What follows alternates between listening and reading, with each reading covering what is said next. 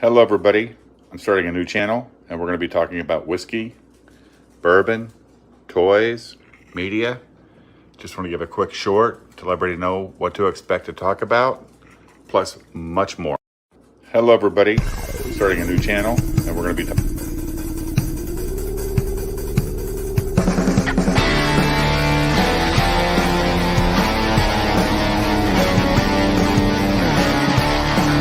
Hey guys, this is Dave with BTM Reviews. Thanks for stopping by. Tonight we're going to talk about some things we don't like, but we're going to talk about more things we do like. So please come in, leave the bullshit behind, and let's have a good time. Hey guys, this is Dave with BTM Reviews. Thanks for stopping by. Tonight we're going to talk about some things we don't like, but we're going to talk about more things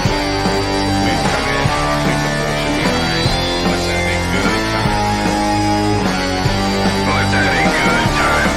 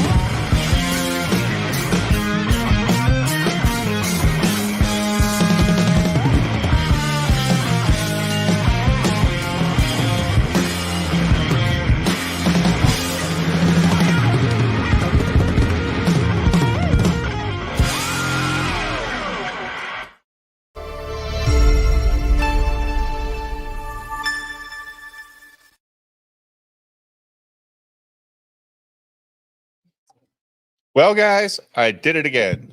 I started a stream without going live. So I started playing my intros, and I see Jim down at the bottom of the screen waving his hands. I'm like, oh, what the hell? And he's talking, but you can't hear backstage. I guess I have to have a higher level of StreamYards to hear people when they're hidden while the chats or while the stream's going on. But all I did with this new intro is I had our good friend Discovery and Scotch Earth. They made me that first intro that we saw, and then Uncapped made the second intro. I said, well, I'm going to combine those and change it up a little bit. Those guys worked hard on that, and I don't play it enough. So I wanted to just play that. It's Saturday night. I don't have an agenda. I invited people on like Jim here. Hey, how's it going, everybody? Julio, how you doing, Julio? Doing good. Can you hear me okay? Oh, here you're fine. Perfect. Oh, good. Yeah, you said last night you couldn't come in. Your audio was bad. And we're like, what was wrong? Because we could hear you. It was all fucked up. Oh, okay. But Uncapped Turtle, that intro was great. oh, the one with all the animation? Oh, yeah. Yeah, It was yeah, really yeah. good. Yeah. I like that song that Suit made for us, you know, the one I've been playing forever. I would love if Uncapped had the time to do that kind of animation for that 3-minute song, because it would be awesome. But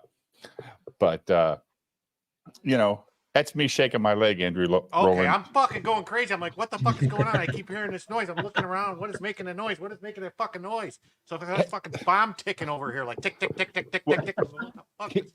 Here's the problem. I guess it's a problem. Some of these cables are so fucking long on this Roadcaster. It's like, god damn, they just go everywhere. My desk is like the back of a TV set. You know, that's one problem that you'll never hear from a woman. I'm telling you, it's too long. Well, maybe you're dating the wrong women. How was your day, buddy? My day? Yeah.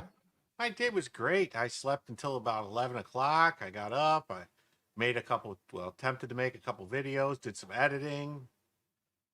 Almost ready to release one, but I got some more shit I have to do. I got to pump. Everyone's complaining they can't hear me, so I've got to pump up the volume on my videos. But or just when you're off screen, just keep your mic in front of your mouth. I'll try. Well, I don't know why you have your arm like it is. Why don't you have your arm coming like because below? if it's down here, up, then I can't get to my keyboard. I can. I can't. What are you The got? way I've Popeye got- it's arms? Yeah, I got T-Rex arms. See? Jesus Christ! Fucking first world problems, huh, Julio? Hard knock life. I mean, Jim This said problem that. just started yesterday, right? Jim, you had Yeah. your from the same place before, and it was fine.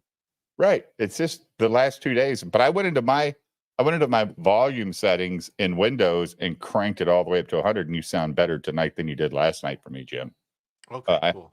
I actually turned my Rodecaster down because the Windows volume made it good.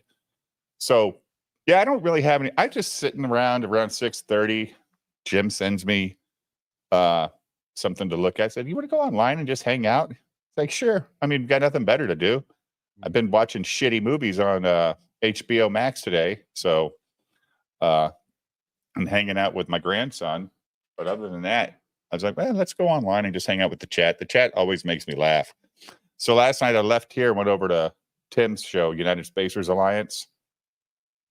Yeah, I told him not to believe anything Liquid Blake's believes in, because he believes in the expanding Earth.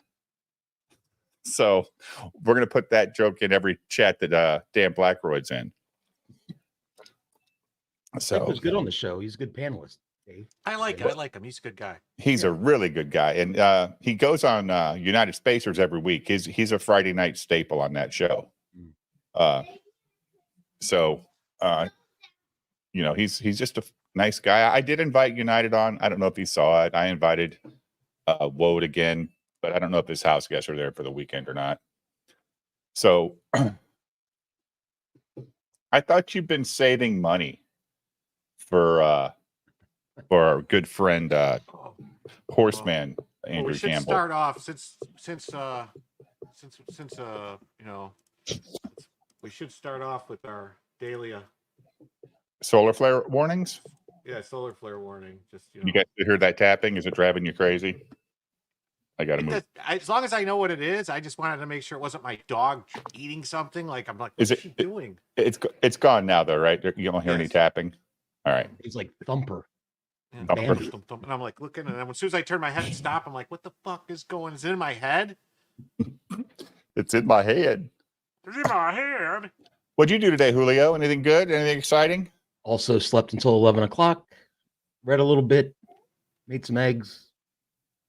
No, nothing. Just fucked off all day. I worked for a few hours because I was bored. I think I slept. I think I slept till 10 and got up. And then Well, I was up at 8:30 in the morning, and then I looked at the clock and said, "Bah, what's the point?" And just went right why back. not? Why not?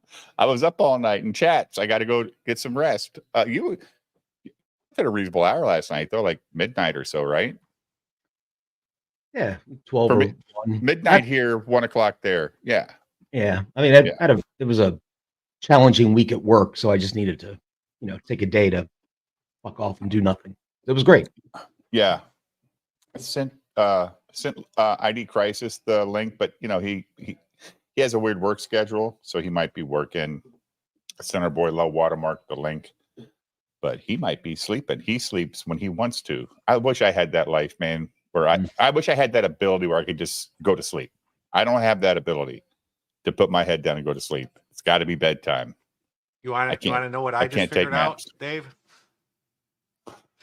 You want to hear something funny? Sure.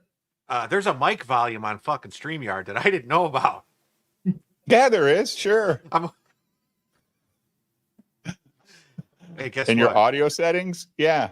Yeah, I never clicked on it. I've been doing everything on the Rodecaster, and then I was like, "Why? I crank it all the way up, and it's not going anywhere." Is it under general? It's just in settings, and then you go to audio, and then it's there. It's a mic volume. So, like, I don't see a mic volume. You don't see mic volume? I see where it says automatically adjust mic volume. You can click that, and if you unclick it, then you can manually do it. Sure. Yeah, because if you hit Did you turn it up? Yeah, I turned it up. Turn it up some more. Let's see if there's a change. It's all the way up now. Oh, okay. Well, it does sound better. Sounds better now?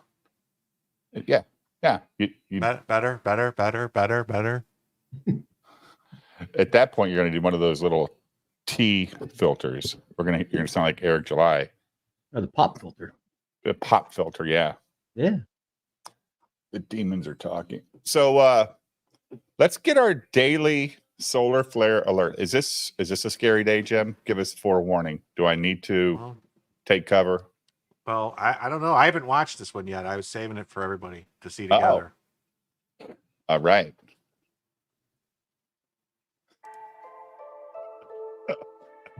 Thanks, Samba. Really nice. Good morning, folks. We'll hit some good news on space weather, which actually isn't as good as it first appears. We'll look at another big quake, mantle rock, and 2 Nova science stories, but we begin with the last 24 hours on our star. Solar flares have continued. If you caught last night's video, you know we've got 3 CMEs on their way to Earth. We may actually make that 4 after analysis of another one here this morning. Let's go ahead and break down the situation, starting with the fact that the 3 CMEs will hit closer in succession than initially modeled. Solar wind shows no impacts yet. Nice. Or is it? It means that the speed of the initial CME shockwave is slower than expected, which means that the impacts will occur closer in time to each other than the approximately 12-hour spread in the NOAA model. We had said that spread may be a bit high, and that appears to be reality as the first one is now 10 hours late. We likely won't get through today without seeing them begin, however, but we've got 3 on the way and expect them all to impact before the end of the weekend, and the closer they impact in succession, the more impactful they will be. Then, we have the M-class solar flares from yesterday evening. They came from the largest central and departing sunspot groups, and the first one appears to have released another weak CME. This one would be a glancing blow impact with most of the ejecta missing, but that glancing blow, which I'd expect to impact late on the 12th, would be number 4. We've got eyes on the solar wind today for an end to this stable calm. Took another big quake in the Northwest Pacific. Luckily, it wasn't that mega quake the media has been warning about, but rather a very deep transition zone shake north of Japan, technically in the Russian waters. It was deep enough that the surface shaking was minimized. Speaking of deep, an area at the bottom of the Atlantic where the mantle is pushing up through the crust was cored in a record-breaking effort, and the results are not what they were expecting. They were able to get more than 1 kilometer of drilling out of the area after their successes kept piling up. The scientists are amazed at the findings and are analyzing them further now. Last 2 stories are about nova events. The first one spots a nova in a nearby spiral galaxy. It's the bright white dot just to the right of the galactic central bar. This shows us once again how a single nova event can challenge the luminosity profile of an entire galaxy. Lastly, they have spotted a hypervelocity star moving so quickly it will likely escape our galaxy and whip off into intergalactic space. They say this one was already moving quickly, but when its binary went nova, the shockwave perfectly accelerated its motion, a slingshot maneuver amplified by a stellar blast. We greatly appreciate your support. Waiting game is afoot for those solar impacts. We'll do this all again tomorrow. Right here, but right now at 6 a.m. in the new Valley of the Sun. I had no Eyes idea they were open. No predicting fear. a mega quake, Jim. Be safe, everyone. Did you? In Japan, I think, right? Well, that's what he said, but the scientists were predicting a mega quake? Yeah, I think anything over a 7.5 they consider to be a mega quake, I think. Sure. And they're saying that there's a floating star out there that's going to escape our galaxy. Yeah, it's going to go flying out like a maniac. Julio is muted. I was saying Yeah. the flares might explain why my Chinese audio equipment didn't work yesterday. Might have had something to do with it. Well, it's probably going to really take effect tomorrow because that class X is supposed to hit tomorrow. Correct. So I'm going to take all of my equipment and, cover it with a lead blanket or something. It always is interesting to me how often we detect novas and supernovas, considering how long it takes in a star's lifetime to get to that point. Well, see, that's the thing is there's a difference between a supernova and a micronova. Like micronovas happen repeatedly over the life of the star, where they just collect enough dust and stuff on them, and then they just go poof, and they eject stuff off. They've seen it repeatedly. Other stars do it, where like it just happens. They're not sure if it's a cycle. Well, they're not sure if it's a cycle or if it's a random thing where just sometimes It's the growing Earth theory. But there's a theory that that's what happens to our star around every 12,000 years as the galactic current sheet comes through our solar system and sweeps up all the dust like a giant Swiffer and pushes it on our star. And then our star goes black for a day, like it says in all the ancient texts, where the sky. It's not going to affect bourbon and wood barrels, though, is it, Jim? I don't know. Might make them better. Well, then, if that happens, or anything. Melted fucking stairs. You ever had barrel bourbon, Jim? Yeah, it's good stuff. Good stuff. This is their New Year edition. The 2024 New Year. They made this is bottle number 4,713. It's 113 proof, 56% alcohol, Julio Skizzers. Godspeed, Dave. This stuff does not burn. No barrel has ever burned, except for their Canadian rye. I don't know what they were thinking with that shit. But this, all their other barrels, they have a barrel seagrass, which is a rye. Ooh, damn, that's good. I was never classy enough to get into the high-end bourbons. I was just a Jack Daniels, Jim Beam. Classy? Do I look classy? Well, I mean, classy. You got all the fancy bottles and stuff. Doesn't make me classy. Makes me stupid. I spend money on shit I shouldn't. Like pinball machines and fucking goddamn whatever's behind me. Look, Jim's the same way. He's just got a lot more of it to be stupid with. His whole room's going to be decorated with Cyberfrog shit pretty soon.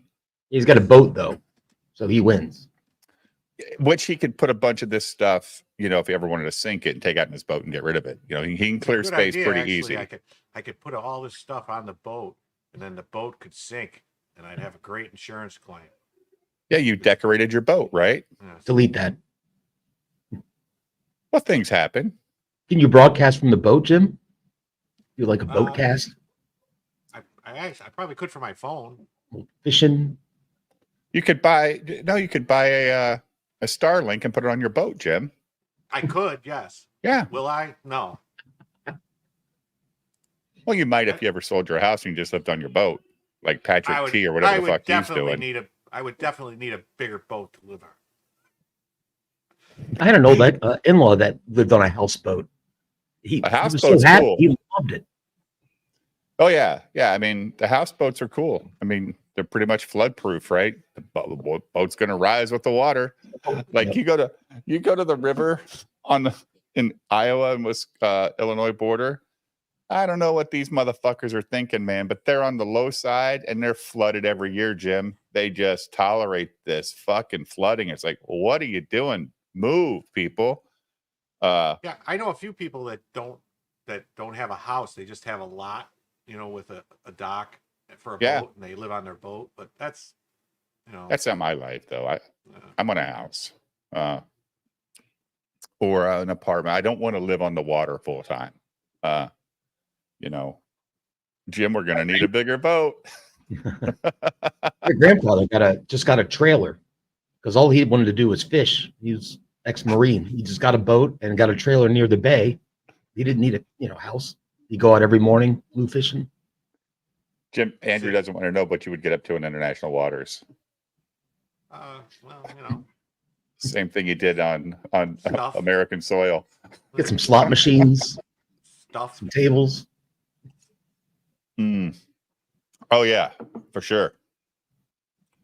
So Jim did a couple more. These are like stingers, like the like intros to like the videos that I'm making. I did like a little intro type of thing just to because the review videos I'm doing are only going to be like 4 or 5 minute long videos because I can't talk that much. You know what I mean? How many times can you either say it sucked or it's good? Yeah, and if you give away too much of the book, then you're being a dick, right? Yeah. So you're being a dick. So you want to keep it short enough and stuff. And Jim, you got to pull your mic down just a little bit, dude. Just pull it down. My fucking seat keeps going down. Oh. Buy a better chair. Let's see. I don't like the mic in my face like that, though. You know. But it sounds better. Does it sound better? Yes, 1,000%. Okay. All right, if you guys say so. It's all about the sound. Pull it, Jim. Pull it. So yesterday, the chat took the vote on Jim's stinger for Silence Do Good. So he worked on it again today, and we're gonna pull it up here, and Jim's gonna play it. Okay. Everyone knows the story of Ben Franklin discovering electricity by flying a kite with the key tied to the string. Some people know the story of Ben Franklin inventing the first bifocals. But nobody knows the story of Ben Franklin, time-traveling agent taken to the future. Can he save our timeline? Brought to you by Turkey Robot Production. Ben Franklin is Silence Do Good, time-traveling agent. I think the music helps a lot, dude. Mm-hmm. I do. I think it really helps. What do you think, Julio? I think that was good. Better than last night. You know what your voice reminds me of, Jim, when you go into that tone? What's that potato guy on Who Are These Podcasts? What's his name? I am not Cardiff Electric. It reminded me of him a little bit. Just a little bit. A little bit.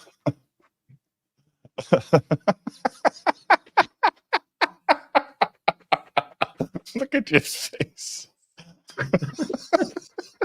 I am not a potato. That's the potato. No, that guy's got a Minnesota accent. All right. Well, wait till you hear this one. Jim really sells it in this one.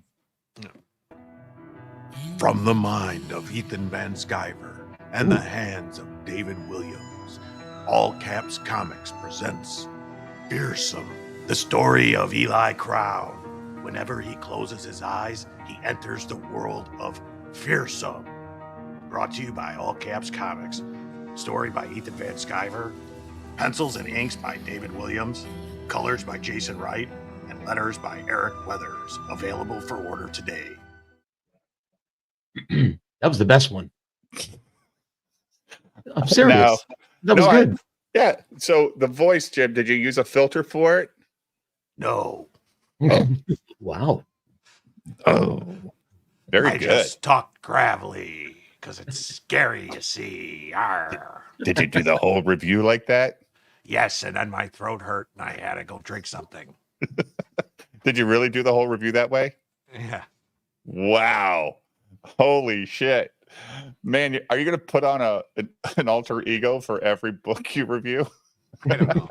I'm just having fun. That's all. I don't know. It's cool. I like it, man. I mean, if the book is good enough for Randy Savage, it's good enough for me.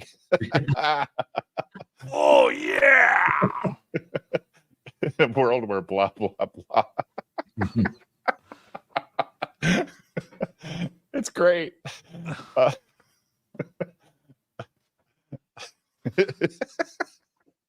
Seriously, though, Jim, I have liked the videos you put out, the reviews. Yeah, they're fair reviews. They're 5 not minutes. Good. Yeah. He's not claiming to be a reviewer of like except just a fan review, right? It's a fan review. You're not a critic. You're not a critic. Right. I'm not a critic. I mean, I have a jaw, not like Roger Ebert. Ooh. Too soon? No, I guess not. Too soon. It's been more than an hour, hasn't it? I talk like him. Talk like him.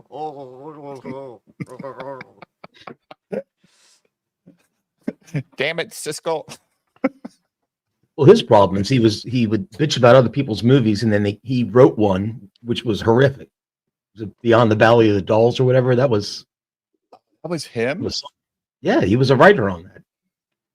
Wow. That's crazy. What was it? You know what I did watch today just to make sure I didn't have recency bias with Deadpool 3. Deadpool 3 is better than Deadpool 1. I watched Deadpool 1 today. It's better than Deadpool 1. Okay, I'll have to watch Deadpool 1 again to see. Yeah. Just because I haven't seen it in a while. Yeah, I did. I watched it today. I was like, it's good. But I think Jackman really helps 3 be better. That makes sense. I mean, then I watched X-Men. What was it? X-Men. Was it the first movie or the second one? The one where they introduced Wolverine. X-Men Origins Wolverine. I watched that. Have you seen that one, Jim? Yeah. Did you like it? It was all right. It's kind of not canon though, because Deadpool dies in that. Well, it's kind of weird, right? Like, yeah, it's kind of and weird. he's not even Deadpool. He's Wayne. He's Wade Wilson. Wilson. Yeah, he's Wade Wilson. So isn't that Deadpool's gimmick that he can't die? Isn't that correct? Not no. If you watch Deadpool 1, you'll figure out that you know why he can't die. It's kind of the same. It's really what they did to fucking Wolverine. It's the same shit. They just brought out, I mean, instead of like filling Wolverine's body with that metal or whatever that makes him indestructible. Adamantium. Yeah. They just brought out Deadpool's what do they call him? Like, damn, Jim, what do they call all the kids in the X-Men? What are they're called Mutants. Mutants. They brought out his mutation. They tortured him so much it brought out his mutation. And his mutation is I can't fucking die. So here you go, motherfucker. So it was pretty good. It was a pretty good torture scene in Deadpool. I'll give him that. I did appreciate that. So it was cool. I think, if I'm not mistaken, I think in Wolverine Origins, if I remember correctly, the movie, they mutated Wade Wilson with Wolverine's blood or something. Like he got a bunch of mutations. He could shoot the fire out of his eyes. He could do the whole like teleport thing. He could do all that stuff. He had swords come out of his arms instead of blades. Yeah. Yeah, and they made his mouth closed so he couldn't talk. Yeah, that was another thing. They shut him up. Yeah. Because even I'm sorry, Dave. X-Men Origins, he's still Deadpool. Never shuts the fuck up. So that was one thing that they did when they created him. So what were you gonna say, Julio? I saw a clip from whatever Comic-Con or D23 or wherever the fuck it is that Red Hulk, Harrison Ford. Okay. It looked like a Hulk, but he was red. Does this ring a bell to you, comic? I didn't know. No. Red Hulk is part because it was that's Thunderbolt Ross, part of the Thunderbolts. He mutated himself with gammas and stuff and became Red Hulk. Gotcha. So he's not Bruce Banner.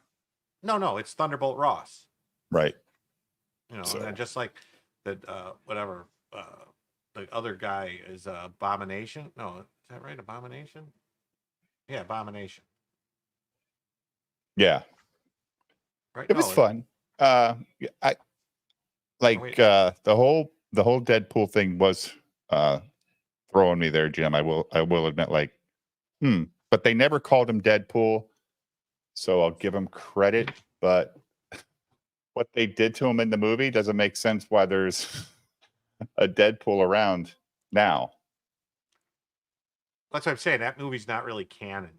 Yeah, it doesn't make sense. So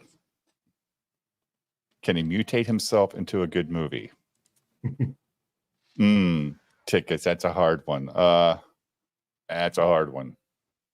So Katie has a clip. I'm going to play it real quick. It's a 2-minute clip. It says it's the best thing to ever happen on FNT.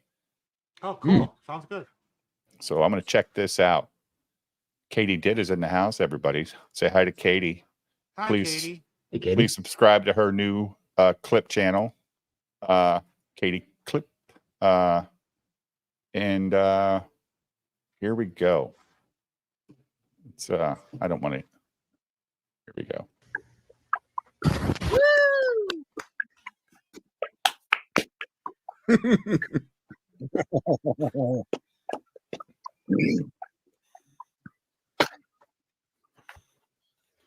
Oh. Wow. Good. Fancy. It'll do a better job. Apparently you're muted, Gary. You're not. I can hear him. What? can hear him. What? The stream says you're muted on YouTube. Well, the chat does lie No. from time to That's a time. lot of. Maybe Garrett has everyone muted. No, we're all here. Uh God damn it! oh. If only. It was Garrett. Everything except That was a for really that. awkward pause. If It only- Garrett. And I'm the boomer, Jim. Reminds me when you leave. When you leave, He ha- Dave, and me and Jim. He has a fucking producer like controlling all the audio. Holy shit, Quarter Black. You Alright. hired somebody. Ollie. Hi, everyone. I don't know if that's the right. Hello. I don't know if that's the right That's one. correct. That's Is correct. it? Are you sure? Yes. Is chat sure? See, the thing is, Rumble. It was perfectly fine for Rumble. No, but it wasn't perfectly fine on our on the thing we're actually streaming through, and that's really hot right there. So, how's it sound, chat? We. How are we? We're back. Yes, we are still Check, like check. this. Oh, okay. and- Rumble. No Jeremy again, Jim. Hmm. Weird. What a shame. I told you. Rumble can hear us. Rumble can hear us. Can YouTube hear us? YouTube can now. Yes. YouTube, Yes. Earth to YouTube. Does it sound okay? Thank you, YouTube. Now What on. are they? Wait, what are they using that it's No. different feeds for One, Rumble and YouTube? 2, 3. Jeremy Garrett, Forgico. So Garrett, how's that black job going? Yeah. Pretty good. Pretty good. Is that what a BJ is? You get Um, 99 things correct, and you miss The that one thing. migrant You know. is going to This take your happens. quarter black job. Yeah, maybe in another 3 years he'll work it out. So- I'll figure it out eventually. What do you think, Jim? How do you think that they control that stuff remotely? I don't know. Like, are they using Rumble Studios or something, or are they? What are they using? Because they're not using StreamYard, because StreamYard, it's one feed going out to everything, so you couldn't be muted on YouTube and not Rumble. So it's got to be something else that Like they're maybe using, it's some kind of. Maybe they have OBS. their own servers, or they're using OBS or something, or. They had Kurt Metzger on Yeah. last night. He was actually pretty entertaining. He was getting into conspiracy stuff, all kinds of. And the good thing about him is he wouldn't let anybody step on him. Oh, really? Oh no, he was mowing over people when he was talking, but he was funny. Oh, He's a that's good guy. good. But they had that Forbidden Planet show. So, him and who was it? Him and Quarter Adam Black Krigler. and Adam Krigler. Are you a Krigler fan, Jim? I don't know. You know, he doesn't really ever have to seem to have any actual opinions. He always just kind of goes with the flow, and Right. you know. Took it up the butt from Mr. Tim Pool and walked away. One of the things Metzger brought up, he was talking about Michael Jackson and kids, which I won't, you know what I'm talking about, Sure. right? Yeah. Jeremy got fucking defensive over, like, oh, don't talk like that about Michael. I'm like, Really? yeah, got really upset Why is he worried about Michael Jackson? because he's trying to get street cred with his homies, Okay. you know, shout outs and all that stuff. All right. Shout I mean, outs. Shout outs. I guess. Michael Jackson, though? I didn't even know Michael Jackson had street cred. So maybe he does. I don't know. People love him, though. I will say that. A lot of people do love the guy. So Mhm. good for him. I used to like him. I don't listen to his music anymore, though. Not because of anything. I just don't listen to his music, you know? So, I've heard enough of it. yeah, I've heard it enough. Young Dave, that was, you turn on the radio, you can't escape him. So you're kind of, right, sort of sick of it at this point. Right. Right. That's very true. So, Julio, did you send me something yesterday? Yes, you did. I have an Alex Stein video that's actually I'm going to pull it up. yeah, it's actually fucking hilarious. If you like Alex Stein's bit. Oh yeah, I do. I don't like what he was doing. I don't like what he was doing when he's doing his Nick bit, trying to jump on that bandwagon. I just don't know why he felt like he needed to. He's more of a political guy most of the time. And he's actually been friends with Ethan and Nick, stuff like that. But let's listen to Mr. Stein. And Jim, if you want me to pause, Okay, I'll let you know. Julio, same with you. Let me know. I usually like when Jim controls these because he's paying more attention. Yo, what's up, Mary Johnson? It's a pimp on a blimp. And I'm here because I'm really, really, really disappointed with our city. I know recently you spoke at the RNC, and it's funny they let you speak there because it's obviously you're a Democrat and you're faking that to try to gain political support to run for a higher office than mayor. So you're a fraud, just like how you cheated on your wife. You got caught on the doorbell camera. Remember that one in your divorce proceedings? Remember that one? So you're a con artist, just like you con the mother of your kids. And holy shit. He's got balls. I'll give him that. And he's not lying, right? You know what? I have a different take on Alex Stein. Oh, all right. Go ahead. He's a weak piece of shit. Okay.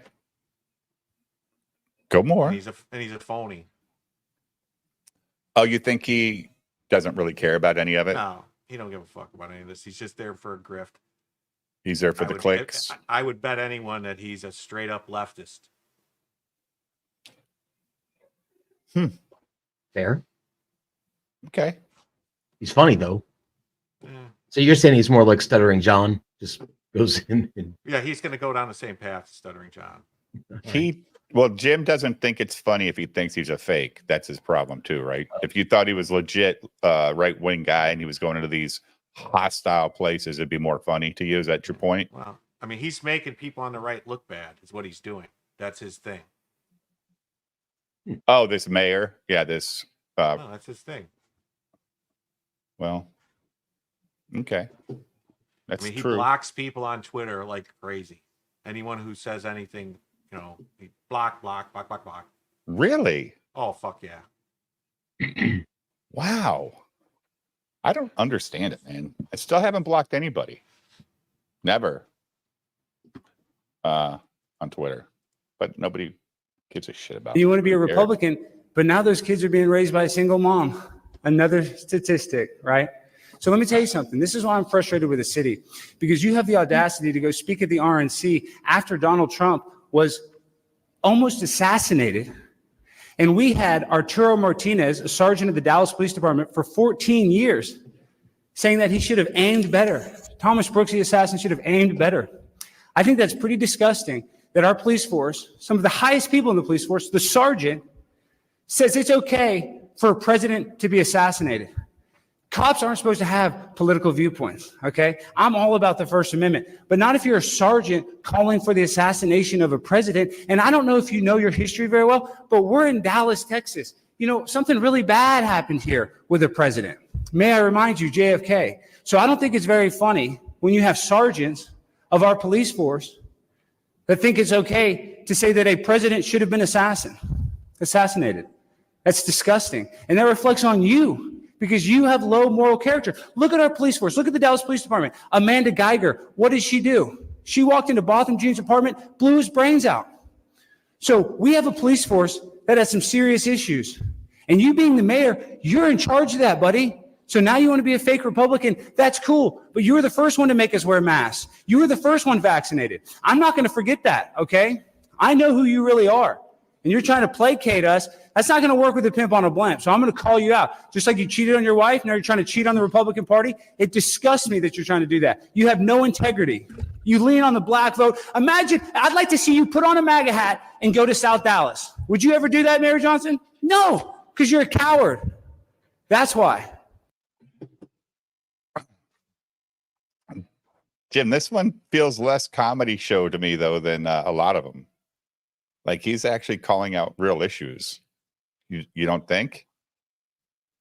No, he's attacking this guy for personal shit that has nothing to do with his Oh, he's also politics. he's attacking in the way he manages his police force, having a sergeant say that Trump should have been assassinated, and his police force is a bad reflection on the city. I mean, it's true, the mayor is in control of that budget and can Well- talk. It's not it's not a county cop. It's a fucking But here's the thing, city cop. unless what the cop said was a crime, how is if a city discriminates against someone who works for them, be it a cop, be it a garbage man, be it a fucking plumber or an electrician, because of something they said on social media, that's kind of a First Amendment violation by the government. Well, I think the thing that the mayor could have said in a tweet back is, you're a police officer. You shouldn't really express your political views, because when you do that shit, it does make you look biased when it comes to... Everybody has a right to express their political views. I'm not saying I agree with what the guy that's said. not true, What I'm Jim. saying- That's Sure it not is. true. You just can't do it on the job. Like you can't be a cop in a police car saying do this, do that, from your But you're police still car, but- representing the city when you're off duty. That's what Nick always says. Like when you work for these government agencies, there are different rules. I get it, but is this Mayor Johnson a good guy? I don't know. I don't know anything about the mayor. I just know Alex Stein is a shitbag. Wow. All right. And then let me tell you something. It takes a lot of guts to come up here and call out the Dallas Police Department. You can smirk and laugh all you want. You think it's so funny that your police department is calling for the assassination of a president. That's so funny. Get that on camera. That's so funny. You got that little smirk on your face. Well, I'm not a bitch ass like your bitch ass. You understand that? You can leave. You can leave now. We don't get to use that language here. Okay, I can say you whatever can I escort him out now.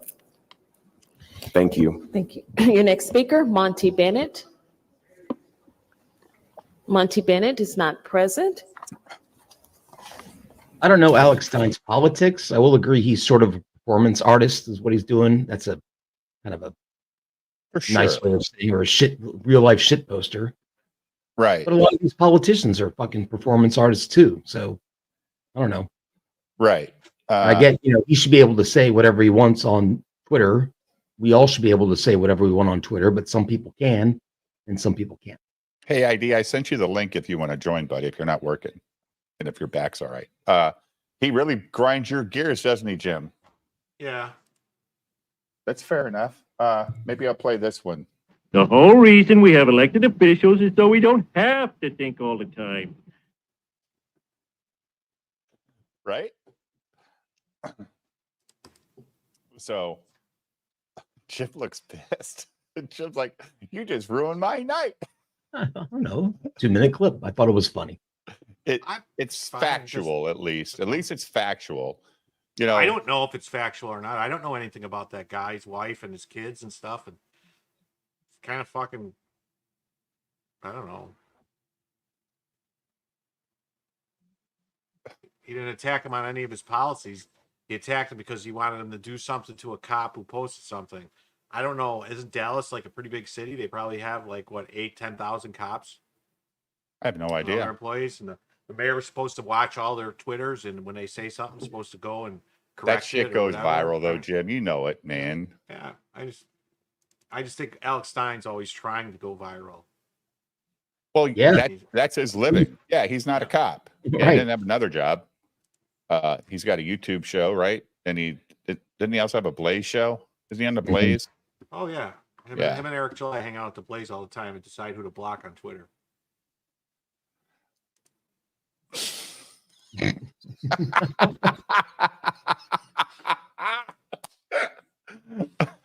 Oh boy. Wow.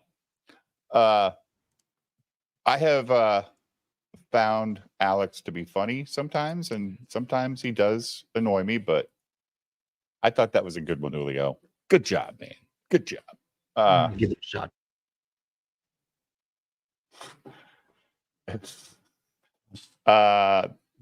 This Jim mic situation is really getting annoying.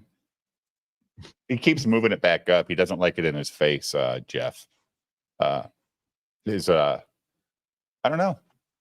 He's gonna have to figure out a way to type and move that microphone. Maybe what if you had your microphone stand, Jim, come from the back of the desk to the you've only got one spot on your desk it'll mount, right? Isn't that what you were saying? Yeah.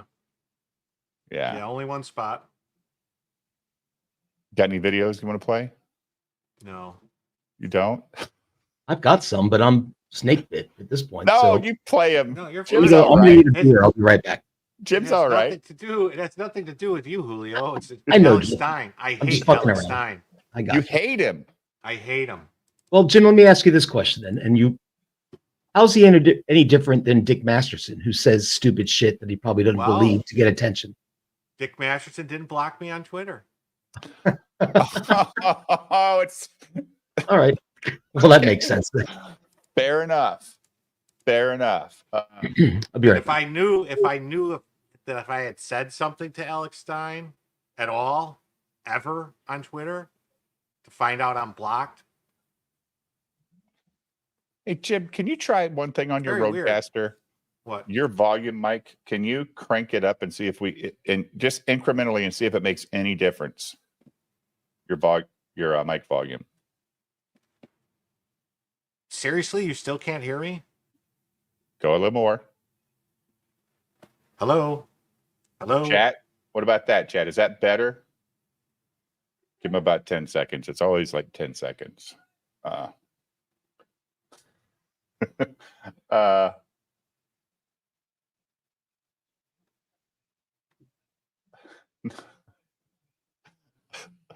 Says it's a bit better, Jim. So what like is it like halfway for you or more than halfway your mic volume It's all the way up. on your Roadcaster? Yeah, it's all the way up to the top. Number 1. Yeah, it's all the way up.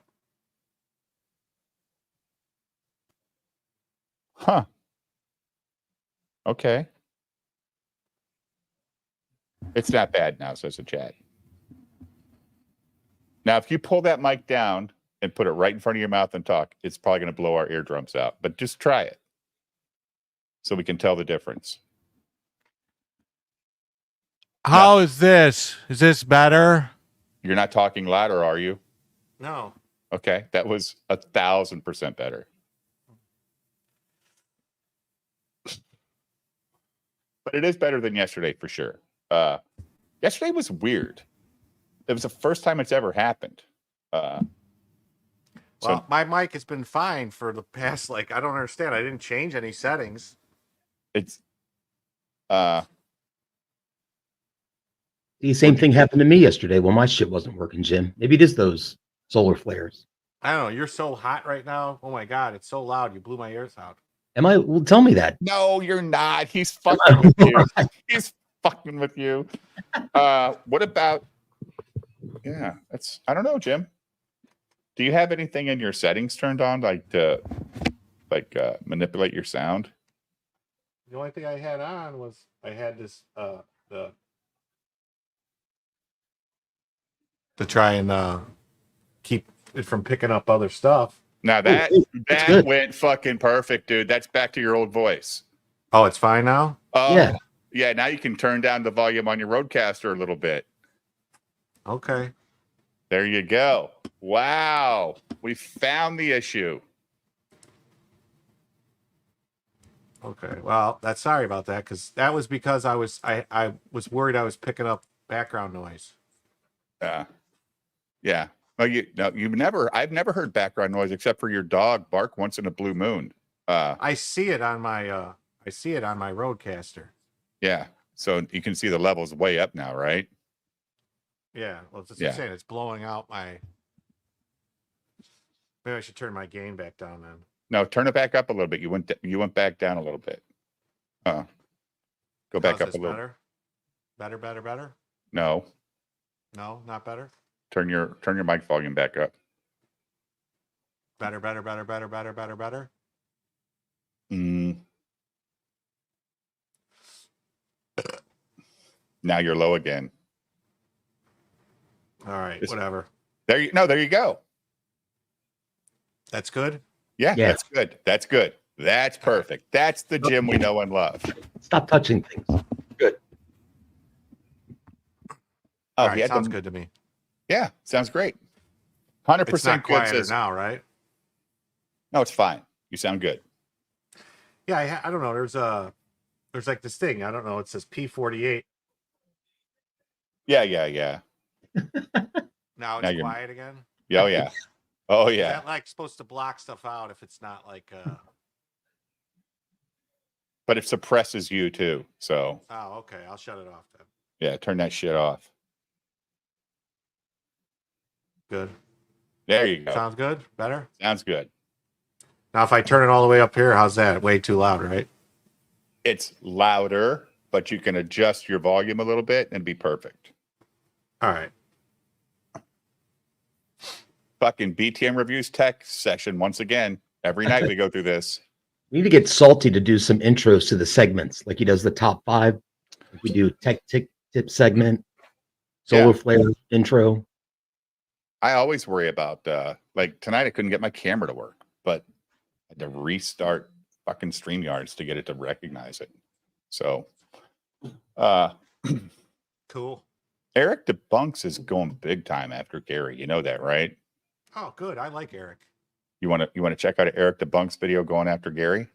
Definitely. I mean, the only other thing we could watch maybe would be like if you wanted to watch Vito and with Tony from Hack the Movies, or I don't know who else is going. Who else has got stuff going on? Turn your mic volume back up, Jim. Really, I got to turn it up again. Yes, yes. I see what it is because I'm watching it and I could see. Don't like, worry the thing about what you're bouncing- seeing. Don't worry about what bouncing you're when seeing. I'm not talking, and I'm like, I don't like that. Mine does it too, but don't worry about it because the chat can't hear anything. We can't hear anything behind you at all. Okay. Nothing. If you say Yeah. so. I would tell you if we could. Now You he's told telling me me to reverse what I did. because you're low. Okay. Better? Better. Better. Better with cheddar. There you go.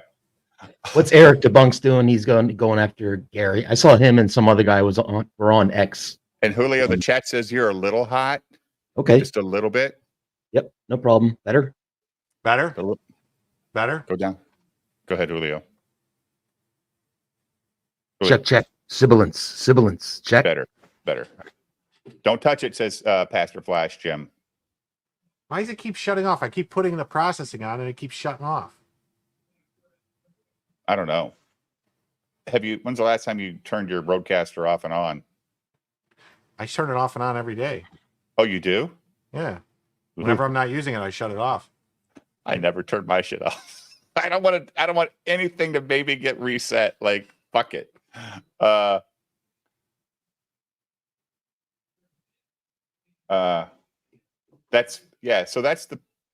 these mics are very directional, Jim. And Last Son of K is bringing up a good point, Jim. You don't like having the mic in your face. Because of that, your voice is only background noise. That's why it's muffling it so much. Like, I don't even have my mic volume. It's, you know how there's the dashes? I'm at the 3rd dash. So I'm not even to halfway on my mic volume.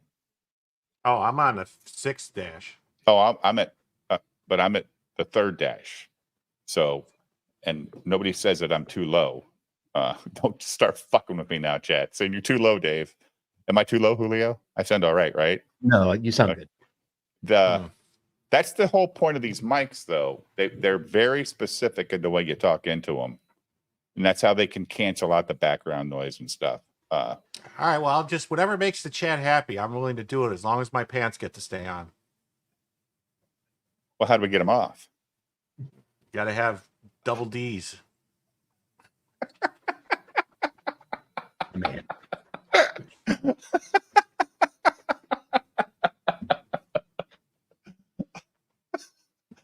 I'll work on that. What do you think? Do you care? Oh, I can hear that. I can hear that, Jim. Okay, see, that was I shut off the background noise in StreamYard. I just want to see something. You're muted. I'm muted. You were for a few seconds. Oh, well, that was because I was turning on the You're super low now, though. super low. All right, so that means. Hello, hello. So now we hear the background noise. We hear nothing but like static. I feel like that Asian guy that's always making those fucking tech videos. Now talk, Jim. Is it better? There you go. Boom. There's the Jim. Because Jim, when it's set like that, and you get like off the camera because it's so late, we could still hear you fine. So yeah, it sounds great. All right, really sounds good. Yeah, sounds good. Let's hear Eric debunk Mr. Nerdrotic. I like Eric. I would like to have him come on again. He's a good dude. He's getting a little election frenzied right now, but you know, it is what it is. Yeah. Let me give you guys a bit of advice, or more of a rule of thumb, if you will, about how I personally debunk and call out channels like Nerdrotic, channels like this that are full of bad actors doing bad things. Now, in my latest video, the comment section is a minefield of garbage. Pretty much is. Shout out to all the real ones in the comment section having conversations with me, but it's a lot of garbage in the comments. But one of the things I see quite often, not just in this video, but in any video where I call out people like this for doing dumb shit, is prove that they are the things that you say they are. And this is something that I have sort of adjusted over the last couple years. You hit pause. I'm sorry. Yeah. Can we define bad actor? Would bad actor, we were talking about like Dick and Alex Stein, are they bad actors like disingenuous? Is that how you would define a bad actor? No, I would say there's bad actors like Keanu Reeves and Bill and Ted's, and you know, and what's his name? You know, Nicolas Cage and several movies. Gotcha. You can't play again, Dave. Wait a minute. Kevin, for 5. Here's 5 to never mention Jim's volume again tonight. Hail. We will not mention it again tonight. But thank you for the 5, Kevin. Very generous. What's that? I thought I had it fixed before because of the you know, the sound cancellation, but we're not going to talk about it because I got paid $5 not to talk about it. Well, for me not to talk about it's going to be at least 30. Well, you can't hear it, so you're fucking yeah. See, look at Goody Two Shoes wants to know why everyone's mic's so low. He's trolling hard. What's up, Goody Two Shoes? How are you? Yes, or Jim. If people tell you it's working, stop touch. Oh, what's it? Nicholas, that's well, sometimes, Nicholas, I have to touch it to get it to work. If it ain't being touched, it ain't gonna work. Yes, it's perfect. Jim, you sound like the old Jim we know and love. So that old Jim is dead. I killed him. But you killed him because you're making fucking quality reviews for comic books now, and you're overstimulating your roadcaster to make these sounds perfect for your 4-minute videos, which is fine. You just need to remember your old settings when you go to, because live streaming video settings are different things, just like with anything, right? So I was thinking today about doing that video for Joe Frankenstein, but Jim, I do everything off a laptop, so I have nowhere to put my laptop and put my comic book and try to control everything. So I'm gonna wait for this PC to come in, which has been fucking delayed. So it's supposed to be here this week. Now, maybe next week because of RAM delays and shit like that. So, and I'm willing to go pick the goddamn thing up because it's in my state. But I hope it's great. It has a lifetime warranty. I think my next computer I buy will be an Alexander PC, simply because, you know, they're veteran owned and they have a lifetime warranty. They get the job done. Alexander PC for all your PC needs. Pretty good. I bought it. because somebody in the chat said they bought it. It's fucking great. So I used to buy Zydax PCs because they used to have lifetime warranties, and now they're so mainstream-ish. You know, they're bigger now. Now it's only a 3-year warranty. That's fucking gay, man. Stick with what got you there. Like Hyundai, or is it Kia that still has a 10-year warranty on their cars? Or is it Hyundai? One of those two Korean companies have 10-year warranties on their cars. Stick with what got you there. Well, Jim is a sponsorship. You know, I run an ad for Jim every day.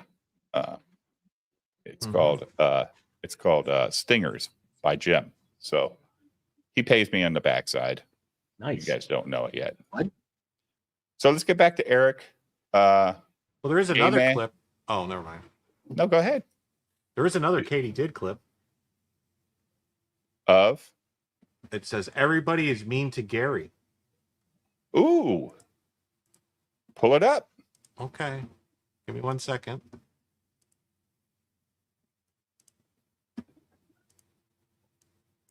Oh, it's Jeremy talking? Yeah. Ready? Another only day, 52 another seconds. person that hates Gary. Why do they hate Gary? I don't know. They didn't hate Gary when he had 50,000 subscribers. They didn't hate Gary when he had 75,000. They didn't hate him when he... False fucking narrative, dude. The false narrative. When you've got 50,000 or 5,000 subs, not as many people know what you do. And I'm sure in that 50,000, there were people talking shit, but nobody cared enough. But now that Gary's got sponsorships, now that Gary has deals with Rumble, now that Gary kicked Daz off his show so that his sponsors would still pay him, I'm pretty sure that all of these comments bother him more, and he's got to do more to deflect this shit, Jim. You agree? Yes, definitely. Yeah. Plus, When you you know, have, I mean, when you're that big, you have more to protect, and it's natural. Like, it's a natural thing. I don't blame him. yeah, you know, the bigger you are, the harder you fall. That's what they say. Yeah, and once you get to a certain level, the best athletes, Julio, as soon as they hit the 40th home run, they want them fucking dead. Like that piece, or when they get to 60, oh my God, he's not Babe Ruth. Oh, he's not Roger Maris, or he's not Hank Aaron, right? They're all juiced up. All Yeah, they he's do no is Sammy Sosa. It's all they envy, do is envy and jealousy. yeah, You know, yeah. They, all these guys trying to be Mark McGuire. Who do they think? Well, they are? somebody's like, "Oh, wait, I got my whole fucking background with Batman shit. How come I don't have a million subs?" I don't know. ever apologize, Katie. Don't Whoever's ever on- apologize for not having too many clips. You do more work. You do more work than anybody. Just tolerating and listening to this. You being here listening to us talk, it's got to be torture. I mean, but I was really especially- hoping somebody would have clipped that stream the other day that someone had where someone was talking about something. that I don't know. Our stream? No, It's Whose stream? just random shit. Somebody talking. random shit. That someone was talking about something. That one with that guy, and he talked about that thing. Oh, that guy. Yeah, Yeah. yeah. I messaged you about it, Katie, on Twitter. I mean, you know, you're on the show where the host uses the N-word, right? You know that, right, Katie? No. Yeah. No. You don't pay me no more. Yeah. Jeez. I Elemental MJ's making, like, he asked me to make a like some 25-second videos of me playing pinball. He's working on some pinball video for me. He's been clipping as much as he can, but Elemental has his own show. But it's just very nice of people to even do any of that. But I got to get more clips, or I got to get more videos up, because I just keep losing subs because I don't do any videos. It just 2 more down, 2 more down, 2 more down. Every time you do a video, you get 50 or 10 or 15 subs. It's weird. The algorithm does not like this shit. But What this do you is want- what I like to do. This is what I like doing. This is what I have fun doing. Making videos is hard. It's fucking hard. Jim is paying the price right now. It's not easy, Jim, especially if you want to do it good. And if you're just picking people to talk about, I could only talk about Yellow Flash and Ryan Cannell for so long before I was like, oh, this is boring. I'd rather go fucking, take my wife out to dinner than talk about these retards. So I stopped doing it. All right, go ahead and play it, Jim. He had 100,000, but now that Gary has 1 million subscribers, suddenly Gary has to be hated because it's not about his opinions. That's not the problem. It's about the fact that too many people agree with his opinions, so therefore he's a problem. 90% of hate that goes on social media and YouTube is all due to jealousy. It's all because people are jealous. That's ultimately all it comes down to. And usually it's either people that have a massive ego or people that are mentally ill. Really, that's what it comes down to. So if you disagree with somebody on Twitter, you're mentally disabled, Jim? I don't know. I mean, I could, I think. Yeah. Sorry about that. I could think, I think he was referring to two people with that. Because he said, you're jealous because you have a big ego. And then he said, or you're mentally. Oh. So I think he was referring to two specific people.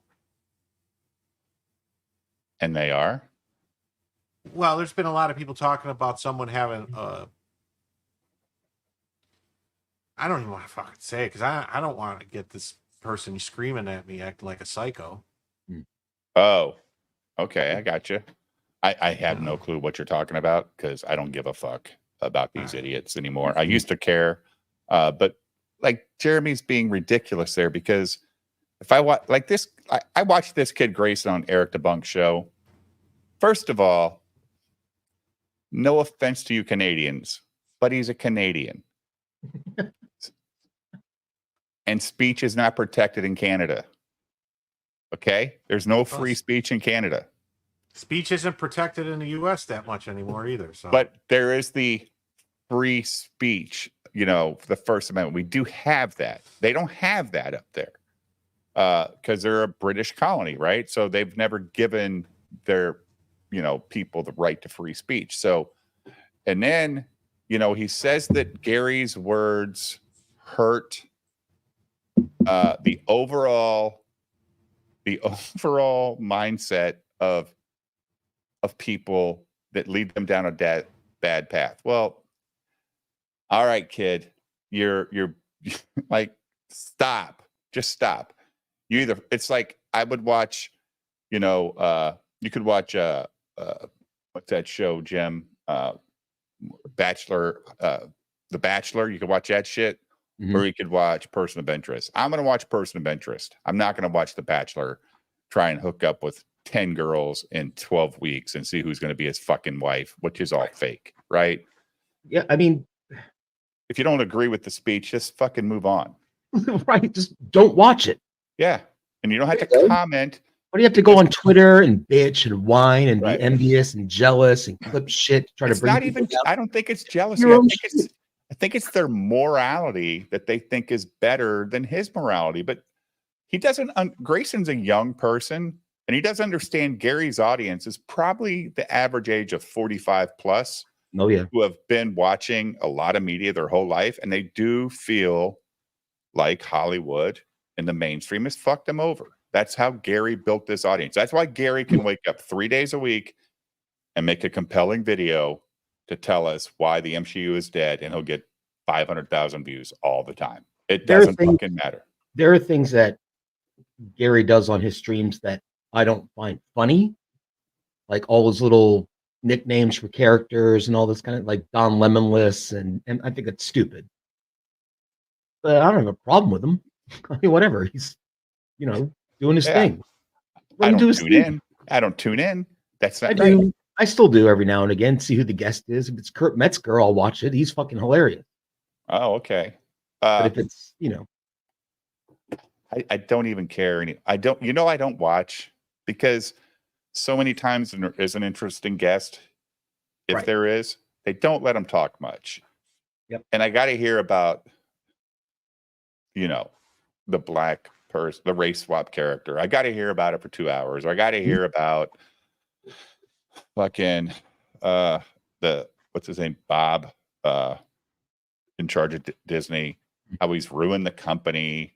Iger, yeah, like he's destroyed Disney. Blah blah blah blah blah. So you don't watch, right? Is how you handle that. I stopped. Yes, yeah. Okay. I stopped. Right. That's yeah. problem fixed.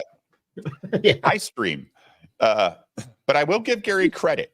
I will give Gary credit, and this is one thing I will give him credit for. He says, "Hey, if you got something to say, start a channel." Mm-hmm. So I did. He didn't know I'd say how much I hated fucking their bullshit after watching it for so long. Because it is just repetitive nonsense. They are the mainstream acting like they're indie, because they just keep promoting the same stuff over and over again and they know they're going to capture another new person or 10 new people all the time because 10 more people found them on the internet. Like, yeah, you're right. I do hate fucking Disney now. They've ruined it. They were my childhood dream. They're a little like the bar band that you like, and then the bar band gets popular. Right. Exactly. And now he's got to go out. If Gary's the Rolling Stones, he's got to play Satisfaction every show. Because that's what. But they play Satisfaction. They play Emotional Rescue, and they play Red Door every fucking show. And there's never any variance. The only thing that varies it is who the guest is, and they might want to hear 8 seconds of their actual take, but it's always the same topics every week. I mean, it's right. Yeah, I agree. And some people, Apex, they're just fucking addicted to that crack. They agree with them. They agree with them. They agree with them. And that's how that crack builds up, and they start selling their dealer or buying from their dealer by sending them super chats, right? That's their fix. I'm going to get Gary to read my super chat. Here's $20. Oh my God, Gary's going to read my super chat every week. I mean, if you've watched enough Nerdrotic, Hayden 75 must spend like $2,000 a month on that fucking, on that whole fellowship. He's on, Friday Night Heights. He's on, Tuesday night main event. He's on the Real BBC. He's on all those fucking shows, just throwing money every episode. I get it if you like. I super chat you, Dave, because I think it's worth it. I like your show. $10, and I appreciate hours of entertainment. That's worth it. I'm not going to $100. Hayden's throwing like $200 a night. That's not happening. No, I would. I mean, I make a board for $20 super chats because that's super cool to me. Like, what the fuck? Really? Kevin, he sent the 5 tonight. He's on the board. He's right down there. 720, 724. He sent $20. And Peter Watts is on the board. Julio, you are on the board. Yeah, I am.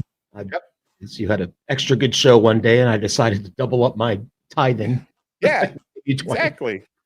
But it's like it's their form of crack. Where did Jim go? Take out his dog or something? No, I'm here. Oh, okay. I was just off camera because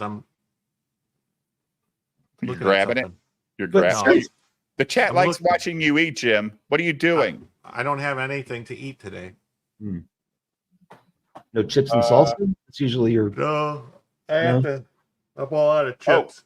Kevin is on my board twice. He's the second. Well, actually, he's the first person that ever gave me a $20 super chat.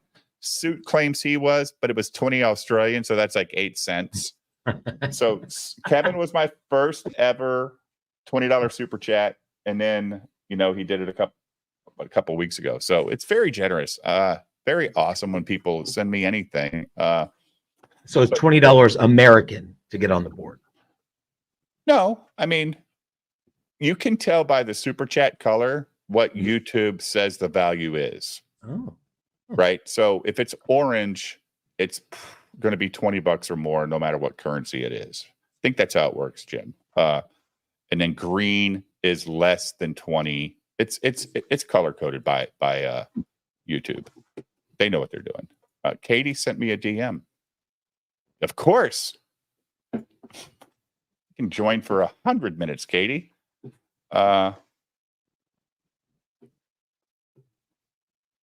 What's Pastor Flash sent me something, guys. Cool. All right. So let's what are you eating, by the way, Jim? Is it good? I'm not eating anything. I thought you said you were off screen, so because you were eating. No, I said I'm reading. I was looking Oh, for something. reading. I was trying to find something. There doesn't seem to be anything going on tonight. We are. I Pastor know, besides us. Flash. Pastor Flash. I mean, sent, like on Twitter, there's nothing going on. There's, got Camelot crying because he wrecked his Jeep and it broke something, but he wants everyone to give him money. This channel's like the red zone. Really? Oh yeah. And he's got to GoFundMe because he needs money.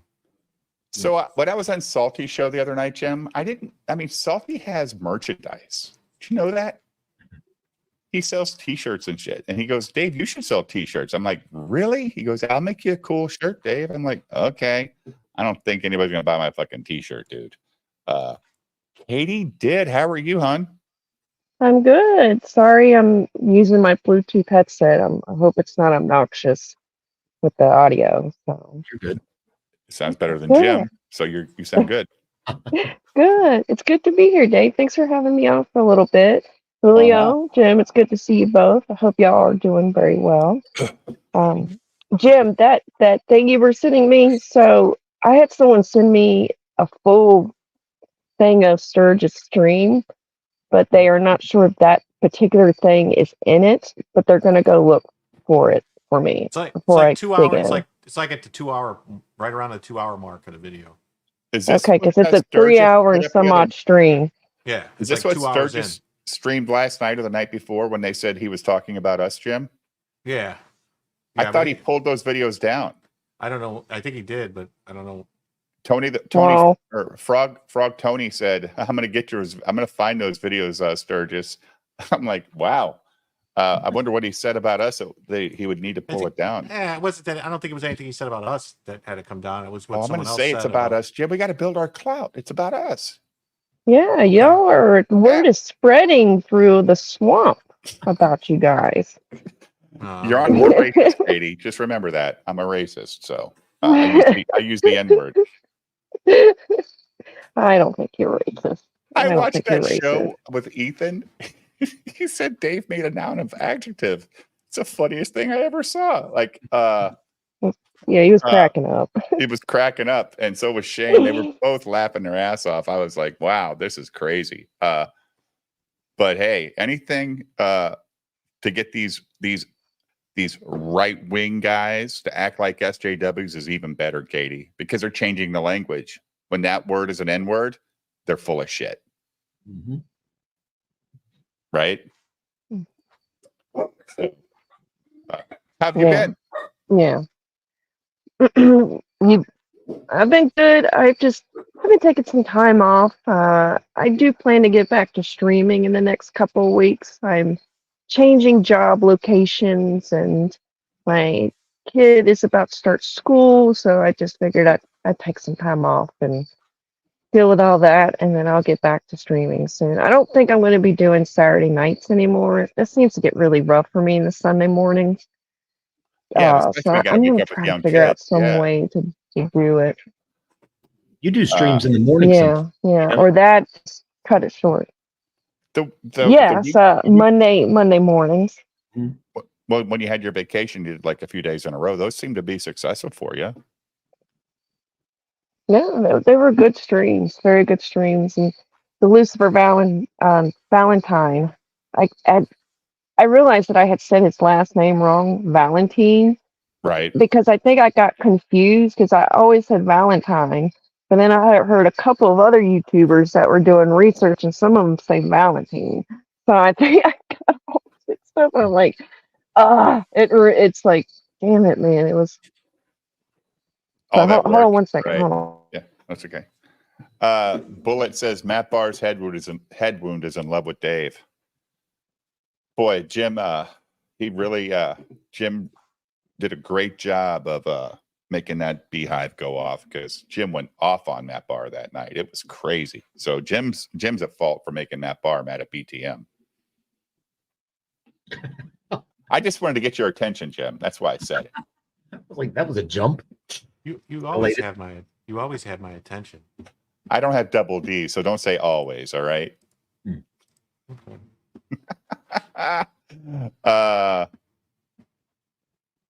Oh, it was funny when Vito replaced Negro with N-word in his sentences, making himself sound super racist. Oh my God.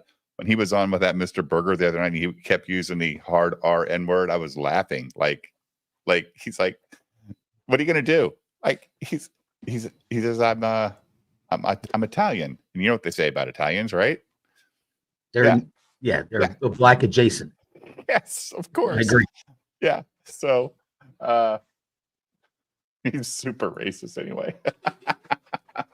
What is your American obsession with the N-word? Don't get it. Our island is 70% black, 30% white. Nobody ever gives a fuck about. No, it's not our obsession. Right. It's somebody else's obsession that they want to make you feel guilty about for even thinking that those letters lined up after each other make it hate, because it's not hate. The intent is hate. Saying a word is not hate. So how you use the word is not the same as what the word is written down as. So Martin Curacao, you're right. It's stupid. And they use it to divide America, all this racist nonsense. I talk to plenty of different races every day, Julio. You know what? I never feel uncomfortable. I never feel like I'm out of place. It's really weird. Jim's from Chicago. He talked to plenty of races every day doing his job. Did you ever feel uncomfortable, Jim? No, ever. And you were here till you were what, like 40 years old? Your whole life growing up? You grew up in neighborhoods. You grew up going to school.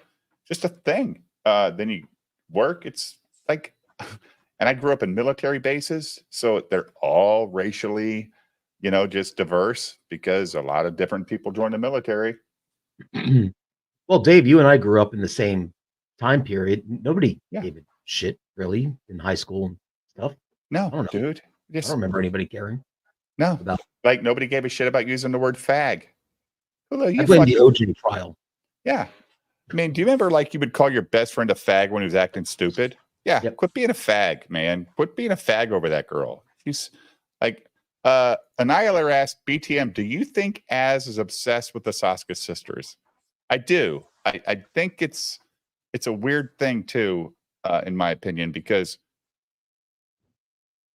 those are girls that are willing to come on his show with Eric and listen to his nonsense. Well, he's hoping that they're going to come on something. I mean, I think he is slightly obsessed with them. I mean, he's not even being an honest critic. He's about these girls writing the book. He's just saying we've got these great girls writing in the Rippaverse, but he's never reviewed their work with any critical or even not just a fan's perspective. Because if he did, and he was an honest player, he would have to be a bad guy to the Saska sisters, and he might not come on his show anymore. So he's obsessed with that attention that they give him. Well, to me, it's a little more base than that. Like we have Katie on the stream right now. Can you imagine saying some of the things that Az says when the No, I mean, ever. No, it's kind of creepy. Absolutely not. Yeah, I mean, first of all, I have a daughter. I don't talk like that, right? And I have a wife. I don't talk like that. Az has none of that. Never will have any of that. So he doesn't understand that you don't talk about, boinking your mother and wiping your dingling on the curtains and you're some super stud. That's not a stud thing to do, dude. That's fucking gross. The funny thing there is, Dave, you said wiping your dingling on the curtain 1 second after Katie put in the private chat that she's back. But I try to keep it clean because I know Katie's here, right? Because that's not what Az said, right? Oh, it's fine. Don't worry about it. You're good. Yeah, shit. Have you seen me and Tony on stream? It's all right. Don't worry about it. Well, It's all I good. asked, like Annihilator asked me, do I think Az is obsessed with Sasuke sisters? And I do. I think he's obsessed with the attention that they give him. And they're willing to sit there and listen to his nonsense that he talks when he's on with Eric. And he's like Jim says, he's hoping for something else maybe to happen if he stays their friend one day. And Yeah, it's so weird, man, and it's so cringe, and it's just. I mean, when I first did that clip of him, when all that you were talking about Julio, my jaw dropped to the floor. I was like, how have you not been like exposed for this? Like, and someone one time told me too that he was doing a gaming stream and he made his character look like one of the Saskas and then said something, but I could not find it.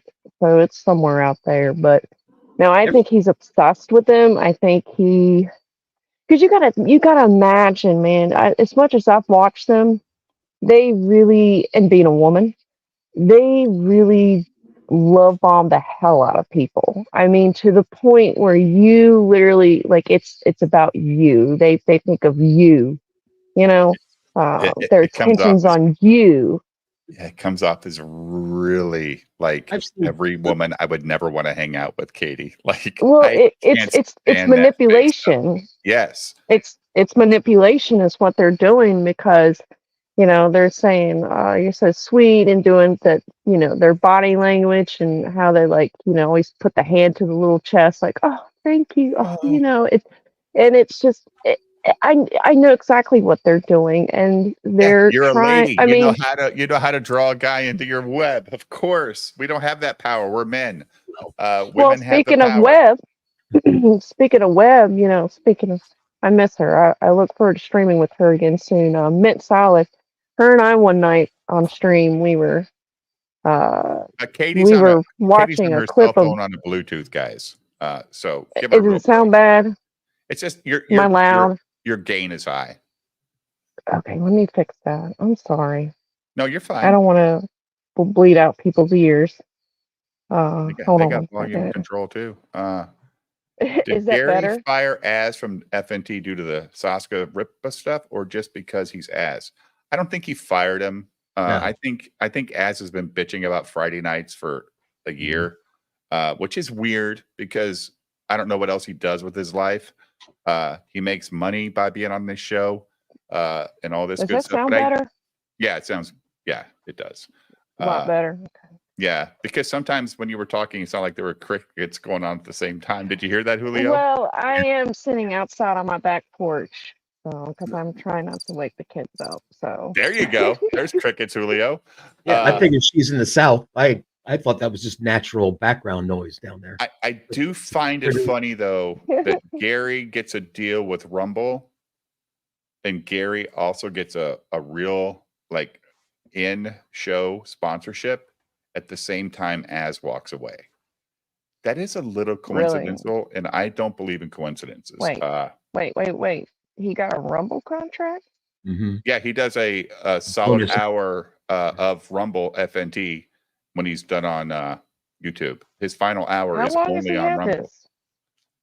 About a month. Since Az left. Yeah, pretty much. Are you serious? Uh-huh. How did I miss that? Are you He does- serious? Wow. I will say he does a good job on a show of hyping up the Rumble Hour because sometimes topics will come up. He's They'll got say, to. Yeah. "Whoa, hold that for Rumble." Right. He's smart. Well, he's Ricada. He's watching enough Ricada to know. That's fair. Because that's what Ricada's contract is. His contract is first hour on YouTube, the rest on Rumble. Gary's is reverse. They got to actually think about, all right, what's the last hour? And it's kind of a cop out for FNT because they can read super chats for an hour, and that could be the Rumble show, right? But if you do that, you're fucking your YouTube customers over who paid for those super chats that aren't on Rumble. And I don't think I wouldn't think they would do that. I mean, because that would be shitty. Although he does do those goddamn super chat catch up shows, which are brilliant, Katie. Imagine making so many super chats that you can have another show just Bless. reading super chats and people are super chatting you while you're reading super chats. Holy shit.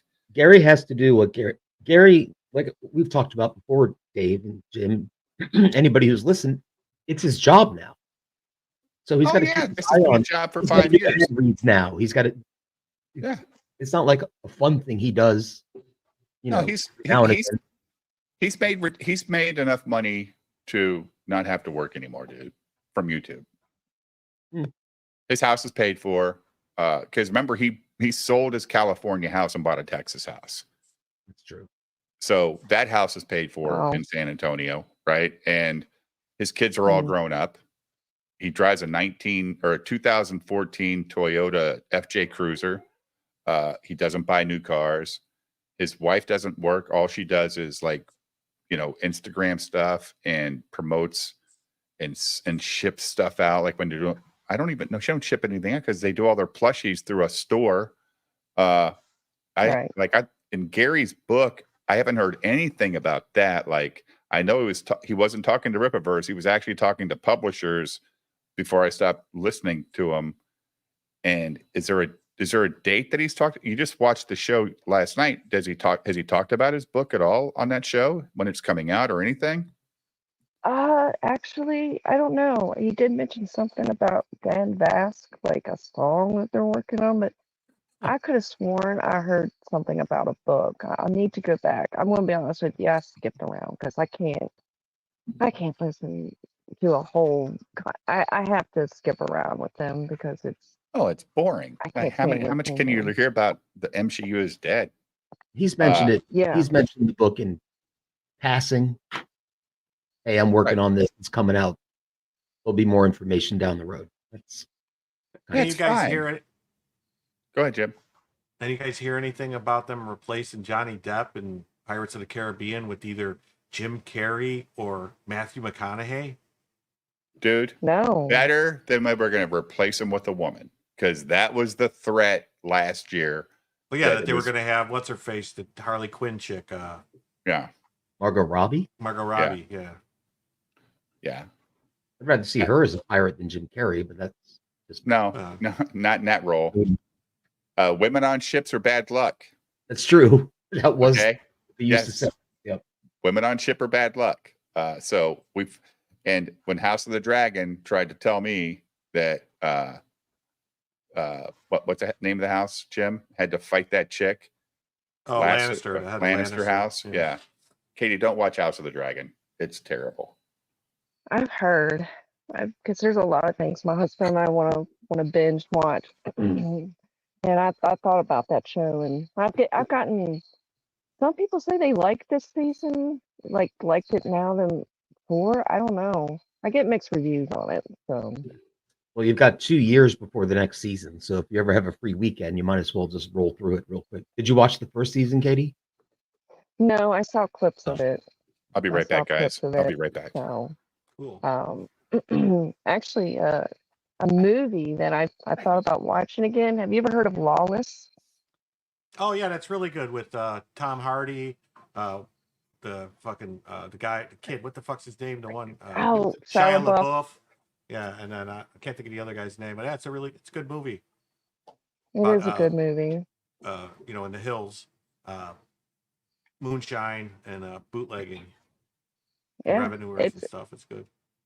I have family that live in that area, so it was really cool to see that movie years ago. And I don't know, I just happened to think about it. I was like, I want to watch that movie. That was such a good movie, like just all I gotta say is the dude would just never die. Like he would just never die. It was a good movie. So I can't remember the last time I watched a movie on a streaming service. I went and saw Dune 2 because I'm a nerd. I saw the Deadpool movie. My son wanted to watch it. Other than that, I don't think I've watched a movie in a year, maybe. I think YouTube's replaced a lot of traditional outlets like cable and even streaming services. what did y'all think of Snow White? So I saw the trailer. Is that what you're talking about, Katie? Yeah, the trailer. I don't know why they never use real midgets. Like work. weird. You know what I'm saying? Like they want work. They want things. They want to have a job. Because make some money. Peter Dinklage said something about it when this movie was being made, and Disney fucking did what Disney does, and then they replaced their original cast with these fucking hippies, which is, if you've watched enough FNT, you know the lore of fucking Snow White, and I think it's awful that Peter Dinklage is the only midget that can work in Hollywood, and all the other ones get no work. It's awful. Snow White would have gave 7 people who haven't worked in a while an opportunity to get on screen and maybe be the next Peter Dinklage, because he's not a young man anymore. He's getting old. There's got to be another midget out there for people to cast once a year in their movies or their TV shows. Well, it makes for a good resume. They use computer-generated midgets instead of real midgets. Yeah. See. Yeah. And then they've got Gal Gadot as the Wicked Witch, or I mean the evil step, whatever it is. Is it a witch or the queen? This evil queen. Dinklage is an asshole. I never liked that guy as an actor in the first place, and then his smug ass attitude. Fuck that dude. I don't know. I forgot her name off the top of my head at the moment, but she plays Snow White. She looks. Why Rachel does the Queen Ziegler. look more Rachel beautiful Ziegler. than Snow White? Yeah. Yes. She's why awful. does the Queen look better than her? Like that's supposed to be the opposite, Like Snow White's supposed to be the most beautiful and fairest of them all, not the Queen. Well, she didn't I'm help just like herself. this. And she's Snow White, not Snow Brownish. She's Snow White for a reason. Exactly. Yeah. That movie's gonna bomb, don't you think? I mean, Oh nobody's yeah, that movie bombed the day they released it. The day they released that trailer with those fucking 6'8" people walking around on screen, and Wow. and they're like Snow White's little clan of helpers. Nobody's taking their kids to watch that garbage. Little Well, Mermaid. I think they lost the money as soon as those photos were leaked. Remember Yep. they leaked those photos? That's when it was over. Mhm. And I remember it was last summer. I was in Arkansas, and me and my wife were like, "What the fuck are these pictures?" I'm like, "This is what Hollywood wants you to think that these fairy tales were back then. They're reimagining them." Uh-oh. She's on her phone. She'll be back. Yeah, I didn't get it, and I don't, like, why? There has to be. I mean, is there something going on where we don't have midgets anymore, or dwarves, or whatever you want to call them, little people? I mean, I'm not. There's only one. It's Peter Dinklage. He's the god of little people. There's got to be more. There are, but he there doesn't was- want them to work, There was dude. hundreds of them in the Wizard of Oz. What are they going to? Are they ever going to remake the Wizard of Oz, or are you just going to use different? Very good point, Retro Dice. Rachel is Anunnaki. Look at that alien face. And she's so unlikable, Katie. Like, just when you hear her talk, she is an entitled little bitch. Oh yeah. I can't stand her. She she's says that awful. she should be paid every time the movie is played in somebody's house. That's how she should get paid, because I don't care about the money I make on the set. I should also get paid for every time somebody pops that movie up on their digital fucking player. Fuck off, bitch. And I would tell her, I would say, you know what, you and everybody else. So yeah. Hey, we got Dan Blackroyd in the house, and he Hey, hasn't said Dan, what's expanding up? Earth yet. So thank God. Well, he missed out last night when we played all that stuff about the expanding Earth. Oh, we did play a lot, didn't we? While he was over there on that other show, which is a fun show, by the way. You'll be happy to know that I am now a proponent of the expanding Earth. Yeah, I can't stand I'm going to be completely honest, man. Little people freak me out. Like, they freak me out. It's like, it's just freaky. Like, oh, goddamn, there's a little person. My wife's like, so what? I'm like, yeah, I know, but it's a little person. They freak me out. I'm sorry. It's just weird. Well, then you would love Sinatra's song that he's going to be coming out. If you remember when Shane's channel got struck and he lost it, and he had that rant at the Yeah. beginning of his stream, and he was talking shit about midgets, little people. Sinatra has I popped in on one of his streams, and he was getting it together, and it sounds really good. So you're gonna like that song when it comes out.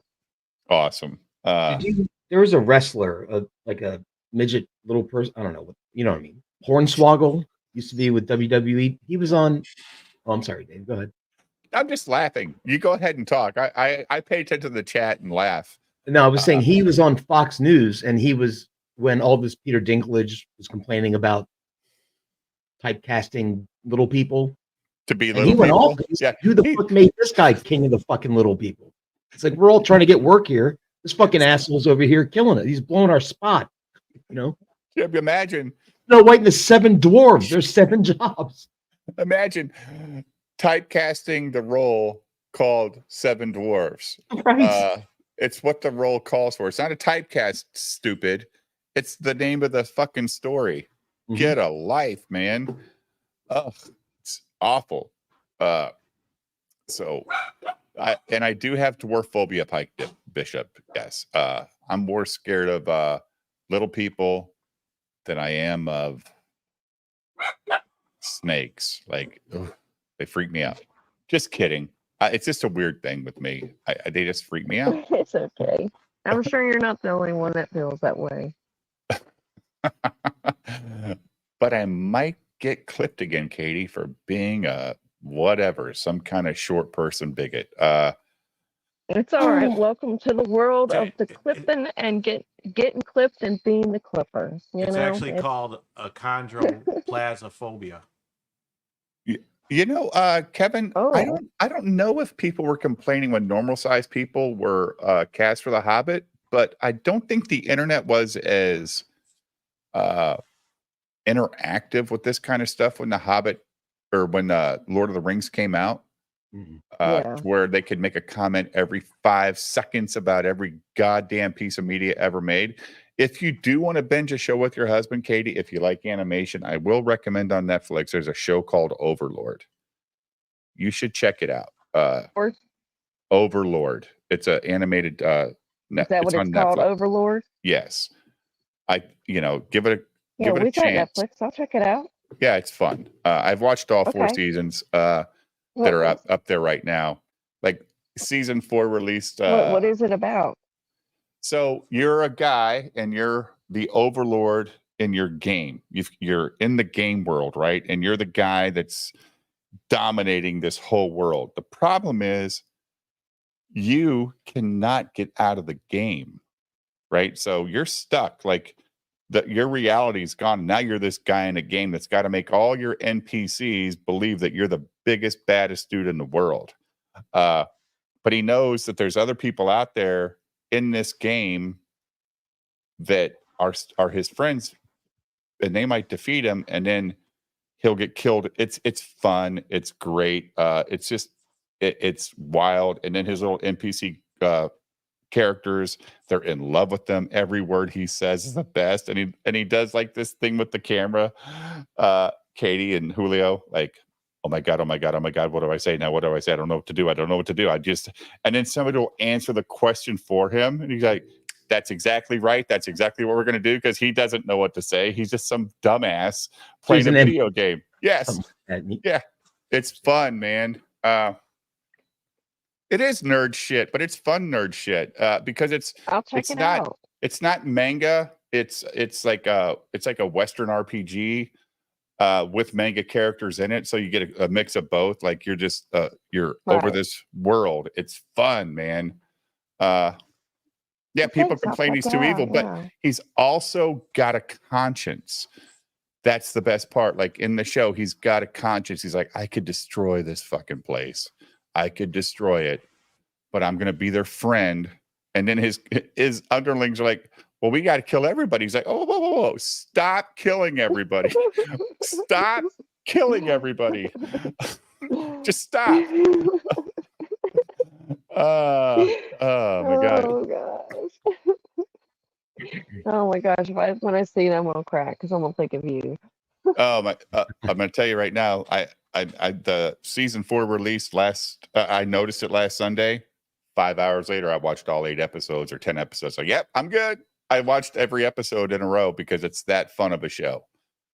We haven't seen something like that since House of Cards. Do you think Me and my Gary? husband love that show. So I don't know who Annihilator is. It's a good question, though. He's been asking good questions all night. Do I think Gary, Geeks, Gamers, plus FNT crew are all grifters, or did they get seduced by wiles of high sub counts plus other aspirations? Do they lose their way or always shifty?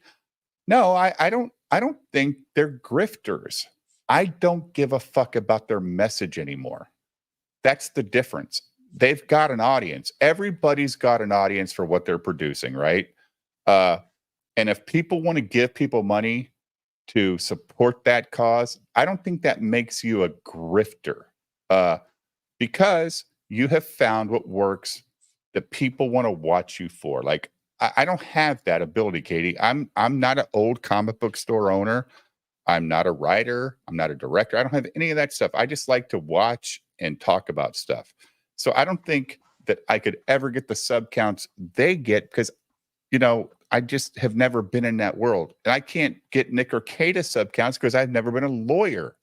And I don't know enough about the law to make people think what I'm saying is right. You know what I'm saying, Julio? Like it's a weird thing. So I don't think it's a grift. I think that they've gotten so big though now that they have something to protect and they all rally around each other. And they go after this kid who does a tweet saying that Gary's message is vile, which is whatever. It is what it is. Well, let me comment on that, Dave. I think I will be honest with you. I think the reason it succeeded because it got the attention, but I think the messaging got fucked up because he had pronouns in his bio. And I think, we've gotten to a point where this kid, this kid's it's got pronouns in his bio. He's obviously and he's liberal. Canadian. Yeah, he's already Canadian. Yeah. So I think I think that I think it was just probably the wrong person to do that. You know what I'm saying? But you know what? He's not going to be the last. There's going to be somebody that's going to come and up these with are a young thread people, and they're young people too, right, Katie? So like Gary's if that audience, makes any sense. right? Gary's fans are not 20-year-olds. They're just not. They're they're my 45-year-olds. age or older. Right. Yeah, they're my age or older. Yeah. Yeah, they're old. Yeah, they're people that are sick of bad TV, because young people don't fucking watch TV. They watch YouTube. They watch fucking TikTok. They don't give a shit what Netflix put out.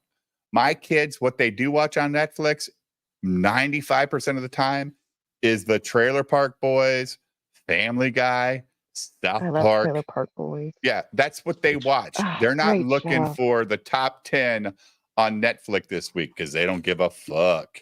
I have 3 daughters. You know what? They're all about the Bridgertons. Yeah, that's a thing. This? Yeah, that's an old show. Yeah, that's an old show. Right. Is it? Okay. Yeah. I don't know. Yeah. I think boys are playing video games and not watching anything. Well, my boys play video games online with their friends while their fucking phone is playing Trailer Park Boys in front of their face. And I'm like, dude, you do understand we're on satellite internet? Stop overburdening my internet, you motherfuckers. I do the same thing. I'll play whatever, Assassin's Creed or something on my big monitor, and I'll have whatever, a stream going on the other one. Yeah, but you're not playing online with your buddies. They're playing online, chatting with their friends, and Trailer Park Boys is playing. What the hell are we doing here? Multitasking. But it's a different era for entertainment. And that's another reason, like I say this all the time, Katie, I don't know the last show that Fox, ABC, CBS, or NBC has made in the last 5 years. I have no clue what's came out on those networks. I don't give a shit. because they all got boring. They all got just so repetitive. I was at lunch with my 24-year-old son yesterday, and we were watching the Olympics on the TV. Did you see the Australian breakdancer? I do. I actually have that clip up if you want to see it. But Dude, anyway. I saw that. I'm like, I can't play that. That's like, she looks like retarded. Like, she's a 36-year-old teacher from Australia, and that's who Australia sent to the Olympics. Well, was that their DEI fucking contestant? Kinda. Oh my God. But anyway, there was a commercial at the halftime at the soccer game, and there's a new show with Reba McEntire, like a new sitcom. Another Reba show? Yeah. So my son, that's right up Katie's alley. Yeah, Katie loves and that stuff. It is actually. but my son looked at me and he said exactly what you said, Dave. He goes, I don't know anybody who watches like sitcoms. Like who? And I said, well, old people. So, But my kids love The Office, and they'll play that on their phone. They're not going. We don't have network TV in our house, and we haven't had it for a long time because you got to get cable for that, and you got to overpay for cable. But I also hate the streaming services because you got to have like 10 different streaming services now to get the same shit you used to get on cable with one fucking monthly bill. It's like, and now there's ads on them, so it's back to TV again. Yeah. Goddamn Amazon, those pricks. Like, I pay for my Amazon Prime membership. I'm supposed to get no commercials in my Prime Video. Oh, but you can upgrade to get no commercials. Well, you know what's going to happen? I'm not going to watch your shows anymore. I don't care. I'm that annoyed. And I love that Chris Pratt show. I love that the other one, not The Boys, but the other superhero show that they got over there. Peacemaker. Is a Peacemaker, or is that HBO? Either way, I'm not going to watch it. Huh? Peacemaker, isn't that the John Cena show? Yeah. I Wait, like so what Peacemaker. show is Reba doing? It's a Reba show. You told me Reba, and you stopped there, and I'm like, well, what kind of show is she doing? Hold up, I'm going to look it up. It's a half-hour sitcom, and she looks great. She looks just like she did. Her shows have been successful. They're secretly successful. They go on for years. Like on this, what was it like CW even she was on. Didn't she also have a show on the Country Music TV channel? Yeah. Yes. It's called Happy's Place, and I think the premise is she runs a bar. Oh, that'd be great. Her as a bartender, or like the madam in the bar. That'd be great for all these country music fans. Because Reba's very well loved. Oh yeah. She's like a younger Dolly Parton, right? I mean, she's like when Dolly dies, Reba will take that place. Did you guys see this video of the Olympic gold medal breakdancer? No. Yeah, I saw that. That was so retarded. Is this real, Jim? That's Kumi. Oh, that's fucking curly. The Australian breakdancer, the woman she's got a degree in cultural movement, and I mean, she's exactly who you would think she is. Right. I can't, like, you'll go to Prime, Katie, and you'll see, oh, I want to watch this movie. Oh, it's not actually available on Prime. You can pay $2.99 to watch it on this other platform. Stop it, God damn it! If I'm in Prime, stop sending me to other sites to pay for shit. I know they can't take her place, but there's gotta be the next. Thank you, Crazy Cat. That's true. But you know what? She also, I didn't know this until my 5-year-old wanted to watch it. Was Fox and the Hound 2. Yeah. And she's in that Disney cartoon, singing. And it's actually, the music's good. They play a little bit of bluegrass. And she did real good as a voice actor and as Dixie. So Who's that, Dolly or Reba? Reba. Oh yeah, Reba's yeah. Reba's always been like entertaining. I just it's not my thing, but she's just entertaining. This video is of the runner-up for the breakdancing. Reba was in Tremors. That's true. She was in Tremors, wasn't she? Oh. Holy shit. Was she Kevin Bacon's mom? Maybe. I don't remember. Yeah. What is this? Is this the real winner? Runner-up. This is the runner-up. for Okay. World Gold Medal Championship breakdancing. He lost to Curly. I'm gonna see that, you know that, right? I'm gonna see, you know that, right? I'm gonna see, you know that, right? Yo,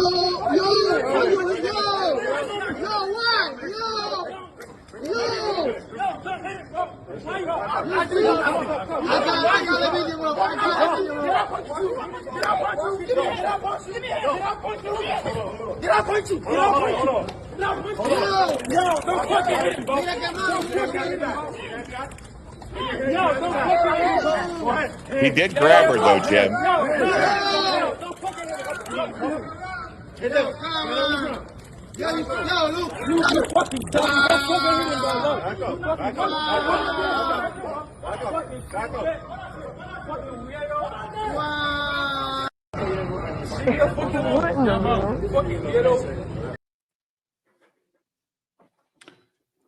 Is really John Cena that small, Jim? 5'5"? Is he a little guy? No. I don't know. Yeah, he's. I wouldn't I think think he was he's that short. Really? I He think he's was a professional wrestler. I thought those guys were all like at least 6'2", 6'3". used to be. Yeah. So that guy, like, he did grab the cop as she was walking away. Yeah, there's another one I saw too of a guy. I'll try to find it in a second. That punched a cop in the face and then. I think the point of that was, Jim. You know. Everyone laugh at the funny joke. Ha ha! Well, we were talking about the breakdancing. Right. Okay. So Tiki the Mighty for 5. Thank you, Tiki. I can think of 2 really big reasons Reba will never replace Dolly. That's a good point. Good point. Can argue. FYI, Reba was Bert's wife in Tremors. Okay. All right. So yeah. I was gonna watch Tremors the other day. I started watching fucking Twister today. Thank you, the Mighty. I started watching Twister today. Yeah. It's not good. The original Twister's not even good. Like I'm like, oh, I'm turning this shit off. It's like I did watch. But you know what? Yeah. Miranda Lambert did a good job. She's part of the soundtrack. She did a song to the Twister movie, and it's pretty good. It's really good. I'm like, oh girl, but why I filmed that shit? But the soundtrack is actually pretty good. So. I watched Aliens today. Remember Aliens, Julio? Great, right? Yeah. You think it's great, right? So I watch it today, and I'm like, Wait, they really have a dancing competition at the fucking Olympics? I thought that was a joke.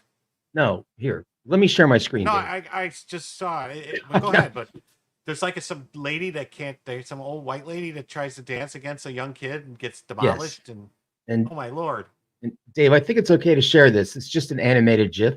It's not no sound. Okay. Can Yeah, I fine. share that? it's a GIF. You're supposed to yes and Jim. Actually, it's a GIF. yeah, like it's like I'm watching Aliens today, and Paxton is such an asshole. Paxton is exactly the same fucking jerk he was in Weird Science. Like, he's the same dude. Like, I just was like, what? Okay. And the kid in the movie, whatever. Like, we got to save the kid. Okay, Cameron. So what is this? This is a softball game, isn't it? this is the. Oh, go ahead, Jim. I'm sorry. I saw someone posted that she's deaf. Is that true? I don't think so. No idea. So this is the Australian entrant into the breakdancing Olympic. He was good. He was just the same guy. Yeah. Go ahead, There's Julia. Or no Jim. music, so feel free to beatbox. Fine. Movies ever with Bill Paxton. It's fantastic. He is a psychopathic mother effer. It's been a while. Of course, it's been a while. Watch it today, Bear Night. It's not good. Well, no, Twisters is the new one. The other one is just Twister. The old one with Bill Paxton is just Twister, not Twister. Twisters. Yeah. Hey, At least so at Bear Night says Twisters. I will say, as a follow-up to that Australian breakdancer, I did watch some of guys like Japanese and Koreans. I don't know, pretty impressive to be honest. I mean, too bad. It was fucking amazing. breakdancing- They were spinning on their head like 12 times. It Too was bad breakdancing wasn't a sport in the 80s when breakdancing was a fucking I know. thing. Yeah. When every kid on the corner could actually breakdance like a mofo. Especially since now saying electric boogaloo has a whole different meaning. Dude, those breakdancing movies were incredible for what they were. Just to get all these people on camera. I mean, they had breakdancing movies and they were fun when you're a 15 or 16-year-old kid. And that was like your rap, and you were watching these kids dance. You're like, holy shit. So Annihilator's got another tough question for us, Katie and Jim, Julio, but it's directed at me. He says, harder question. Did Az lose his way, or was he always shifty? He seemed semi-genuine a couple years ago. Did Rippa/Silverback undo him because of potential plus promises? So I've had thoughts on this Annihilator. Az was a very happy streamer when he played video games. He was just a guy having some fun on the internet, playing video games, and he had a lot of people following him. He gets hooked up with FNT. It helps grow his channel, right? I mean, he actually Az was one of the guys I liked the most on the crew because he was a little different, and I could watch his Hot Toy show with George and Rob, and it was great. He loved talking about his toys that he collects, and he knows a lot about that stuff. But he also, at the same time, went on this crazy weight loss program, right? And ever since he started that, he's gotten angry for some reason. Like he's this angry guy now. Yeah. The Rip and the Silverback show, I thought was a slap in the face to George and to Robert Meyer Burnett, because he said he was not going to do that show anymore because he needed time away from the internet so he could pay more attention to other stuff in his life. And 2 weeks later, Rip and the Silverback starts.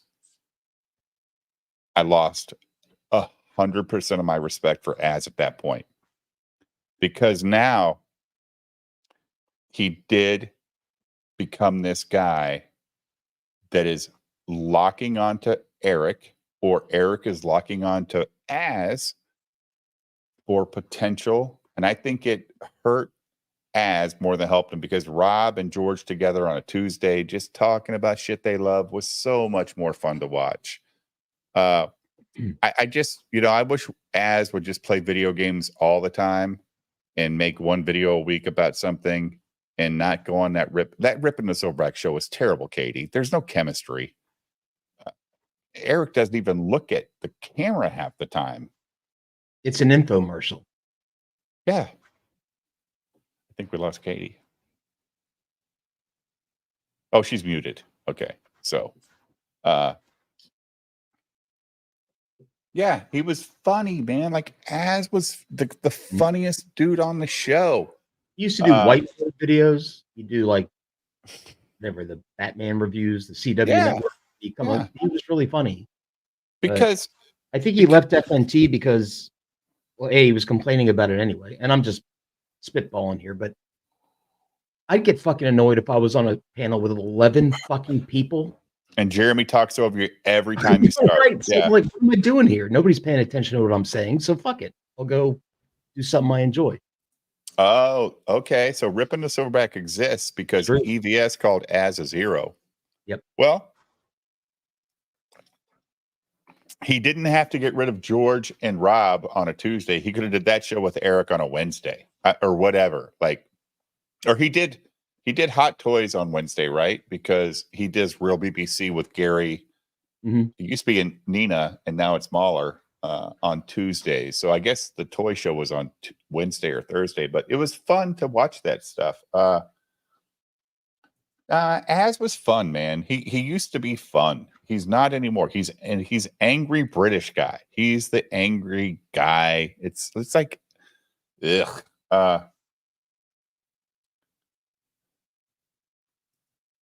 There's women's basketball go. I didn't even know that was a sport. Yeah, they played France today in the gold medal game. I think I don't know who won though. For Cannon's sake, is still going. Yeah, it's terrible. What is this, Jim? Another. Well, this is another. Remember, I told you there was a video today where this is the female cop. You can see her. You can see her right here with the citizen helping her. Man, why isn't it coming up on the screen? That's It weird. is. I see it. You see my mouse moving? I don't see your mouse moving, but I see the screen. Normally, you can see the mouse moving. That's weird. Yeah. Oh, there we go. See, there it is. See her yeah. bloody nose and everything, and this guy helping her, and then this guy gets a lesson in breakdance. Oh! He just spanked her. Hold on.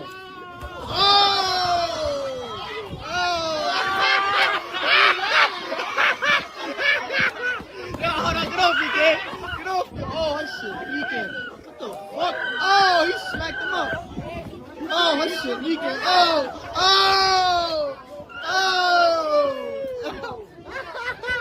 Yo, the homies is out here too. Yo, nah, they crazy. Oh, he pulled her out though. Stop talking like that, nigga. I told you, nigga. Stop talking like that, yo. Nah. Nigga pull her out. He pull her out. He pull her out. Why are all the cops so fat and out of shape? They look terrible. No, like what the hell, Jim? Yeah. What in the world? Where are you? Jim's on the internet a lot. But can we get back to Eric DeBunk? Yeah, let's watch Eric discrediting DeBunk. Gary. I knew there was something we were watching, and I forgot. Yeah. So Eric actually is debunking Gary's misogynistic takes. Yes, women and fat people should not be cops in motto. That's a thing. Women are overpowered. Maybe they can be investigators, but not street cops. You know, if you want to investigate crime, that's a different thing. But street cops having to deal with real violence, that's harsh, man. Like, that's harsh. So, Nerdrotic. Yeah, go ahead. No. I was saying, watch the rest of this. Yeah. So, like I watched Crazy this Cat. show. Oh my god. Oh, Crazy Cat's cracking. I'm sorry. Crazy Cat's cracking. Crazy Cat's here every night blowing up the chat. Like, Cat. if him and Oh my god, I'm Uncapped are in here sitting there and eat my together, cereal when she. yeah.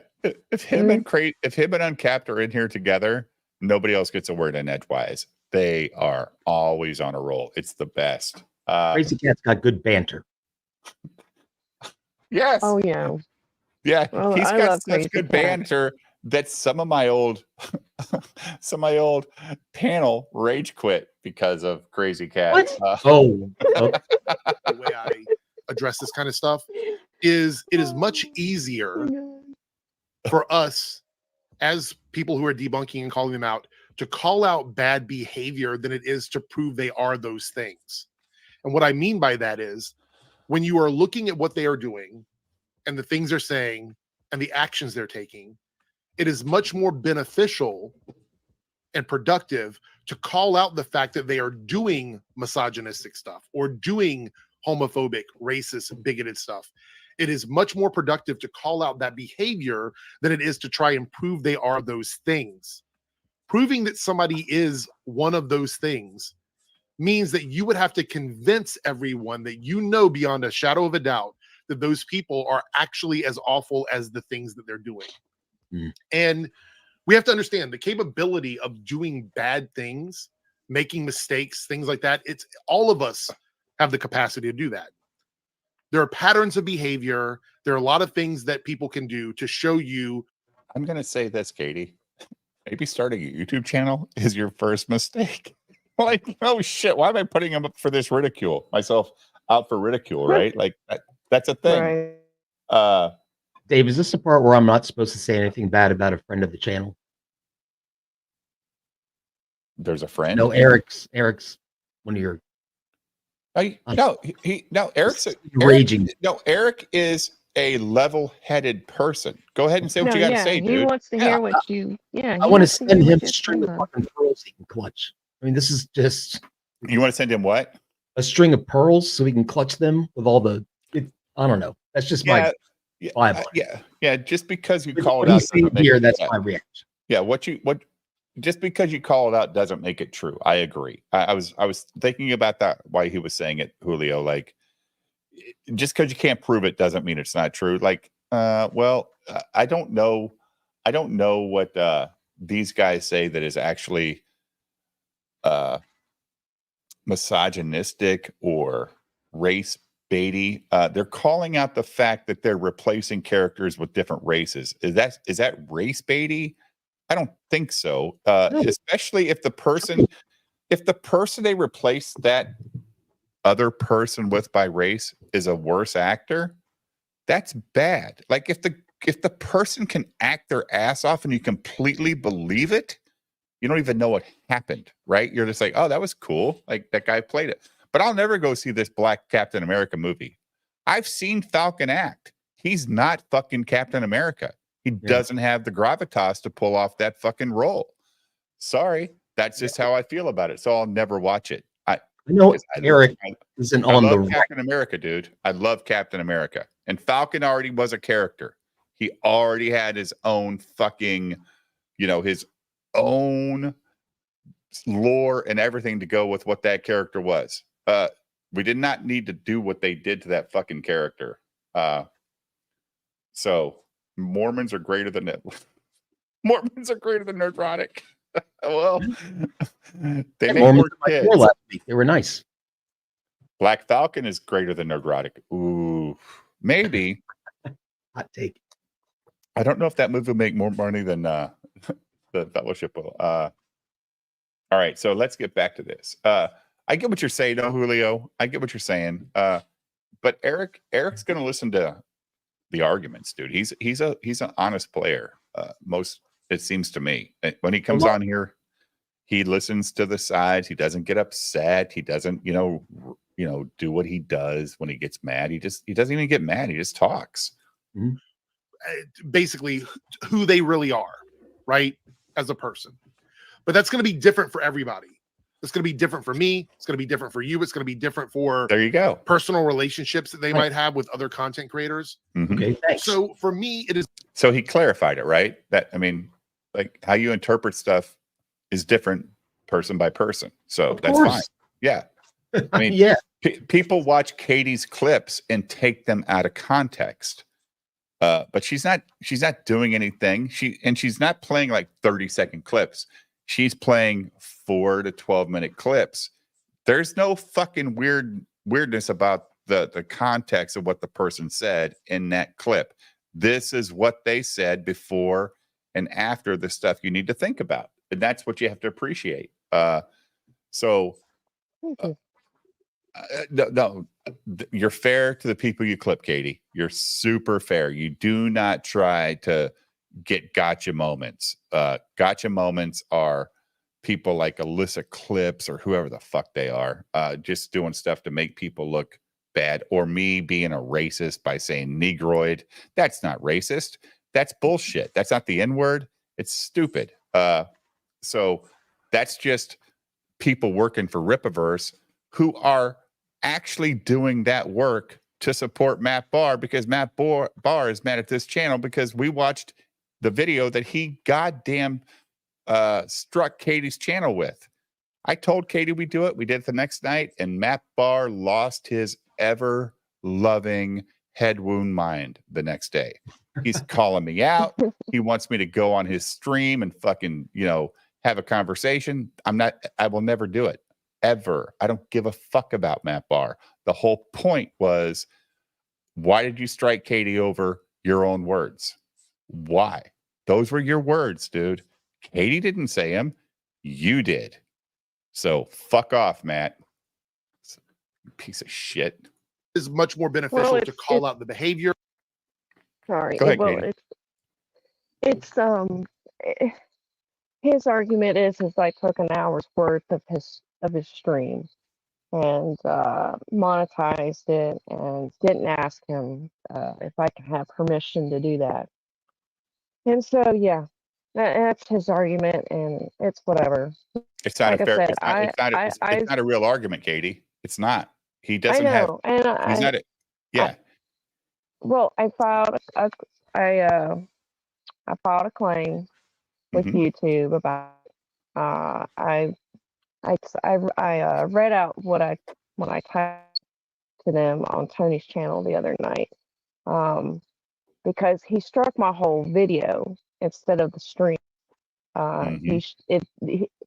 So if he would have just struck the stream like that clip, then yeah, I couldn't argue about it. But he struck the whole video, and I didn't notice that till I realized, wait a minute, you struck my whole video, saying that the whole thing is yours, Mhm. with my outro clip and stuff like that.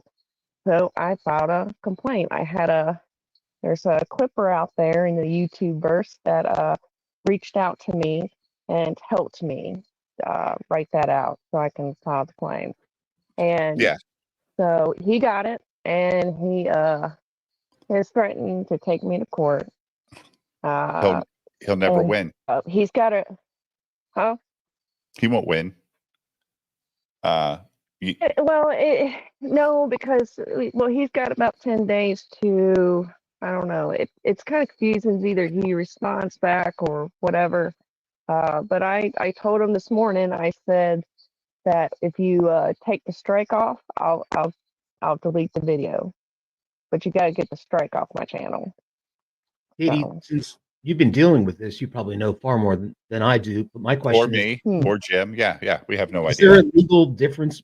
Like if I take, let's say, Katie, you do a stream and we take your 10-minute stream and talk over it, as opposed to us taking your or Dave, whoever, taking your 10-minute stream, branding it as ours, and making money off it. Is there a legal difference between the two? You can do either. Is that correct? Say that question again. I didn't quite understand that. So if You have to talk this is my over it. first time getting a strike and everything, so I couldn't. So the question is, Katie, if you do a video and I take it and I go and I clip 10 minutes of your video and I just play it as a video on my channel, and I have my intro, my outro, is that strikeable?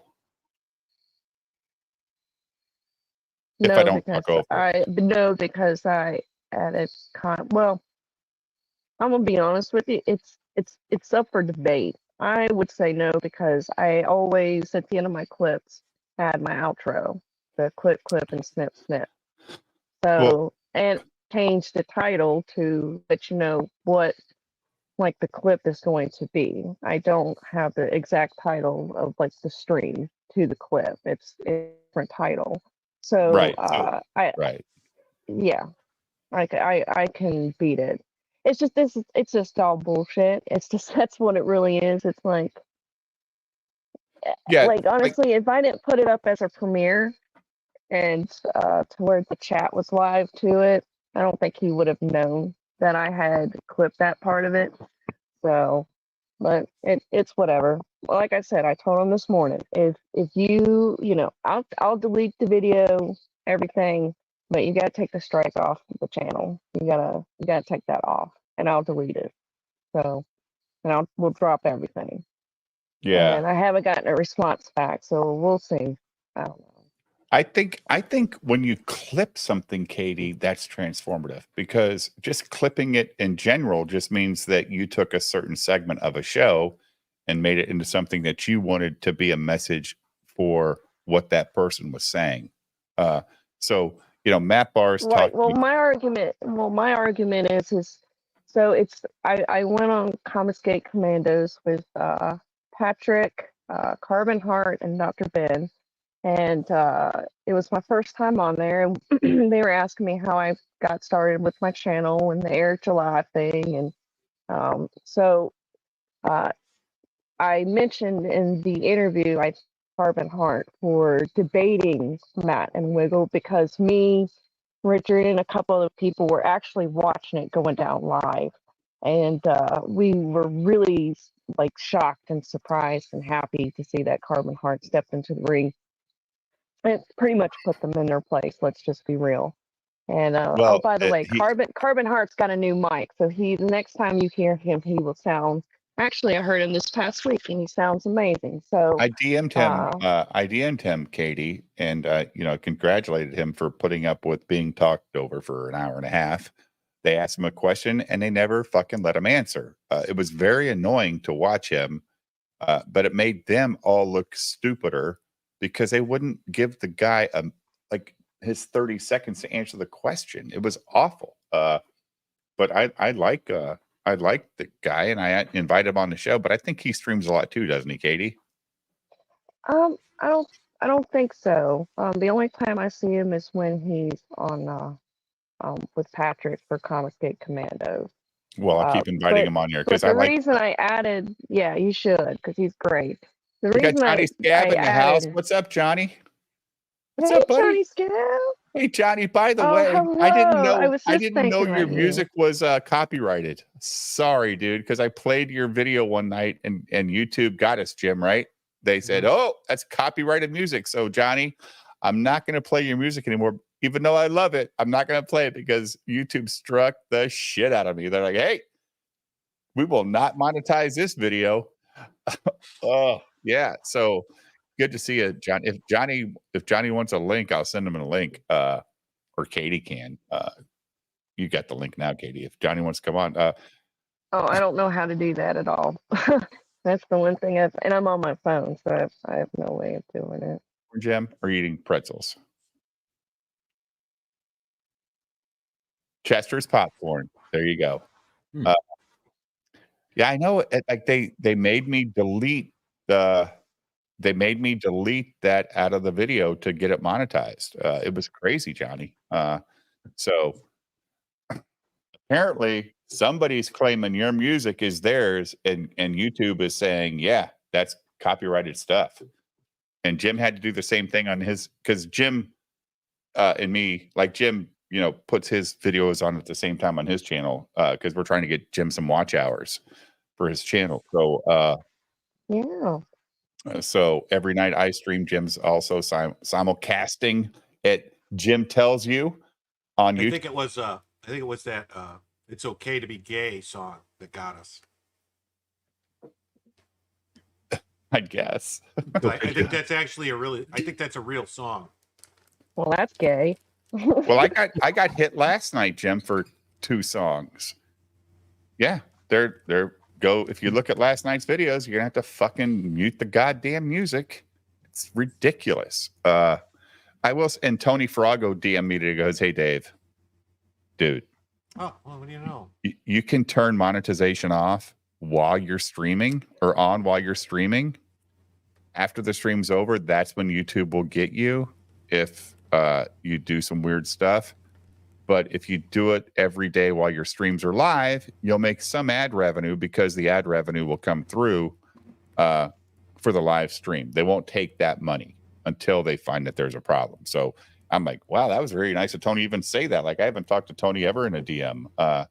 So Tony's been very cool to me. He said I should actually file what's that, Jim? When somebody defames me, a defamation suit, because people said I said the N-word online. Yeah. Well, here's the thing. There's speculation going around that I am planning to sue people. And I do want to make it clear that no, I am not planning to sue anybody. So there you go. You can either believe me or think I'm full of shit. I'm not going to sue. I don't even respond but to them on that Twitter. doesn't mean that that doesn't mean that, I have certain things. Yeah. But I'm not going after anybody. So no way. It's I don't have pointless, time for right? that. I got kids and stuff. I just don't have time. It's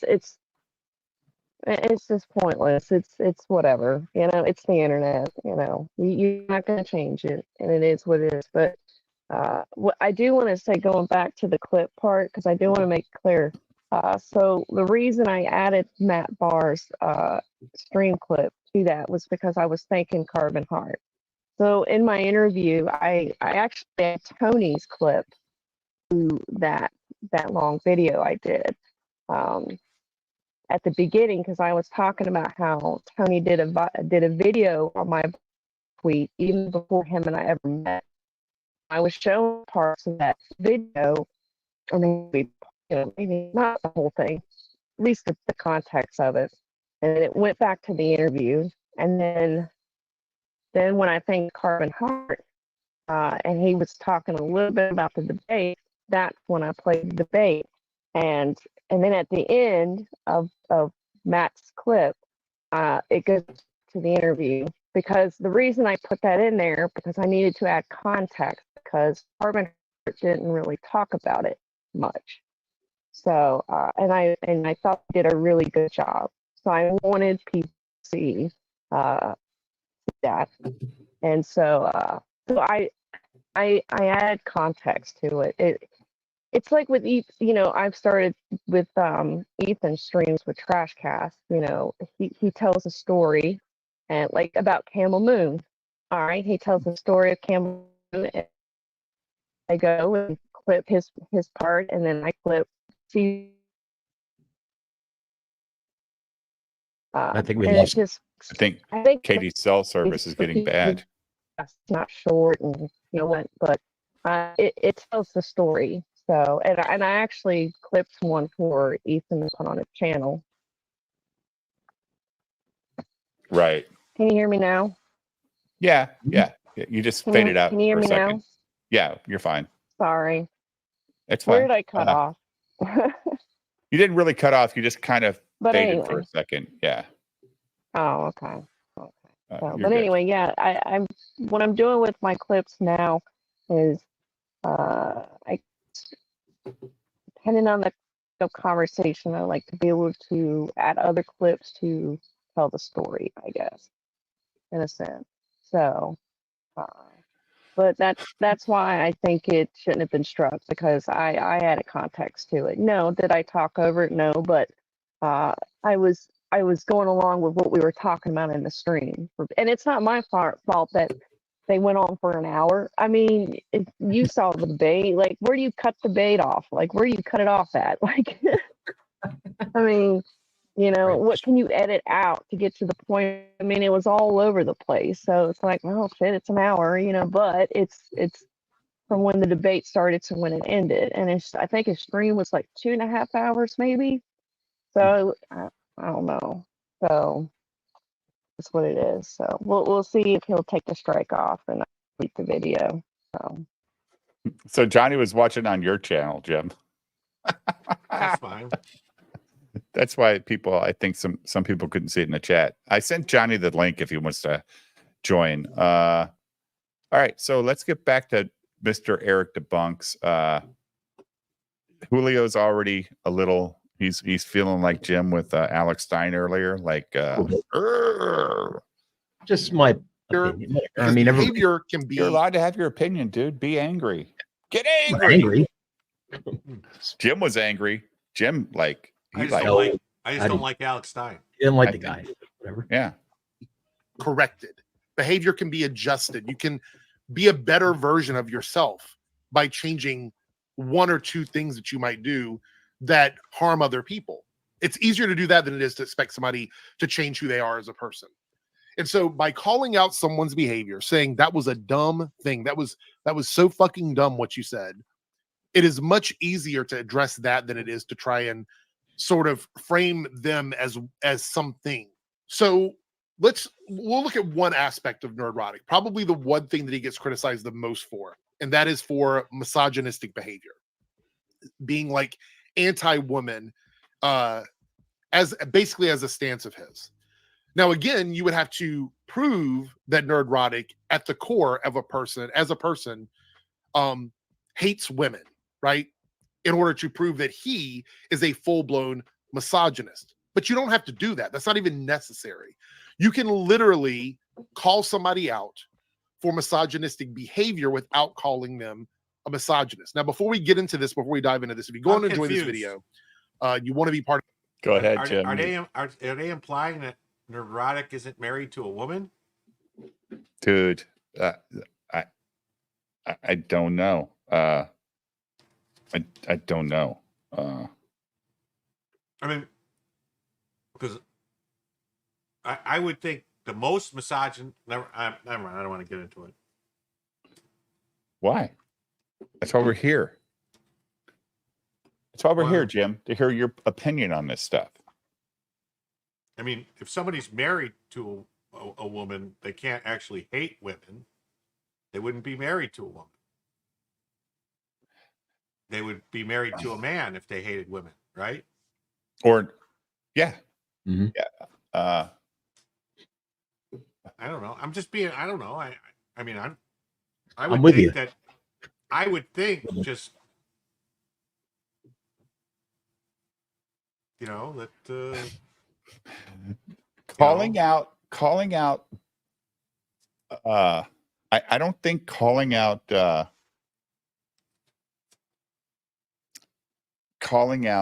strong women in movies when they haven't earned it makes them a misogynist. No.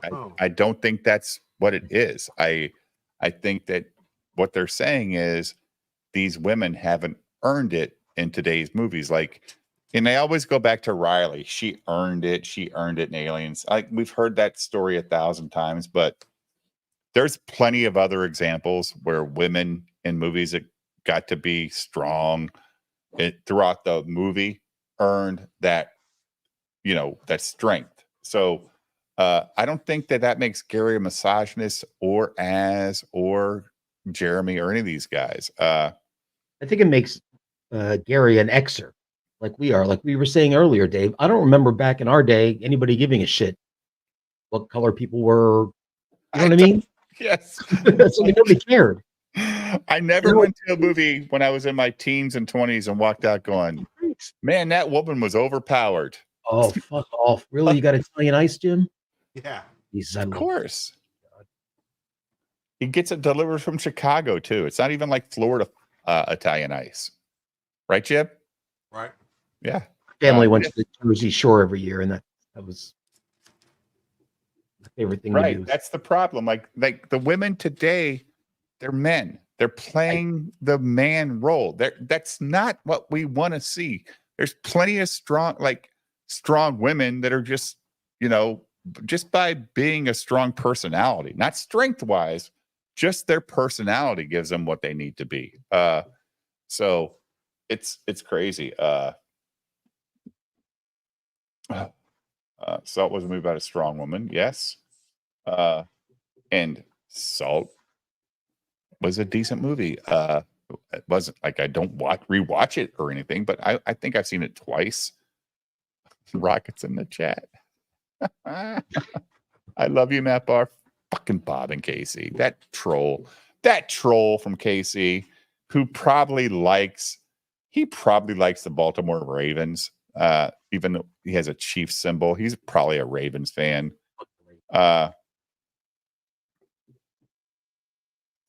Jim, what is that? Lemon ice? Yeah, Cherry? it's lemon. I like Lemon. I like the cherry lemon too. It's good. Yeah. I'm not a big fan of the I don't like the mango, Mhm. and like the blueberry stuff. I don't really care for. Let's not get complicated. Yeah, I agree. Lemon and cherry. The two. Simply says, went to pull up my usual source on genocide from the UN, and they 404D'd that page. Holy shit. That's great. The Predator and Prey looked like it had Down syndrome. Is that the one on fucking Amazon? Is that what you guys are talking about? Where the Native American tribe, when they were fighting the aliens in like the 1800s? Yep. Yeah, I part of didn't the see change that. here on YouTube and mess with this algorithm, this pesky algorithm. Make sure you subscribe, leave a like, and leave a comment down below. Now, what we're going to do is we're going to take a little dive, and I'm very quick. I cut very quick to this. This isn't going to be too complicated on how I determine whether or not if somebody is actually a bad actor and they're doing something for the money, they're doing it for the clout, they're doing it for the shit post, whatever it might be, based on behavior. Because I think it is important to look at the behavioral aspects of what someone is doing more so than trying to pin it on that person. And you can make the decision whether or not you think he's a full-blown misogynist based on this information. It's totally up to you. So people would say that he's not misogynistic because he is criticizing Disney and Marvel based on the writing, the stuff that they do, the things that they do, the way the shows are produced and directed and edited and all these things. And yes, maybe at some point in a stream somewhere or a random video, maybe he has talked about those things. And they could say, well, that would make him not a misogynist because he's talking about other things. But I would say the general public, the people that are seeing his content and clicking on it and seeing the titles and things like that, they're being drawn in by that behavior and by the things that he is doing. So what is I have never clicked on a stream because it says I hate women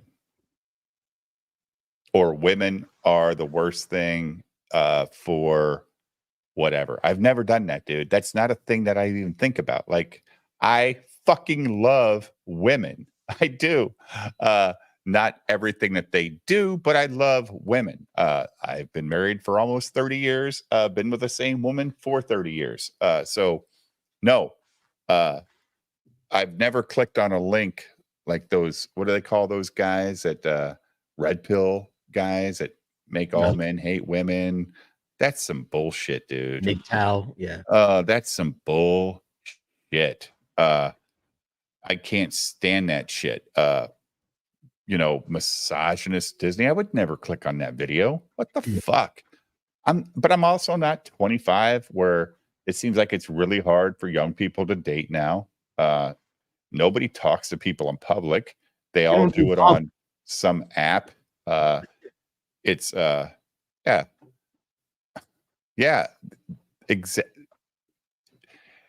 Right, crazy. That kid should have went after Andrew Tate, who's already in trouble anyway, before he goes after Gary for being the problem with the internet and bringing people into misogynistic hate or woman hate or whatever the fuck he was saying. Men are not the target for entertainment anymore. Star Wars, Star Trek. No, the men are. Yeah, that entertainment target has gone to YouTube. It's like they make content on YouTube to draw men in. Like Gary's female audience is 1%. Geeks and Gamers female audience is 1%. Mine is 2%. Women are watching shit on Netflix. Like my wife doesn't watch YouTube unless she's watching people do yard sale stuff because she's learning tips and tricks on how to buy stuff and sell it. Yep. Or they're watching whatever serial killer shows, Investigation Discovery. That's me. I like the fucking serial killer stuffs. Yeah, I know probably every Australian serial killer there is, and there's a lot in Australia. They say there's a lot in America. Those Aussies are fucking murdering pricks. I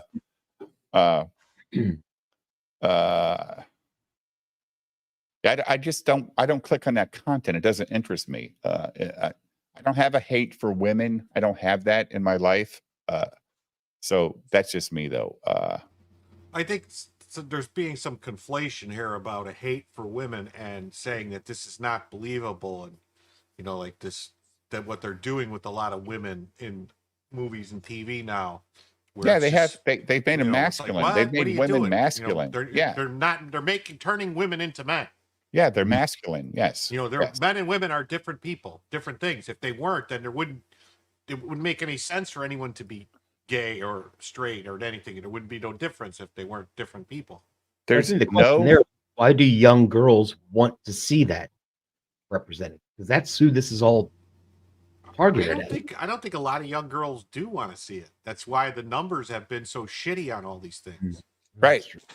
And that's why OnlyFans is fucking blowing up. Because look, man, there's no sex appeal on anything produced anymore. It's very fucking vanilla ass.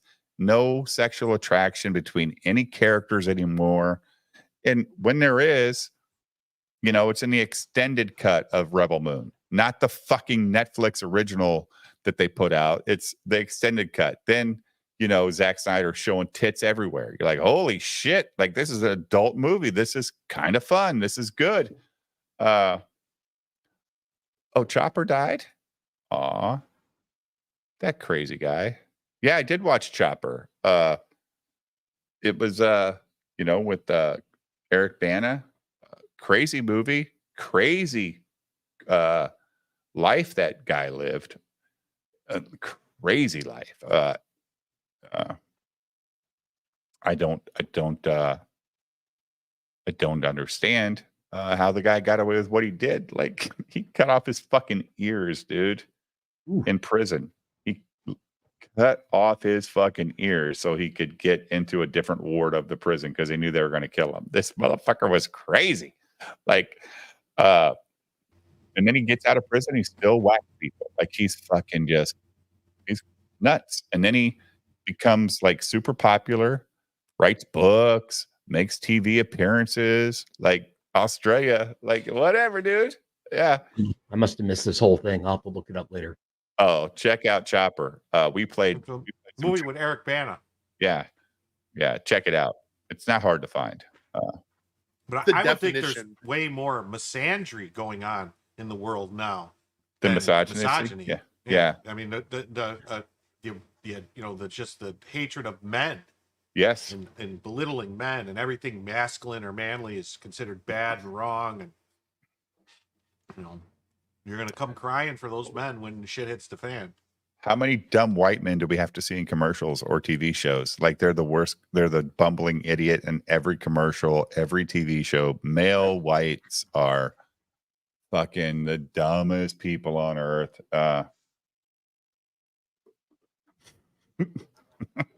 Retro dice.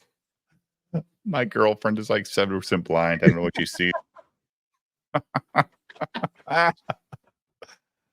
Yeah, you can check out Chopper on Prime if you have Prime, Crazy or Julio. That's where you can find Chopper. All right. It's a good movie. I bet that it's not nearly as in depth as it could be because I'm sure there's a lot more stuff that happened. So, of misogyny. Let's look at the definition and see exactly what it is. All right, so the black and white definition of misogyny is a dislike of, contempt for, or ingrained prejudice against women. Now, the first portion of this definition, dislike and contempt, those are much harder to prove because we would have to prove that Gary Nerdrotic actually dislikes or hates women or has contempt for women. Now, I believe that there is some of that in his content. I believe that that is part of the whole F&T crew and everyone he sort of associates with. They do feel that way, but I can't prove. Jeremy's married, right, Jim? Yeah. Gary's married, right? Mm-hmm. Ryan's got multiple children, right? Yeah. Odin's married. Oh yeah. Garrett's got like 1 million kids. Yep. I think Shad's got 3 different wives because he's He's Mormon, but he's got He's a a lot of Mormon. kids too.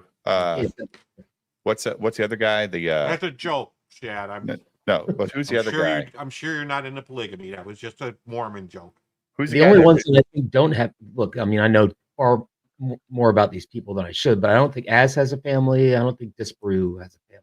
Right. Well, I think Az came out of a test tube, right? I think so. Experiment in a lab gone wrong. Yeah.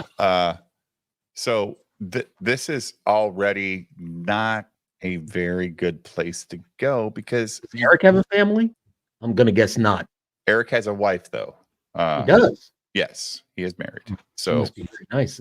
Wait, Eric July, wait. not debunks. No, I'm July. talking about this guy. with No, the no, no, John- no. He's gay. He's gay. He's a gay man. He's got a relationship with I a didn't guy. know. Yeah. No. Is he the wife or is the other guy the wife? I mean, one of them's the wife. I just said he's in a relationship with a guy. I don't know what their roles are. That's what I'm saying. So we don't know. He might be the wife. Right, but the name of the video is "Gay Man Debunks Nerdrotic." So he thinks he should be telling people how to treat and react to women, not having to interact with women on a daily basis. Is that what I'm getting at here? I mean, I like Eric DeBunks and all. Me too. And I have nothing against any gay people or whatever, but personally, I would think that a gay man is more misogynistic than a straight man. Just Yeah. the simple fact that You don't don't have even anything to do want to with be them. around him. Right. You'd rather be with a dude. Sure. So cool, whatever. More power. God bless. Yeah, for sure. Yeah. They love Anna, all the girls on Tom's show, and Nina, says Chris. Yeah. If a white man rapes an Indian, it doesn't mean he's not racist. Not on board with your logic, fellas. What? Crazy cat? Who's talking about raping anybody? I don't know what that means. I don't know where that came from. I don't either. Like, I don't like, that's not what we're saying at all. I think what he's saying is just because you don't deal with X doesn't mean you can't have an opinion on X, which would counteract what I just said about women. Like maybe, but I think yeah. I mean, I don't even know how to answer that, crazy cat. This is the first time I've looked at one of your posts and went, what? That he feels that way. I'd have to ask him, and he would have to say it. Hold on. Hold on. We have a new member to the stream, guys. We Hey. have Low Watermark. There he is. Low Watermark. What's up, buddy? Hey guys, how you doing? Hello, great. How are you? Hello. I'm doing good. How are you, Dave? Did you get some rest? Yeah, Feeling I did. Good? Yep, Yeah. feeling good. Yep. I think we're going to do more midnight streams on Friday and Saturday. Just so we can get Low Watermark in the chat because he makes me happy.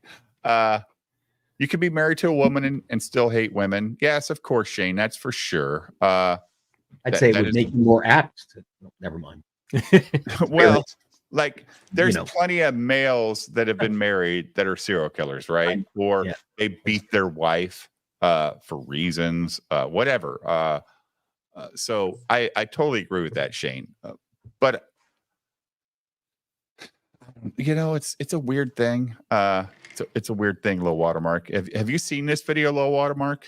Yes, yeah, I've seen this and I've seen related things. I was watching. There are other guys that stream with him, Yeah. Actual Fandom, Organized Chaos, and others, and I've been watching their streams lately as well. The interesting thing is I have found recently that they actually have things that they agree with us on, which is really kind of interesting, and they're all different. They're not a hive mind, which is something I found out just recently. But yeah, this one is interesting. I like that he's trying to differentiate the behavior rather than calling people something. Because we've seen people on the left say, oh, they're racist, they're homophobes, they're transphobes, whatever, at the drop of a hat. And in this video, Eric is saying, all right, I can't do anything with that. I can't help anybody with that. But if I said, what you're doing in this thing is you're acting like you're doing this thing. So he's giving people some wiggle room. Say, well, So you're not a racist. He's saying you're not actually the thing, but you're giving the vibe that you could be that thing. Yes, exactly. Because we can all do that. I mean, we've probably on this stream alone, we've probably made fun of, superpowered women or something. And somebody says, well, that's, okay, fine. It's a joke, but making fun of superpowered women is the opposite of misogyny. Misogyny would be making fun of a weak woman. Yeah, I guess I see what you're saying. Yeah. Okay, I see what you're saying. I mean, yeah. what the fuck are we talking about here? Is it equality or not? I mean, is it only equality when they want to get what they want, but be treated equally is actually now not equality? Well, I mean, and that you can throw that directly into the whole trans debate, which is, do they want to be within society? Do they want to be seen as just normal, regular people, or do they want something extra? And if you're equal, then you're equally able to be made fun of. Comedians make fun of a lot of different people, races, and so forth, but you don't want a super protected group that you can't ever talk about. I mean, literally, you can't ever talk about at all. Right. So yeah, so that it's a nuanced thing here, but I don't know how bad some of this is. When I look at people saying these guys are racist or they're, homophobic or whatever, misogynistic, and so forth, it's a little much. I mean, if you take any of them in isolation, like Ryan Kinnell, all right, I think it was Lady Gravemaster that said Ryan Kindle isn't racist. He's sexist, but he's not racist. And that was kind of the joke. But the thing is, he's not a racist. He plays one on YouTube. He's the guy that they make the joke that says, he always carries a extra white sheet around in the trunk of his car in case he needs it. Mm-hmm. So that's the joke. So I don't know where them playing it up for humor is where it goes off the rails for these guys that says, well, but that's wrong. Is it? I mean, so I don't know. Jokes are jokes, right? Like, Yeah. I mean, if you walk into a joke, and you're the 2/3 of the joke has gone by and you hear the punchline, you might be offended. But if you didn't stick around for the whole joke, I get where he came from on that one. Like, and they're all defending this kid who made the tweet, right? The kid that made the tweet was on Eric's show. I watched that show. You saw that too, right? Low watermark. No, what is that? The guy that got Nerdrotic. The people who started Grayson or something like that. Yeah, Grayson. Like, he's a young dude. He's a Canadian dude. He's got this. He doesn't know what free speech is. Like, his whole point was like, this speech hurts people only if you watch it, dude. And if you don't have critical thinking as a adult, which are Gary's fans, 35 to 65-year-old people, right? That's his fan base. It's not teenagers. Men. Right. So, this is, oh my goodness, we have Johnny Scab in the chat or in the show. What's up, Johnny Scab? How are you? How you doing, you lot? You having a good night? Yes, we're having a great night. Wow. Thanks for inviting me on. It's a bit early here. I was going to go to bed, but then I felt a bit guilty, so I thought I'd come on. Well, never feel guilty. I mean, we can always work around your schedule. We do it all the time.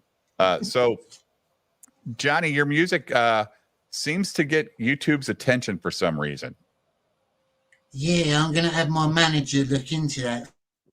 I didn't ever copyright it, so I don't know what's going on there. Someone must be trying to claim it or something.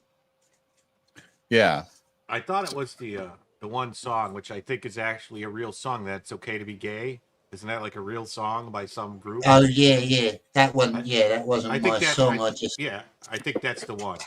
That's the one. But you played it on your show, right? And we were watching your video. Yeah. Because you're very entertaining, Johnny. We love watching your stuff. Your version of Dishes doing My Way is fucking on point. Thank you. Yeah, with Scabcast, my stream, I don't monetize it anyway, so I play a lot of weird stuff on there. I don't really care if it's monetized or not. Could we expect something interesting and exciting to happen to Patrick T going forward with Malin's Mysteries? Yeah, probably. I've lost it with Patrick T. I lost all respect for him now, to be honest. But yeah, he'll meet a fitting end. Don't worry. So have you paid any attention to what Eric DeBunks is talking about here, Johnny, with Friday Night Tights guys being misogynistic and racist and all that stuff? Do you ever watch these guys? I only ever watched bits of their shows. They don't really interest me, to be honest. I'm not up on what they've been doing. I don't really watch that side of things. I'm more into Comicsgate. What's going on with them then? Well, they're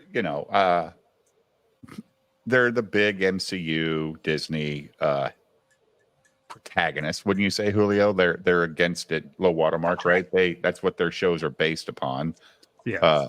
It's not that they're against it. They're against the fact that they've kind of ruined what entertainment was for them as they grew up as young people. Like, that's the same thing with comics, right? DC and Marvel comics suck. That's why Comicsgate exists. So there's an alternative market for this stuff. But these guys have gotten so big where like Gary from Nerdrotic has 1 million subs. Geeks and Gamers, what, 300,000 plus or low watermark? Yeah. Something like that. You got Eric July with 500,000 plus subs, Az with a couple 100,000. They're just gigantic channels. Yellow Flash with whatever he's got. And now, you know, people are saying that their content leads to misogynistic viewpoints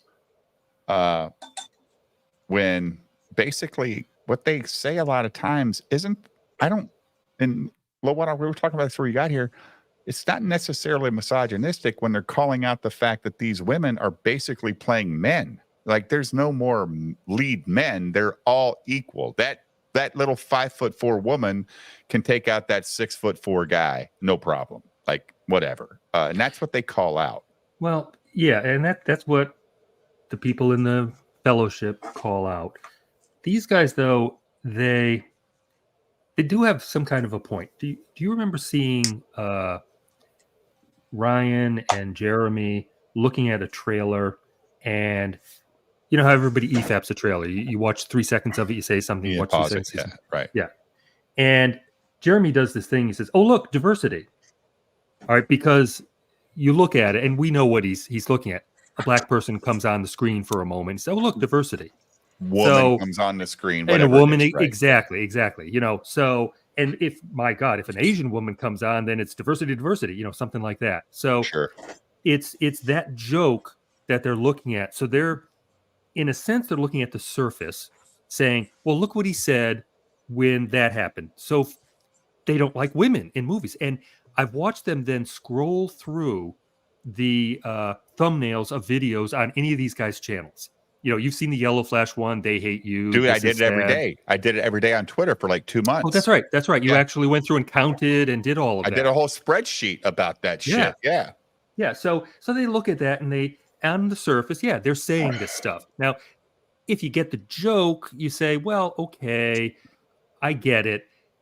But they're looking and saying, well, they hate women because there's a woman in this strong role.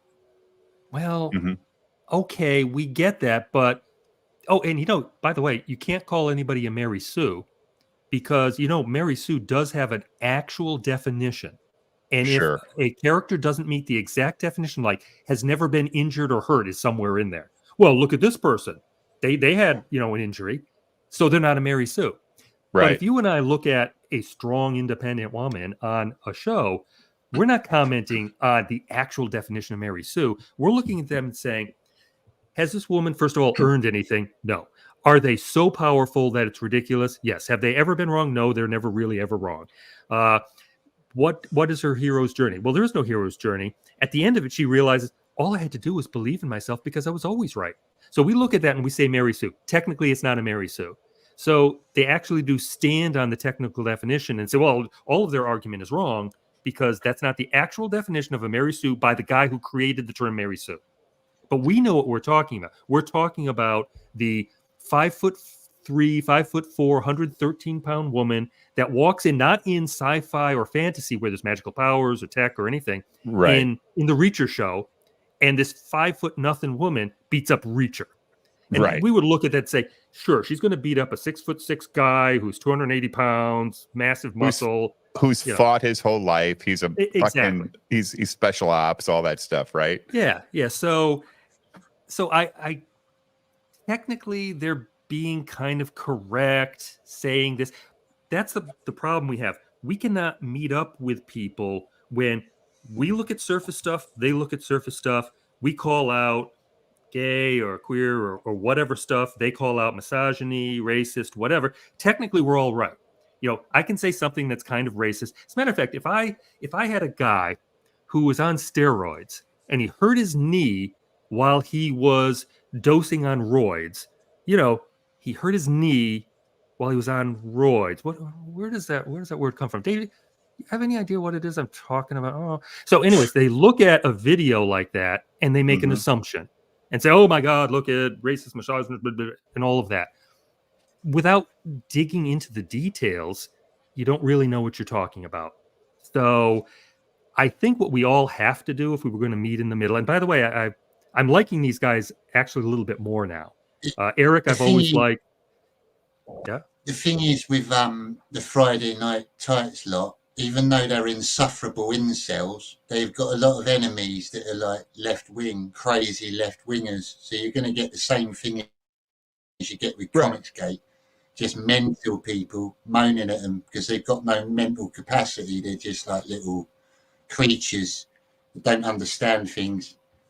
Well, and low watermark, you're right. I mean, they probably have their own viewpoints that are correct. There's no doubt about it. I mean, everybody's got their reasons for why they believe stuff, right? I mean, because they just have a different way of looking at the world. That's a thing. It's legitimately a thing. But I was watching that video or that live stream with this kid who got this whole shit started with Nerdrotic.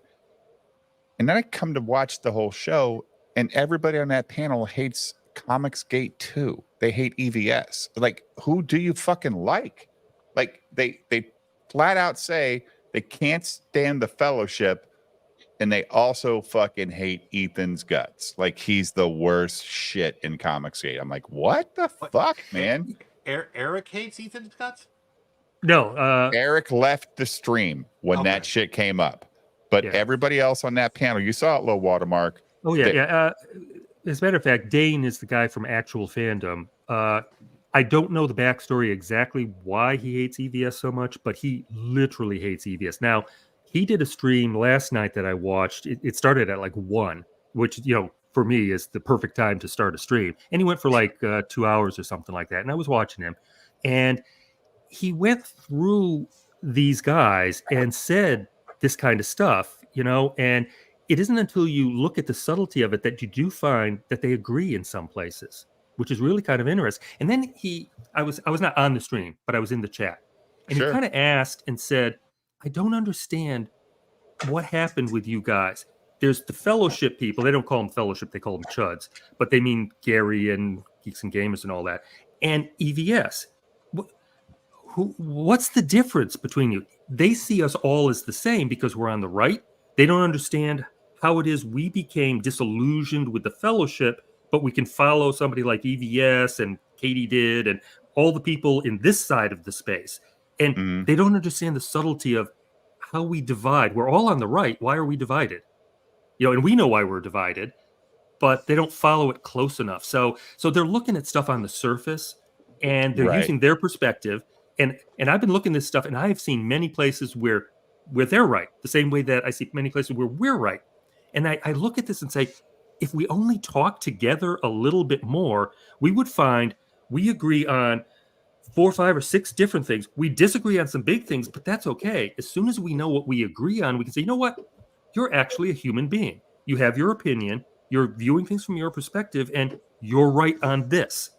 The last guy I was watching, Organized Chaos, is another one of their groups, and he agrees actually a lot. He was doing a thing about Critical Drinker and how he had bad opinions on like Barbie or whatever, but as he's EFAPing one of Critical Drinker's thing, he spent about 6 times out of 10 saying, well, I agree with that. So he found a lot of things he agreed with him on. Sure. Yeah, exactly. So, on an EFAP, somebody says half of a sentence, say, oh, I agree with that. Okay. And they moved on. And at one point he said, I'm kind of surprised by this, but I agree with that too. I said, so I think these guys are leaning into stuff the way we complain that Az leans into being, the sex pest. And he starts saying things like, oh, it's 8 a.m., time to suck a dick or whatever. And we look at it and say, Jesus Christ, Az, stop leaning into this. You look like an idiot. So I think if we could talk with these guys, really talk and not just throw insults and be angry and do an internet debate where you got to talk over, got to beat this guy down with just talking too fast that he can't respond. If we just actually stopped and said, hey, but you agree with that. And I agree with that. Yeah, like Matt Barr trying to get me on his show to try to, make me be you know that, Johnny. He wanted to bring me on his show because we EFAP'd his fucking video. He's like, oh, fuck BTM. I'm going to fuck him up if he comes on. I'll never go on your show, dude. You're not an honest player. Just have a conversation. He won't have a debate with you anyway. He'll just get you on and scream at you. And I'm have sure he 6 does. other He people just on with him to screams. scream with them. Wiggles, that piece of shit. Wiggle Yeah, or it's, whatever. it's that internet debate thing where literally it's not about actually talking about stuff. That's why Nick says, I will never do an internet debate because that's Nope. people just talking over each other. But I will have a discussion. And if you stop and let me talk, then then I'll let you talk, and that'd be great. Crazy Cat. they're No, always- Crazy Cat. Actually, Matt Barr should just come here and just chill out and hang with us one night and find out that we're just not full of hate, dude. We EFAP'd your video because you got Katie a strike for that video, and we wanted to see what it was about. And then we found out that, you know what? It was pretty bad. You guys look really stupid. That's why Matt pulled it down, and he didn't want Katie to keep it up. I mean, that's the point. And then he called us whatever. So The thing whatever. is, there's reasonable ways to do it. If you came on a show and the host of the show just like muted Matt Barr for a minute and let someone else speak, and then mute them and let the other person speak, that's the way to do it. But no one wants to do that because they want the drama, they want the arguing. Yeah, they think it's a Trump campaign debate. Like, oh, this will get the. First of all, I'm not a debater. I get really fucking pissed off. Like, I'll just lose my shit really fast. Like, fuck you, man. You're full of shit. And now I don't want to hear your bullshit. Because I'm 56 years old, Johnny. I ain't got time to listen to nonsense from some pothead that just hates everybody because he's not the most relevant guy in CG. And that's all he cares about. That's all he wants to be Ethan, and he'll never be Ethan. Because he doesn't have If he stopped moaning for 10 minutes and just focused on doing some decent art, then he might have some more fans. But he's not working on his art. He's just moaning at everyone, trying to get like clout from that. But Johnny, he's been in the most CG books of any CG artist. You know that, right? He's been in at least 12 books, right, Jim? Isn't that what he said the other night? Yeah. That's what he says. And he's been nominated for like 3 awards or something. Wow. He's also Brilliant. a communist. Because he'll work for whatever you can pay, Johnny. If you're creating a book and you hit up Matt Barr, his answer is, dude, whatever you can pay is what I'll charge. So that devalues every other artist in the fucking CG world that wants to go out and make some money on a side gig by saying, I'll do it for $200 and make a cover for you. That's fucking wild, low watermark. Yeah, wonderful. Yeah, like terribly terrible for the community. So when Ethan charges Yellow Flash 4K and Yellow Flash loses his fucking mind about it on a live stream, like Ethan's ripping him off, it's crazy. Like Ethan's work, his man hours, he's a 30-year professional. He's got his own books to work on. I don't need your fucking money, Yellow Flash. I don't need it. I'm doing you a favor at 4K. Ethan makes that on a live stream selling fucking Cyberfrog toys every goddamn night, it seems like, Jim. Seems like it. Every night he's selling toys out. Well, I like that Ethan explained how that works, because Ethan goes to really big comic artists and he's willing to pay a massive amount because you know what I'm going to do with this? I'm going to put it on this cover, and 3 years from now, I'm going to put it on a specialty cover. I'm going to put it on a T-shirt. You know, when you buy it, you own it. So you go to Dale Keown, you give him a crap ton of money because you know you're going to make it back. Yellow Flash is kind of like Eric July. He doesn't understand. You know, oh, if I don't charge $100 when I sell the book because Shane did the cover, I'm not going to make any money on it. No, you idiot. You monetize the cover. You put it on a T-shirt. You haul it out 2 years from now and you put it on something else. You know, that's how you make the money back. You don't charge people $100 because, oh, they would resell it for $100, so I'm going to sell it. You know, they don't understand the business. I did notice something that I never really paid attention to before, but you know, normally like Ethan and like people, they'll sell the original artwork with the campaigns. Mm-hmm. What I'm saying is I noticed that Ethan sold his original artwork for Shane's cover on his eBay store in an auction, which is brilliant.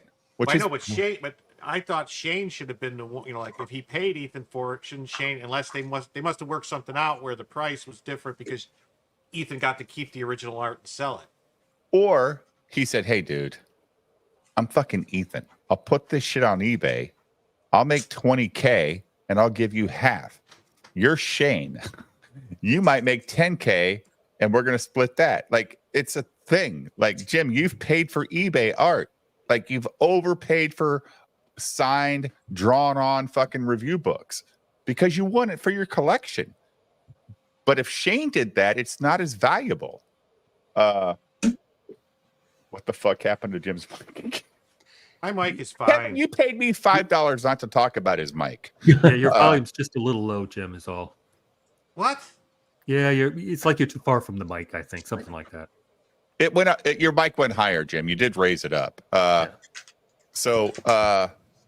hey, look, I think Ethan's smart by telling all these fuckers, I'm not doing any more art for you. I make too much money doing my own shit.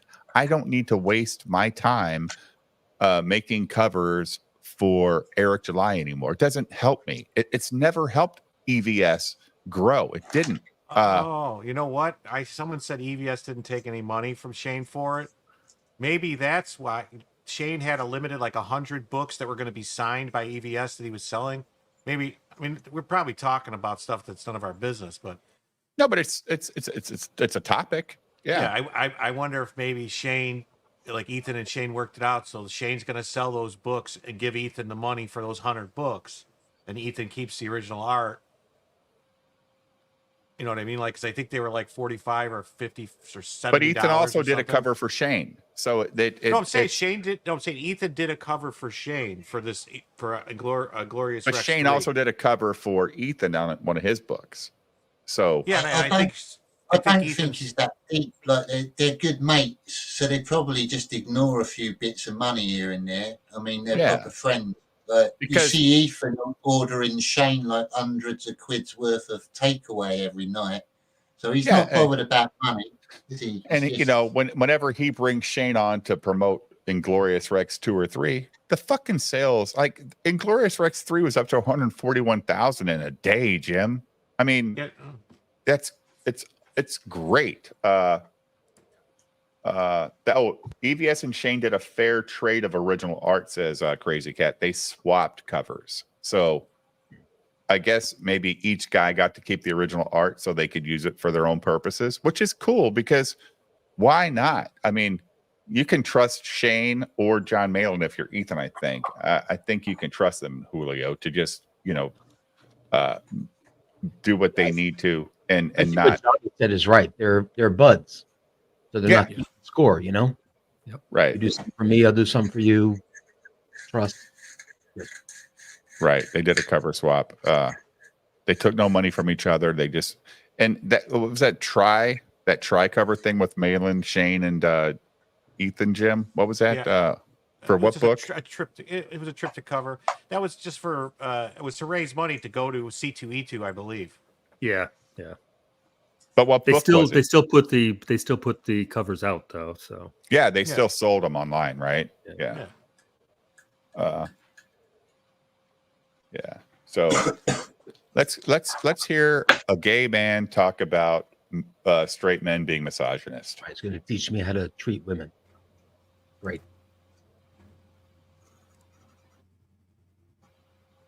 if you're sharing something, Dave, it's not on the screen. Oh, okay. I do it every night. Low watermark at least once. There we go. Thank you for telling me right away, low watermark. Jim will wait like a minute and a half. Hey, Dave.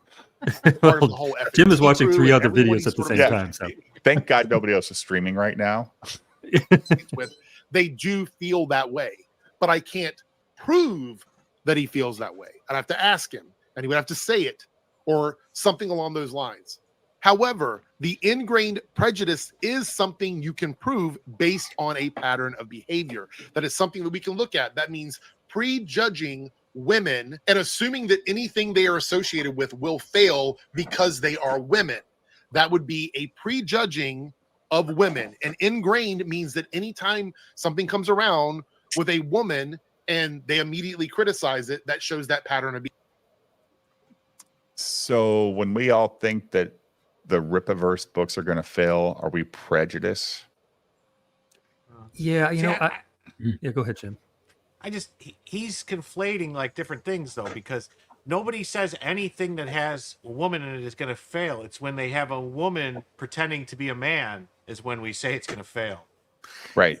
Yeah, and I struggled with this part of the video too because I see some of the truth in this. All right, because again, like diversity, you know, they call it out when they're watching like just a teaser trailer. Like this exactly the trailer. Yeah, the All trailer right, is a so fail. Yeah, and we make assumptions, but they've been wrong a couple of times, which I'll be right back. Go ahead, guys. which undermines their overall argument. For instance, all of the guys said that the latest X-Men 97, whatever it was called, they said up front it was going to be woke, it was going to be terrible, this character was going to be gay, blah, blah, blah. All of the Fellowship people said that.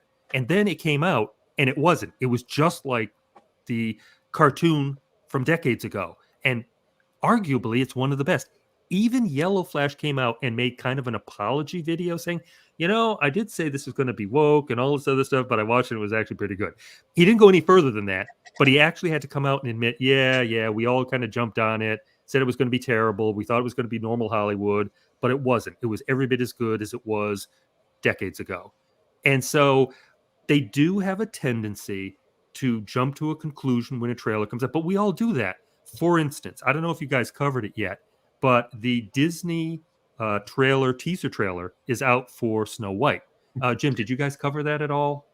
A little bit. We talked about it. I just didn't understand why they decided to go with CGI, you know, dwarves as opposed to actual live dwarves.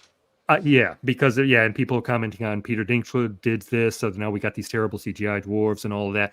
But the interesting thing is that I watched it, and it wasn't quite nearly as bad as these guys predicted it would be.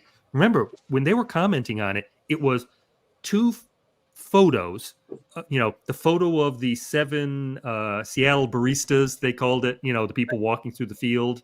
And then they did the stand-in actress or something like that. And they made a whole narrative around that.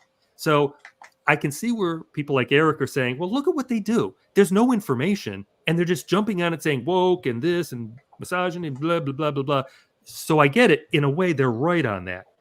But, if the movie comes out or the show comes out and it is an overpowered woman that makes no sense, there's no explanation for why she can do what she do, she's always perfect and so forth, then maybe we're actually right. But they're going at the surface because that's what we all do. Look at the thumbnail, make a conclusion, and say, "Oh, look at these guys. They're jokes." "Oh, they hate everything woman," because it looks like they do.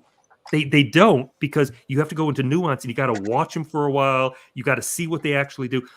I would say to them, watch Ryan Kinnell do an out of theater review, because he's not on FNT. Then you've probably seen him. When he comes out of the theater, he's always in the parking lot, same theater. And he says, well, I just watched The Batman. And he talks about all of it. And he's never actually walked out of any of the theaters and said, this was woke, it was terrible, blah, blah, blah. He actually talks about all the positive things in the movie. And many times his lowest review is like 6 out of 10 on those. Right. But everybody thinks he's just dumping on hates everything. No. So you got to take the time to watch all of it. And it goes with Eric and these guys too. We have to take the time to watch their stuff. I spent hours watching these guys' live streams. And I'll tell you, as a guy on the right, every now and then my blood started to boil. And I was, oh my God, they're saying this. And I've told you guys offline a little bit about, they said this thing and that thing. I said, oh man, I totally disagree with that. But I took the time and I found so many places where I agree with all of them. So 3 of them so far I've watched multiple live streams on, and I found more places I agree. Sure, some big things I say, oh, wait a second, I disagree with that. But I'm looking at saying, you know what? If we can find common points we agree on, then we can talk to each other. So I'm going to continue doing that. I got actually invited on. I didn't go on, but Dane from Actual Fandom said, hey, Lord, you want to come on? I said, I'm not ready yet. But yeah, that's a hard one. Yeah. But now I am, because now I've seen multiple streams of theirs. So I'm now looking forward to talking to each of them individually if they will have me on. I don't know. It's not a guarantee. And maybe even one day I'll go on when, multiple of them are on a stream. That'll be kind of scary.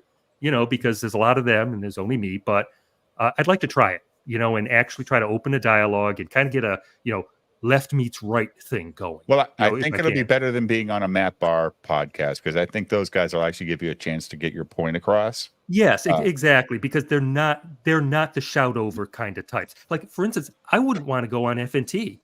There's 10 of them in a studio, and they talk all over each other.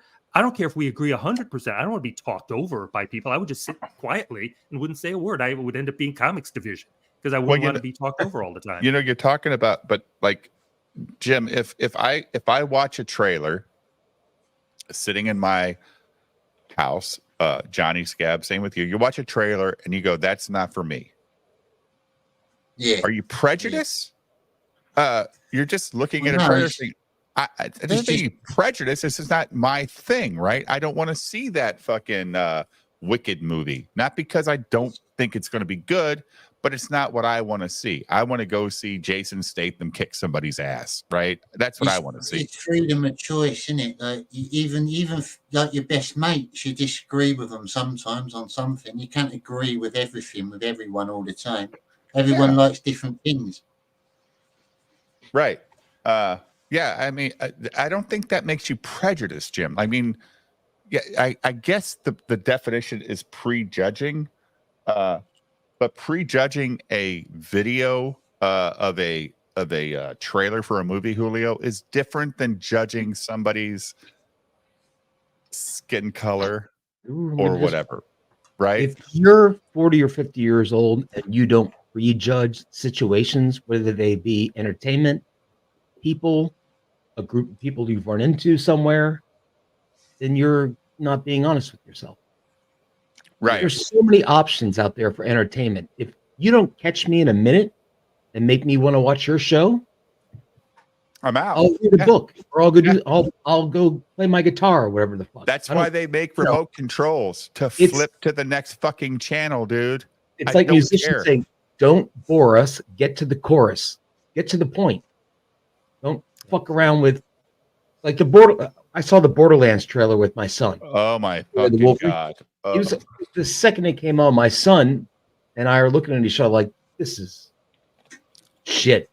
Yeah, there's no way I would ever go see this ever. Like Kevin Hart in the fucking Wasteland. That's first of all the worst casting they could have made. Kevin Hart is not a Wasteland survivor, dude. But I would say the same thing for all this FNT bitching and all this shit. Just don't fucking watch it. Go do your thing. Yeah. Right. Why do you got to get on Twitter and bitch about this person or that person? Just move on. Yeah, I mean, of course. Yeah, right. I completely agree. I don't get on. Yeah, the only person I've ever bitched about on Twitter is Eric July because he pissed me off. But that's fun. Watermark, just like he pissed off Jim and you as well, low watermark. He sold us a bill of goods that was fake, and it fucking pissed me off. So I made some comments on Twitter, and here we are, 8 months later on a live stream at midnight or 11:30 in Illinois, talking about stuff. We got Johnny Scab on, we got low watermark, we had Katie Didd on. It's been a great show, and I wasn't even going to stream tonight, Jim. This is like going to the bar when you didn't plan on going, and it ends up better than when you do plan it. Like, it does work out that way, isn't it funny? Yeah. Like Jim sends me a his little stinger for I'm sorry, Jim. His stinger that he worked a long time on for a book he's reviewing at like 6:23. And I said, "You want to go on tonight?" He goes, 7 or 8. I'm like, "Yeah, baby." And we had nothing to talk about. Nothing. But the chat always makes the show flow. If the chat wasn't here, we'd be done in 5 minutes. I'm gonna have to take this dog out. All right, go ahead. We'll see. We're gonna play some more Eric Debunks real quick. There's only about 5 or 7 minutes or 6 minutes left. Behavior. So let's see if there's any. By the way, chat, and Johnny as well. When Eric's on the show, he's very level-headed. He's not outrageous. He gets in my chat sometimes and say, "Sorry, I haven't been here in a while, Dave. We'll talk soon." I'll go. And his cat, he's very cordial, not a piece of shit. The watermark, like some of these people can be. Oh yeah. No, he's good, and the thing is, he will talk with you at a nuanced level so that he's one of those people that will deliberately try to find the places where you agree so that you can have a conversation without stepping all over each other. So some people aren't like that. So I really like Eric. I think he does a good job at that. And I think he would have been on more, but he's had a busy summer. I mean, oh yeah, well, of course, he's a DJ, and you take the work when you can get it. And the summer is the time when he makes his money. And he works near a military base, so yeah. I mean, but he's an honest player. But he has had some, like you said, low watermark. I watched some of his takes about like recently, like they're trying to kill some people. Like, oh shit, what the fuck is this? Like, well, and I've been trying to figure all that out as well. And so, I've been watching a lot of trans stuff and all of that as well. And it is strange because people have different points of view, and there are the people out there who honestly believe this stuff, that people are trying to more than cancel them, shall we say. All right. And so some people are worried. Yes. Yeah. They're trying to delete them in Minecraft. Yes. Well, and they're like, when some of these people start talking about Trump, they go back to where people were in 2015 and 16 and say, well, if he gets back in as president, it's likely he'll start a nuclear war and kill us all. People, he was president for 4 years. He didn't do that.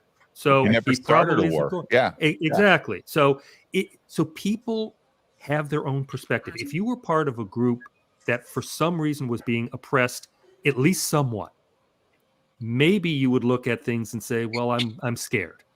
And so I kind of get it. Now, we sit out here. I've never been oppressed. Okay. I'm a white guy. I'm in my 60s. I've never been oppressed. So I don't know. So I try at least to put myself into somebody else's position and say, well, maybe this person did experience something bad and now they're afraid. They won't believe us when we say, guys, he's not going to start a war. He's not going to round people up. He's not going to put them in camps. Come on. But they're worried. So I say, that's not reasonable, but I understand that maybe you feel that way. And the proof will be, if Trump manages to get elected, I don't know if he will, the proof will be that he doesn't do it. Unfortunately, who's going to wait? I think there's plenty of history though with Trump. Like if he had never been president, maybe you could make that assumption. But he was has there for 4 years. Right. And he had the first actual gay member on his staff, right? Like he actually had the first person on his staff that came out as gay. I mean, look, I get it. There's all this fear, but we're not going to do that. That's not what this video is about. But it is kind of crazy. All right, so let's get back. Thing that Gary has done that could make you believe that he has an ingrained prejudice against women with the content that he is making. All right, so we took a look at his Nerdrotic channel, and I went over to the search feature, and I just typed in Brie Larson. So this would include any video that either has Brie Larson in the tags and the title or in the description box. That's an easy thing, no, dude. This is and they all did it. They all have dozens, if not 100 Brie Larson videos. This is the whole even the Quartering has hundreds of fucking videos about Brie Larson, Johnny Scab. Like, who the fuck cares about Brie Larson? She's a mid actress at best that won an Oscar for no reason. Like, I mean, what the fuck are we talking about here? Oh, come on, Eric. You could have picked something a little bit less obvious. I'm not going to give him a break on that one, low watermark. White people problems. And if you look through here and you see there are tons of videos here about Brie Larson and how awful she is, and they're mixed in with stuff from Star Wars or some other women-led projects here that are listed because using Brie Larson in the tags or whatever. And a lot of this stuff came out prior to the film being released. And if I were now again, she was in another movie before she went solo. Yeah. Okay, so before she had her own movie, she was in Endgame, right? She was in that fucking movie. or I think that's how it was. But either way, like and you know how much money she made off of Nerdrotic making fun of her? 10 times more than he ever fucking did, because all her fans ran to support her ass. No, I think Captain Marvel came out in between Infinity War and Endgame. Okay, I didn't so because they said they cut her roll down in Endgame drastically because of the feedback from because Captain of Marvel. Nerdrotic. Yeah, Nerdrotic fought the war. He won that battle, but it's like this is the rhetoric, Johnny Scab, with these guys. We're fighting. Are you guys all fans of Nerdrotic then? No, we used to be. We've all walked away because the message just became bullshit after a while. Like, we all knew this shit before he had to tell us. We just were getting this confirmation bias that we already had. But when you walk away, you're actually a much happier person, and you find people like EVS, who is a brilliant troll, but he's not full of hate. That's the best part about Ethan. Like, the best part is he can fucking take you down and laugh the whole time he's doing it and bring you on his show the next night and be your buddy. He's not hateful, low watermark. Yeah, no, I agree. Yeah. He's calling out the BS, but if you want to come talk to him, he's willing to have the conversation. So that's the best part about Ethan versus these guys. These guys do not bring their challengers on. They block you on Twitter. Ethan actually interacts on Twitter. I see Ethan's Twitters all day. He's like, yeah, you're full of shit. Fuck off. Like, it's great. Well, you know, and the funny thing about that, Dave, too, is remember all the times where they said, we want to talk with these people. And then when it came time to prove it, it was Director X and the Canadian Robin Hood series. Yep. And remember, he offered to go on the different channels. And Az was the guy who was up front. A show, yes. Yeah. And Az was up front with it. And he was going to go there. And then all of a sudden, Az backed out and said, well, and he pulled the Eric July. Well, I don't think he would be genuine coming on here. And, you know, he said bad things on Twitter. So I'm not going to platform him. He played the race card on the black guy. That's what he did. He played that the guy was race baiting Az, if you went on that show. That's exactly what Az said. It was bullshit. And so, you know, didn't want to talk to him, but they had the chance to. Mr. H did it, and everybody said Mr. H won the debate. Well, that's fine. But Director X went there, and they did talk. Right? Mr. H went on Yellow Flash.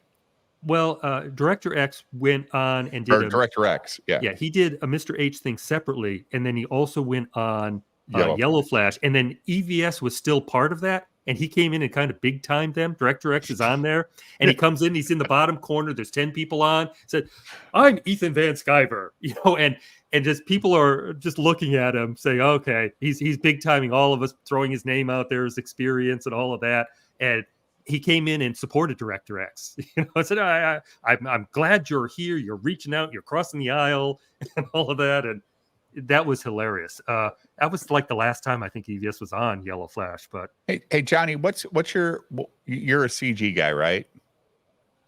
Yeah, I like CG. Yeah, I don't class myself as part of it, but I'm an ally of it. You enjoy the content, or do you buy their books and stuff? Yeah, I've got certain artist books. I bought Ethan Van Sciver, Billy Tucci, Shane Davis, a few people like that. Yeah. I don't back every book. I've got Patrick Twinden's new one that he sent me, Phenomenon. Is pretty good. That one. But yeah, there's only I like CG, but there's certain artists that I'd say I'm fans of. I don't like every artist in CG, to be honest. So, when you're paying attention to, what do you like about it? Do you just like the honesty of it all, or what? What do you mean, of CG in general? Yeah, in general. Like, what attracted you to follow the guys on CG? Just the hilarity of it, the honesty of it, whatever. Yeah, I like the comedy, the community. I like that it's sort of like a conservative movement. You're very anti-woke. It's things that I stand for, to be honest. And I like the humour. I like people like Ethan and John Malin, they all got good humour, good senses of humour. And the people in the chat and the community The here in chat's the CG best, right? It's the they're best. Like, amazing. They get involved more than any other community, and they, like you said, they can carry a show. If you've got nothing to talk about, then they'll ask you stuff, and it flows well. They're good. yeah, as small as my show is, my chat, they just show up and it's the best. Like, and Low Watermark's been here, Julio's like a lot of times just a part of the chat. I don't want to come on tonight, Dave. I just want to be in the chat because I'm rolling with the chat. We're having a good time. It's amazing what this community really is. And I'm not CG. I'm a fan. I'm not a creator. I don't make books. I don't write anything. But I enjoy. I think my biggest thing is I really enjoy authenticity, and I do think there's more authenticity in this world that I found on the internet, Low Watermark and Julio and Jim and even you, Johnny, than I found anywhere else on the internet. And I think that's what draws me. I see CG as very like punk, to be honest. I like punk music and the punk movement. And the whole idea of CG is kind of punk. It's just going against the narrative, going against the system. You need people to rile them up a bit. And they're honest. They say what they want. That's what I like about it. And if you're a small creator and you want to claim your CG, and if you're that small creator, Low Watermark, and your shit is awesome, Ethan's going to find it and he's going to promote it because he does know the value of getting more good books in CG. His biggest bitch is we got to make shit that people care about. If they don't care about it, because you're making shitty books and you're claiming CG, then you're ruining the name of CG. Stop doing that shit. Make a good book. Well, I like the honesty. I like the honesty of him too, because he sometimes talks about the early days of CG and said, and he actually says, we got the right attitude, but it'd be great if we could actually make some good books. Yeah, like this shit's garbage. Like, what are we doing here? On the other hand, though, if I can jump in real quick, and what Johnny said about punk rock, it's the same with music. Like, you don't have to be Jimmy Page to write a song. Just get your guitar and fucking do it. If it's in your heart and in your head, go get a buddy who maybe can do something and go bash it out. And it's same like with comic skates. Some of the people who don't sell that many put their hearts in it. Yeah, and they want to draw. They want to tell a story, and I respect that a lot. You got to get it out of your head if it's. Another thing with Ethan as well is he doesn't just back comic book creators. He backs artists that are pro CG. Like myself, I don't make comic books. I made like a little crappy animated series. The Malin thing. CG. Well, yeah, Malin Mysteries, and he helped me promote It's not that. crappy, John's helped me dude. promote Like, it. it's not But crappy. you know what I mean? It's just done in a very basic way, like South Park sort of thing. It's not hard to do. It's Dude, just the only right- reason I'm here is because of EVS. I started making videos about Eric July in January, and in February I had over 700 subs. By the end of February, I had over 1,400 Low Watermark, just because EVS played 5 of my videos on his live stream. Some people subbed. I mean, I could never ever thank EVS enough for that. Just and like Low Watermark knows, like the first video I ever made was nothing but echo coming back through the fucking speakers, and EVS still played that one. And Low Watermark's in my comments going, "Hey, dude, get some real sound." Fix the fucking sound quality, and I did. So I could never thank Ethan enough. Just to make, and they were my videos were rage videos at Eric July because he was, he makes his stupid videos that are so dumb, and I get pissed off listening to dumb people talk about shit they think they know. So, because Eric's in his mid-30s, early 30s, and he thinks he's a smart dude. And I'm like, dude, you don't even know what you're talking about. Jim and me and Low Water, even Julio, we're all in our 50s. We're like, this guy don't know shit. I don't know how old you are, Johnny, but when you see like people like that have success because they have giant YouTube channels, and it's not authentic. Like CG artists have to earn it. Ethan, when he started CG, when the internet was not a place to sell comic books, low watermark, and now he does campaigns that do well over $1.2 million, like legit, and then he sells toys and all this other stuff to go with it. Eric July wishes he made the profit EVS does. It's crazy. Yeah, but it comes down to what sort of person you are, doesn't it? Like we just said, EVS is a nice person. He has a laugh. He's got a good heart. When you're an arrogant person who just wants to make money and you just use people, then And it's not his people aren't gonna job to like promote money. other guys. Like that's what Eric says. It's not my job to promote other creators. I'm in competition with them. Not when you make $3.7 million and they make 10K. You're not in competition. He did play My Crazy Cat. Did you see that Evie or Low Watermark? Yeah. In fact, that's where I was on that stream. I know you were. Yeah. Yes, I loved it.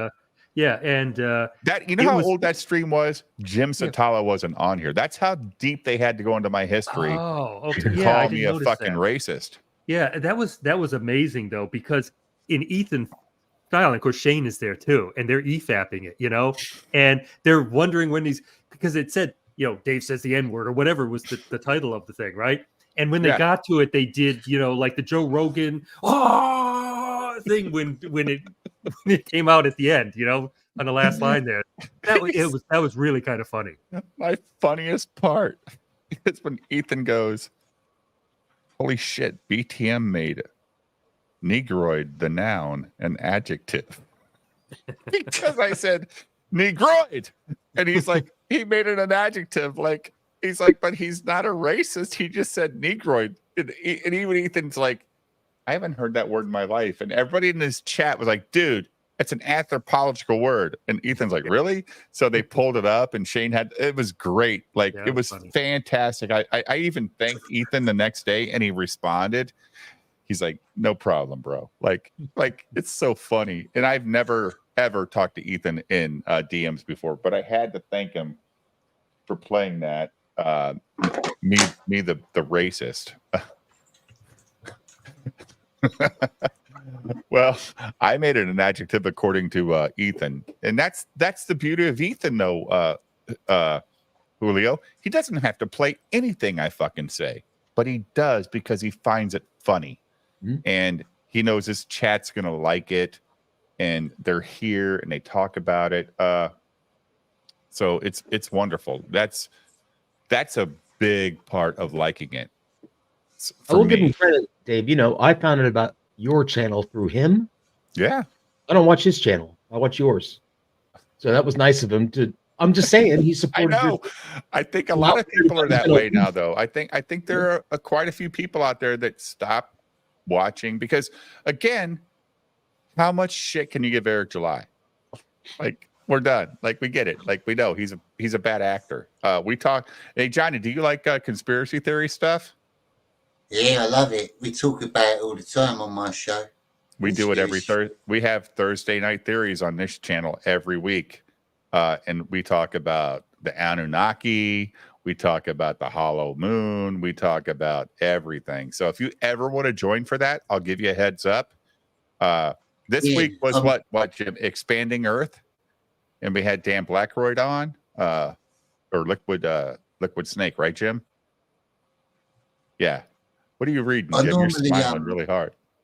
I normally work on Thursday nights, but if I ever have a night off, I'll let you know, and I'll come on. Whenever we make $50 in super chats on a live stream, the next night is automatically conspiracy theory. So, like my board back here is my $20 board or plus, but whenever we make $50 on a Thursday night or a Friday night or a Monday night stream, the next night we go straight into conspiracy theory because the chat likes conspiracy theories. Are there Bigfoot in Europe? Do they talk about the Bigfoots or the cryptids? I think there is a version of it, in like Northern Europe, like the abominable snowman or this. Yeah, there is some kind of link to it. And not in England, though. Not in England. All we got over here are like black panthers that lurk around on the moors. Black Panthers. Yeah, that's like a conspiracy theory in England. That there's during the 60s and the 70s, a lot of rich people used to keep like exotic animals over here, and then they brought in like a law where you had to have a license to keep them. So a lot of them just got released into the wild, and they reckon they bred with domestic animals and made like mutants. Cool. Are ghosts a big deal in England? Goats, yeah, we got loads No, of goats ghosts. over here. Ghosts. Oh, Like, ghosts. yeah. Yeah, yeah. It's really haunted England. Loads of Yeah. places, old castles and hotels, pubs. Brilliant for ghost tours. Retro Dice says the Blackmore cat. Is that a thing? Yeah, yeah, the Beast of Bodmin Moor. That's what it's called. Look it up. It's interesting. Cool. Like, see, Jim, this is why it's great to have new people on the show, because we can find more guests for our conspiracy theory shows. There's another one we talked about once on with Peter Gilmore on Comics Gate Commanders, I think. No, it was on Scabcast. It was about a thing called the Sandown Clown, which was like an alien encounter in England, but he came in like the form of a clown. It was really weird. That's worth looking up as well. The Sandown Clown. Where's my fucking notebook? I'm gonna write that down. I write down everything that I think I'm interested in. I got a notebook full of shit. Sandown Clown. All right, so if I don't talk in like 1 second, fucking Crazy Cat will say, "Hey Dave, dead air, dead air, dead air, dead air." So he's like my producer. Like he's like, "Dave, stop. You got to talk. I know.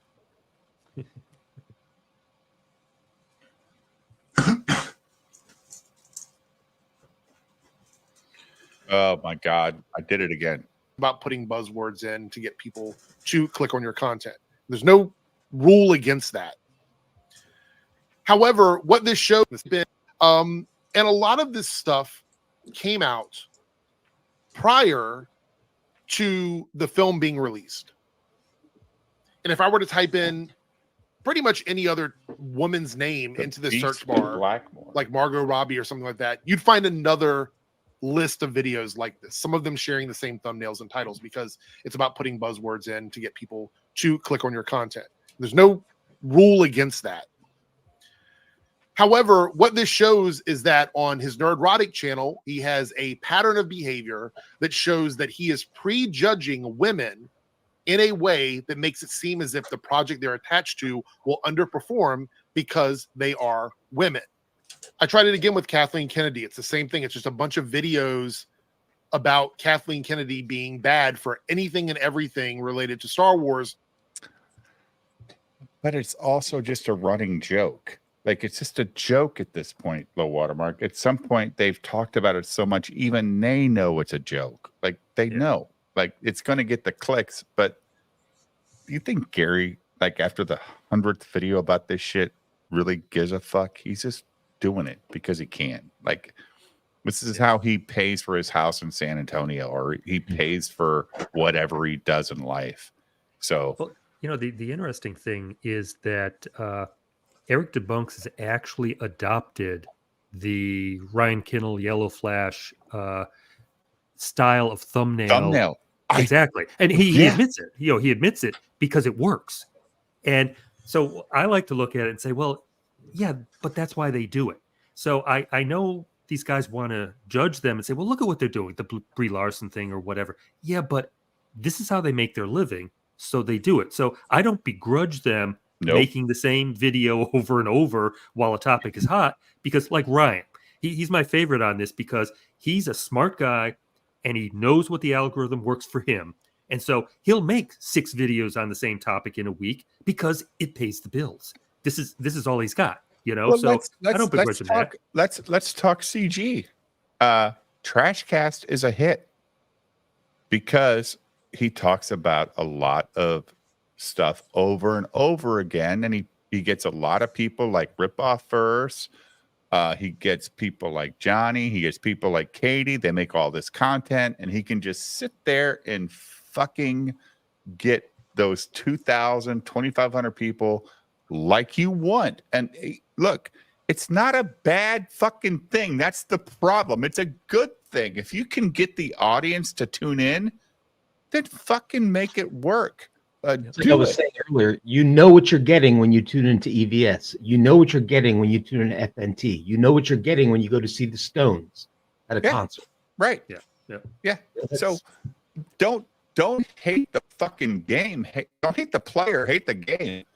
If YouTube didn't promote this shit, guess what? People would have to find a different way to make money. But they promote the fuck out of this stuff because these people are getting 2,500 people to tune in. They're getting 10,000 people to tune in, whatever it is. So we've all noticed, and we're all EVS fans. We could tune in 5 or 6 nights a week and watch Trashcast. Yeah. Now it's maybe 2 nights a week. You know why? Because even he's fucking sick of it. He's like, I've fucking rode this fucking cow hard. Let me get some real content over a few days, and I'll do a nice, solid 6-hour stream of it rather than try to push it every night for 4 hours. Yeah. Right. It's just too much. He's got a life. You know, he's going to baseball games. He's hanging out with his wife, whatever he's doing. And that iron just isn't as hot. Like this shit. And here's the best part, Johnny. And you have to give the fellowship credit. They treat their channels like Disney treats their product. They never stop. Ethan just says, I'm done. Like it's okay. Like I've had enough. I don't care that much. Eric makes me mad and he never changes. So why give a shit anymore? Let's just talk back about comics again, because that's the cool stuff. Like all this stuff, like Low Watermark. I read. I've owned it for a long time, but I finally read Graham Nolan's Joe Frankenstein Part 1. Who's another CG king.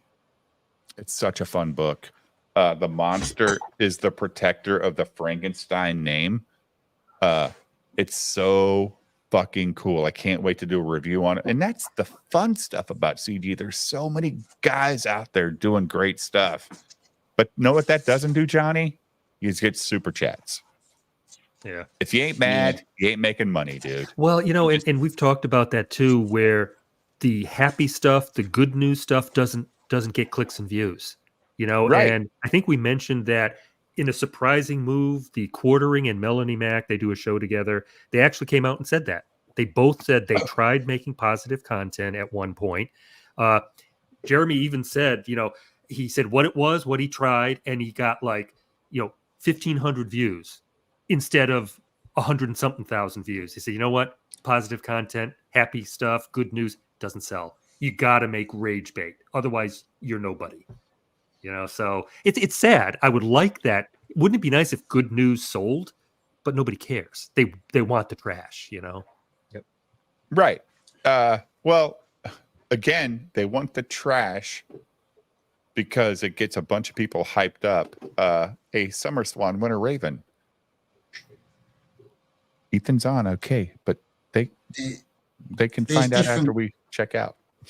There's different types of YouTubers as well, isn't there? Like some people are using it for their career. They're using it as their only job. Then you got people like me that just come on, or me, and and we just, you come on and just have a chat with your mates and use it for a bit of fun. I make 10 or 20 bucks in super chats, and I'm blown away that anybody sends me money. It's fucking unbelievable. Yeah, that's exactly how I feel as well. I feel blessed every time I get even a little. It's amazing. But I gotta hear Camelot tonight crying about wrecking his Jeep, Jim, or something, and he's begging for money. What? Yeah. Oh, come on. So he crashed his Jeep or something, or yeah? No. He's begging for money. He says he needs money to finish out the season. That he didn't. Oh, I didn't thought know he that wrecked was his. gonna, Oh, he wrecked his car. He wrecked his Jeep, and he hurt himself. But he's been begging for money for a while now. I thought Timcast was funding him the whole season. I asked about that. I said, "What did Tim? Something happened? Did they back out?" And he said, "No. I need money to pay for hotels and stuff." Okay. And he gets he does his fucking fight milk pretty much every night, right? Or not the fight milk, but at least that fucking gay ass song, Naked Snake. Naked Snake, right? It's I can use 280 days in a row. Rent. Huh? So you think about it. He does Naked Snake for 280 straight streams at $500. So that's just his super chat money, not his advertising money, not whatever other money that guy makes. And he's going to beg the fucking chat to pay. Dude, this is why I'm so fed up with fucking Camelot.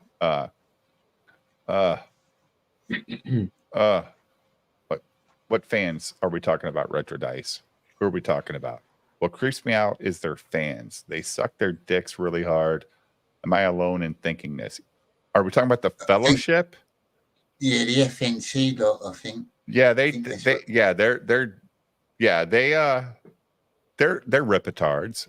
They're I mean, they are just like the ripitard fans, which are dwindling. Low watermark. They are actually dwindling. I mean, we saw that with the last book, right? Like those fans are just going away. Like they're done. And Eric is trying to put this fucking good light on it. Like, oh, this is a plan. We're just targeting our audience now, Jim, right? We're targeting our audience. That was so funny. Oh my god, targeting audience? Oh my god. Ethan went on that pretty hard at the end of one of those streams.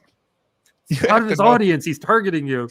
Yeah, you have to know who your audience is, and those are the people you're going after. Well, no, that's the wrong fucking answer, dude. If that's your audience already, you got to target people that might be interested if you sold them something they gave a shit about. Because you're trying to grow it, not just, let the sheep eat the fucking goddamn grass in the yard that's in their yard already. It's stupid. I think what Low Watermark said about 5 minutes ago was interesting. That Melanie Mack, you said, and somebody did a stream and they said, Quartering. Quartering. Basically, what they said, if I can insert some words in place of what they said, is we wanted to do something genuine, what we wanted to do, but nobody looked at it. So we decided to do something we didn't want to do, right? Yeah, it does come down to that. So And they that's what it comes realize they down got to be sensationalized. Otherwise, you don't make the money. So I think they all lean into it to a serious degree. We've been talking about how Az is like leaning way too hard into that persona of being this like really kind of vile, sex pest type character, and he's doing it on purpose. But yeah, you do that because he gets you an audience. I don't know if I could do that, because how could you put on a character that you don't believe in and keep that going consistently? I would hate that. If I couldn't get on and say what I wanted to say, and I had to, like Dave said, Low Watermark, I need you to come in. I need you to take this point of view, and Jim is going to argue with you. He's going to interrupt you. And then there's going to be a Jim rant at 20 minutes in. And then I want you to fight with him over the Jim rant. And, and we need drama. We need conflict. I couldn't do that. And that's, to me, that's what F&T is now, that it's all put on and everybody plays a role. Oh yeah, the rant has to be at this point. The introductions have to last at least 45 minutes so we can say, we're still in introductions, we're an hour in already. Yeah, okay. Hey, Johnny, what's that flag behind you? What is that flag behind you? That's the Three Lions. That's our old coat of arms from years ago. Richard the Lionheart. What the England football team used. Cool. So you're completely right, Low Watermark. And anybody that's ever been on my show, Jim, you've been Low Watermark. You guys have been here for months and months. We've never had a backstage conversation about what the show is going to be. No. Some of the best content comes up before the show starts, and we forget to talk about it during the show. Even the few times I've been backstage before the show, I'm like, live. Oh, right. Good. I know. About this here. I know he doesn't need money, dude. Like Camelot is fucking. Look, I got mad respect for Camelot getting into the NASCAR series in his 30s. That's a thing. But don't be begging your fucking chat for hotel money. Fuck off, dude. Shut the fuck up and leave your fans alone. But he probably made, $1,000 a night in super chats because they're out there like, oh, Hey, chat. I gotta pay for my. I wouldn't even know how to do that, Jim. I wouldn't know how to beg my chat for money. I wouldn't like. I couldn't imagine doing that. Like that's gay. Gay. Well, at what point do you become DSP? You know, where you're literally begging, I can't make my electric bill, guys. I need $50 more. Send it right now. Camelot's just like a male bimbo, though, isn't he? He should be like an OnlyFans girl, really. He just He is an flashes only. his Yeah. dick everywhere. He's the Tinder king. He fucked all these chicks on Tinder, but now he's Mr. Puritan. But what happens when you make a hobby a job? Right. And but I'm gonna say one thing before we start Eric Debunks again. I'm so happy Nick's kids are back in his house. Yeah. I'm so glad. Yeah, that's good news. Yeah. So glad. Kids, I guess. Look, I'm glad. I'm glad. It's very good to hear. And that just makes me think that some of these charges might be dropped low watermark. Just saying. Just saying. Hey, Frog Tony.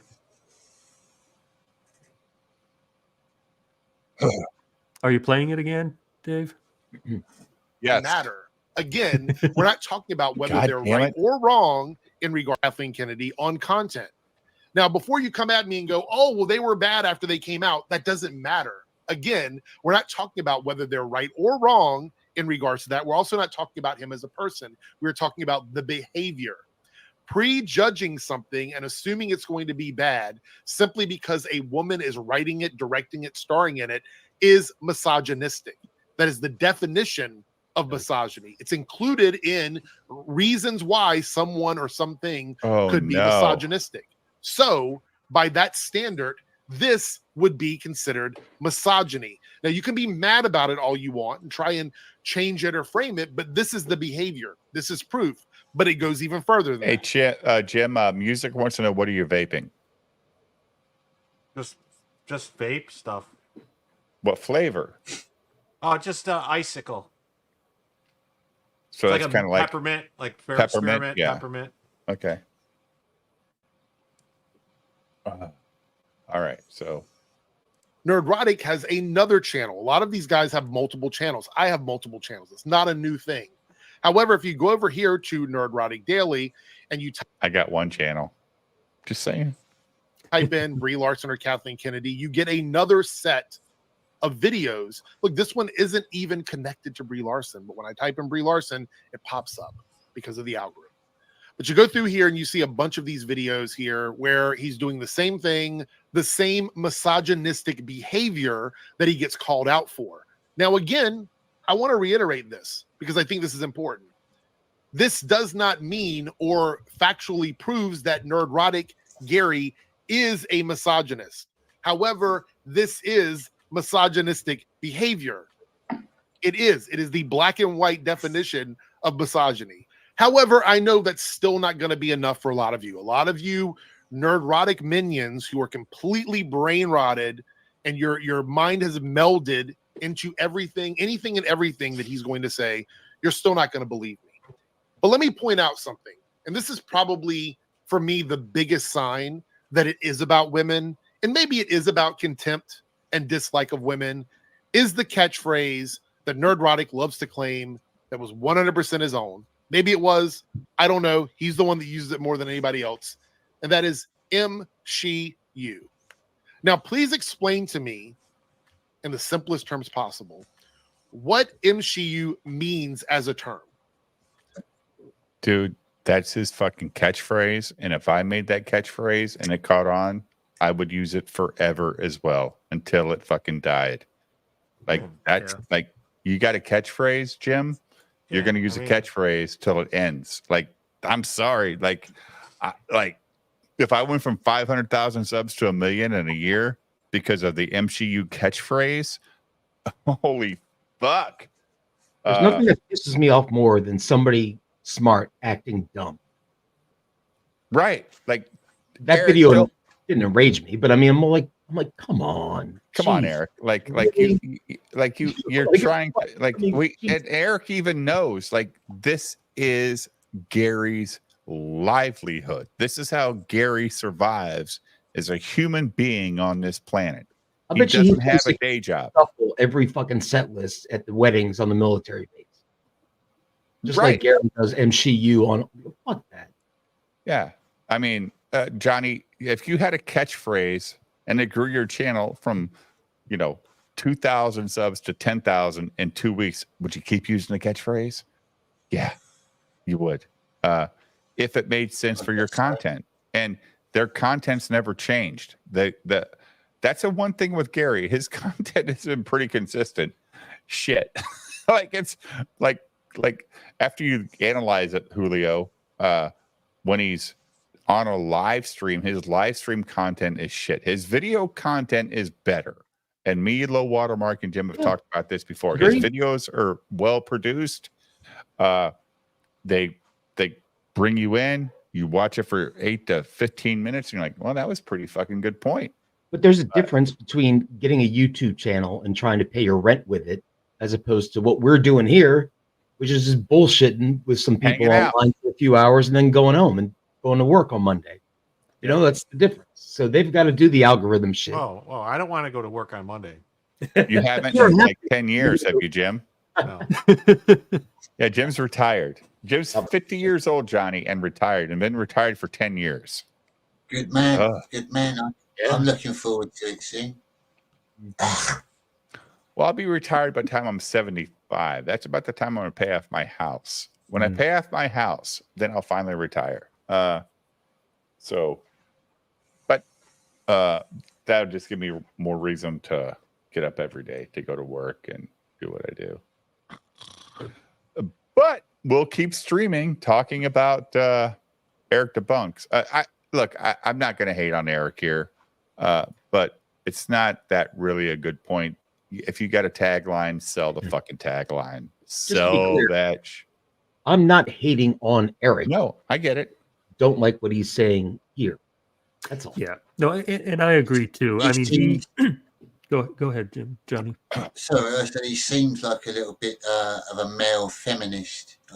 Those sort of people bug me. He does say he's a gay man. It says gay man debunks. And Ethan, and even he's in Ethan's chat all the time, and he'll say the gay man Eric debunks when he plays an Eric debunk video or whatever. And Eric says, yeah, I'm the gay guy. Like, it's a joke. It's a running joke with Ethan and Eric. I don't think Eric has any hatred toward Ethan, Low Watermark. I just not don't. at all. No. Because even Eric knows every time Ethan plays him, it helps his channel grow. Like, if it's 1 sub, 10 subs, or just views, it helps his channel. So Eric's not stupid. He plays into it and moves on and makes his videos. And I haven't seen this video about Ethan. Have you guys? Has Eric made this video about Ethan? Nope. But you know what hasn't happened? Is the fellowship hasn't been like a fair player with Eric Debunks, because they don't even know who Eric is. They will soon enough. They will, because Eric's been doing like these videos pretty consistently over the last week, Low Watermark. So Quarter Black will find to Gary and make it a big thing, like he did on that Saturday when Gary was just hanging out with his wife, and fucking Quarter Black has to send, hey, this guy that has 10 followers on Twitter said you're a bad influence, and Gary had to reply. That just, and I think it was Ethan or somebody else said, yeah, the only reason he did that was because, I think it might have been Eric Debunks. The reason he did that is because they liked House of the Dragon. They liked Deadpool versus Wolverine, Deadpool and Wolverine. So there was no negativity coming out of the fucking fellowship. So this was a negativity thing that could get people sucked in. So, Quarterback, goddamn sure that Gary knew about it. And I asked, like, in the chat, like, I would have fired, like, Quarter Black. Like, fuck you, dude. I'm hanging out with my wife. Leave me alone. I make enough money. I don't need to be reminded by some guy from Canada telling me that I'm a bad influence on the internet. Shut the fuck up. Like, really? Leave me alone. I'm 50. Gary's 52 or 3 years old. With a wife that, look, people can make fun of her looks or whatever. I think Gary's older than that. He's our age, Dave. I think he's 2 to 3 years younger than me, so he's 52 or 53. No, I think he's 56 or 57. Yeah. Yeah, I don't know. He said he was born in '69, so that would make him. That'd make really. year. I thought it was okay. If that's his age of my sister, so he's at least 55 or 54. Yeah. So depending on what month he was born in, 69. So yeah, my wife was born in 69. My wife was born in 89. Sorry, I can't tell everybody what my wife's age is. She was born in 1989. Okay. All women are 30 years old or less, whatever. So my wife was born in 89. Here's the nightmare, guys. Marrying a woman whose birthday is 2 days after Christmas. Ugh. Yeah, I've been dealing with that shit for 30 years. Holy fuck. So do you spoil her on Christmas or do you spoil her on her birthday? Yes. Yes. The You answer have is to do yes. both. You have to do both. So you're double broke in December because you love your wife. That's how you stay married 30 years. So chat, do not ignore those days. All right. So here we go. Obviously, it's a play on MCU because Marvel Cinematic Universe. MCU was created to say that the Marvel Cinematic Universe is now bad because it is women-led. That is the definition of that term. According duh. Let me write this down real quick so I make sure. Yeah,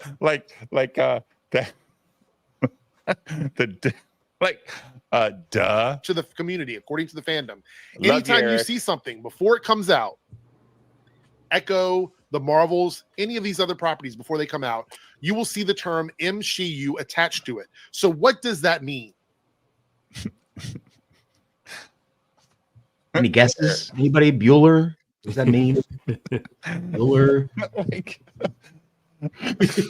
Again, Eric, Eric. I love you, man. But dude, we know. Everybody knows.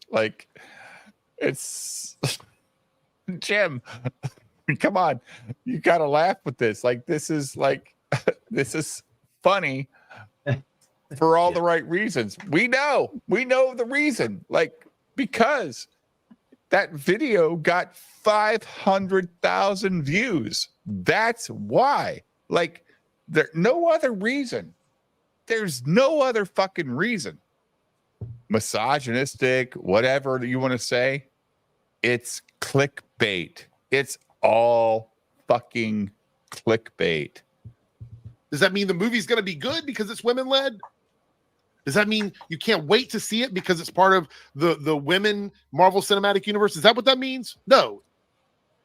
Well, again, you're prejudging Eric because maybe there's a bunch of women that tuned into Eric or Gary's show one day and go, "Oh my God, it's female-led MCU. This could really change my thoughts on that bigoted fucking Marvel universe that Kevin Feige created, low watermark." And these guys are saying this is MCU, so I'm going to go watch it. But we know it's not true because 1% of their audience is female. But the problem is you cannot do this on the internet as an argument because you never know who's going to watch your stuff. You just never fucking know. Johnny Scab, you're on the internet. People might watch a cool video one day, give you some fun comments. The next day you offend somebody and you're the biggest piece of shit they ever saw. It's a thing. You've got to roll with it, ain't you? You're going to get that. You're always going to get people. But it's all good for your algorithms at the end of the day. Yeah. People coming on the channel. But I mean, when Gary loves like a movie and he gets like these random people to like sub to his channel, and his next video is Brie Larson has big feet. Look at her funky toes. He just fucking got all those people to, you know, unsubscribe. So this is some weird stuff. Like, do you agree, low watermark, or am I off base? I agree. I agree. It's funny. Nick has actually said that too. He would say that he would go onto a nighttime stream after he had gotten a new audience by doing a trial. You know, he grew massively on every trial that he did. And then he would sometimes deliberately go really deep into the stuff that he does that's really offensive, just so that he would glean out the people that think he's the guy that was doing trial stream. And then he goes into unbreaded or whatever, and suddenly all those people who subscribe said, going away. He said, yeah, I call out the audience who really doesn't want to be here because they don't know who I really am. Yeah, you're calling the bullshit, right? You want to make your you actually want to make your subscriber list real. Like I'm losing subs every day, Johnny Scab. But I don't do videos. I just do live streams. So it just like it goes away. I don't give a fuck. I'm having fun. I don't care. They'll come and go. You'll always lose a few and gain a few. It just fluctuates, doesn't it? You can't do anything about it. If you stay, if you don't, like, it's so like YouTube's like the stock market. It's bullshit. Like the stock market's bullshit too. Like you're never going to get rich in stocks unless you're insider trading. If you're not insider trading, they're going to keep you right at that fucking level that you were when you started. And if you have any money in the stock market, you know this. Like, oh, it grows 8%. I'm looking for 100% growth, dude. I want that quick cash. You're not going to find it unless you're insider trading, just like fucking YouTube. They keep you where they think you need to be. Because on my channel, we talk about Kamala Harris being a piece of shit. We talk about Joe Biden being a piece of shit. We don't have any rhyme or reason in this channel. I guess I could do a bunch of murder stuff, Julio. And I'd probably have 300,000 subs because I talked about a fucking serial killer, you know, behind an avatar and talked really nice and slow and said, oh, yeah, baby. I mean, a lot of channels out there doing that, and they've got a lot of subs, a lot of views, but I never started this for that. I started this to have fun. Don't do it if you don't want to. It means you. Right. Well, I don't have the time. I can't make videos for my own channel. I'm going to start another channel and talk about fucking serial killers? No way. You think it's going to be bad because Marvel is the MCU, according to you, meaning that you are judging it, you're prejudging it based on it being women-led or having women involved in it some way or another. And so you're showing that you're going to dislike it and you have contempt for it because it is a project with women, which is literally the black and white definition of misogyny, as we looked at earlier. And you can see here, he has done it with almost every single project with women attached to it in the Marvel Cinematic Universe. So maybe he isn't misogynistic. Maybe we're just misreading it. Maybe we're completely wrong about Gary. Maybe he loves women and he just loves to be misogynistic for money. Maybe that's what it is. Maybe he likes to shitpost for money and harm women in the industry. Yeah, when I got to this part, I kind of wondered. I don't, even as big as Gary's channel is, he's still a drop in the bucket. I don't think he's harming women. I don't think Brie Larson was hurt by any of those guys doing their hundreds of Brie Larson videos. If anything, they kept her name going when she was between movies, you know, and Ryan did a lot actually to recoup Brie Larson. Remember when she had replied to or liked a tweet of his? Like he actually said, Brie responded to me like she liked my and he went tweet. On and he played into this thing that he was in love with Brie, and he did it deliberately. You know, he wasn't thinking that, but he started defending her. And I'm watching this, and this was right near the end when I was still watching these guys. Me too. I'm watching people, and people aren't shit talking on Brie as much because Ryan was defending her. I said, geez, he actually kind of recouped her in the eyes of a lot of the people that watch them because, oh, Ryan's kind of in love with her. Okay, maybe she's not so bad. This is again with Johnny Scab with leader of the English resistance. Who you're resisting? All your illegals in your country? The communists that have taken over our government. Oh, like your fucking prime minister? That piece of shit? Like, I watched these videos. That guy is he's full blown.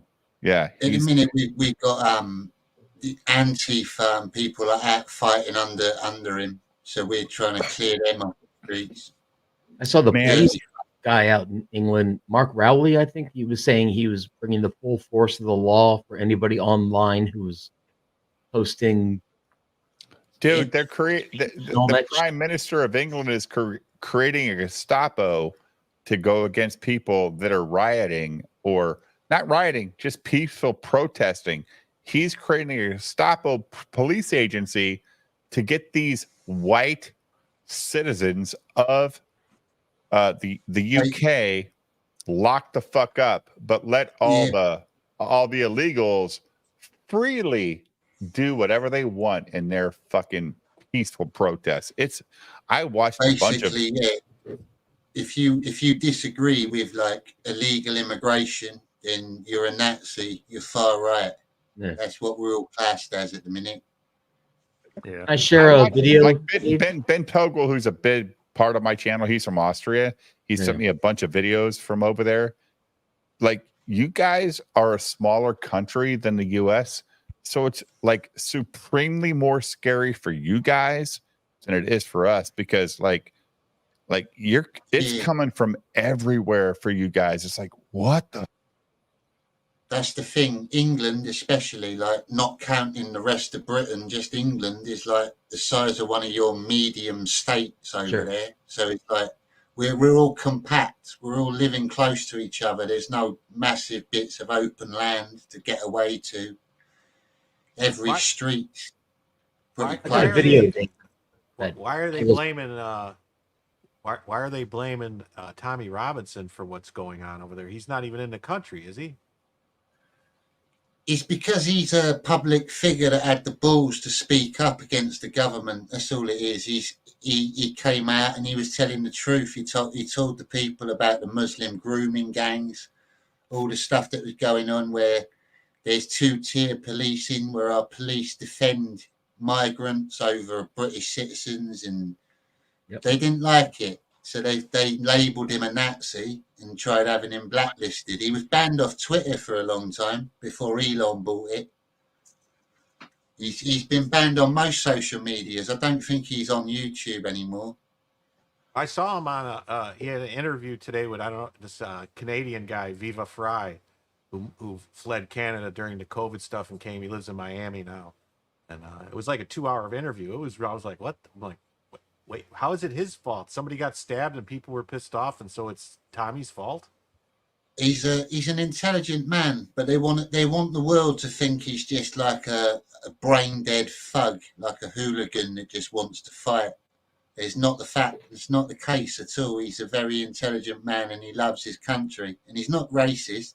There's plenty of like Sikhs and Hindus and people like that, Jewish people. They all back him, but the media will have you think that he's the next Hitler.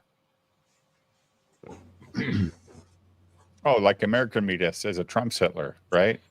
Exactly. Yeah, he gets the Trump treatment. That's it. He gets the Trump treatment. They're scared of him, so they want to just get rid of him. Dave, can I pop something up real quick? Of course. That's why you're here. I've got to go, lads. I've got to go. I'm sorry, but thank you for having me on. And I'll come Johnny, on you're welcome night, anytime, right? buddy. You're welcome anytime. Great seeing you. Great talking to you. I know you said you work Thursday nights, but I'm going to send you the link anytime I'm on. And if you want to join, just feel free.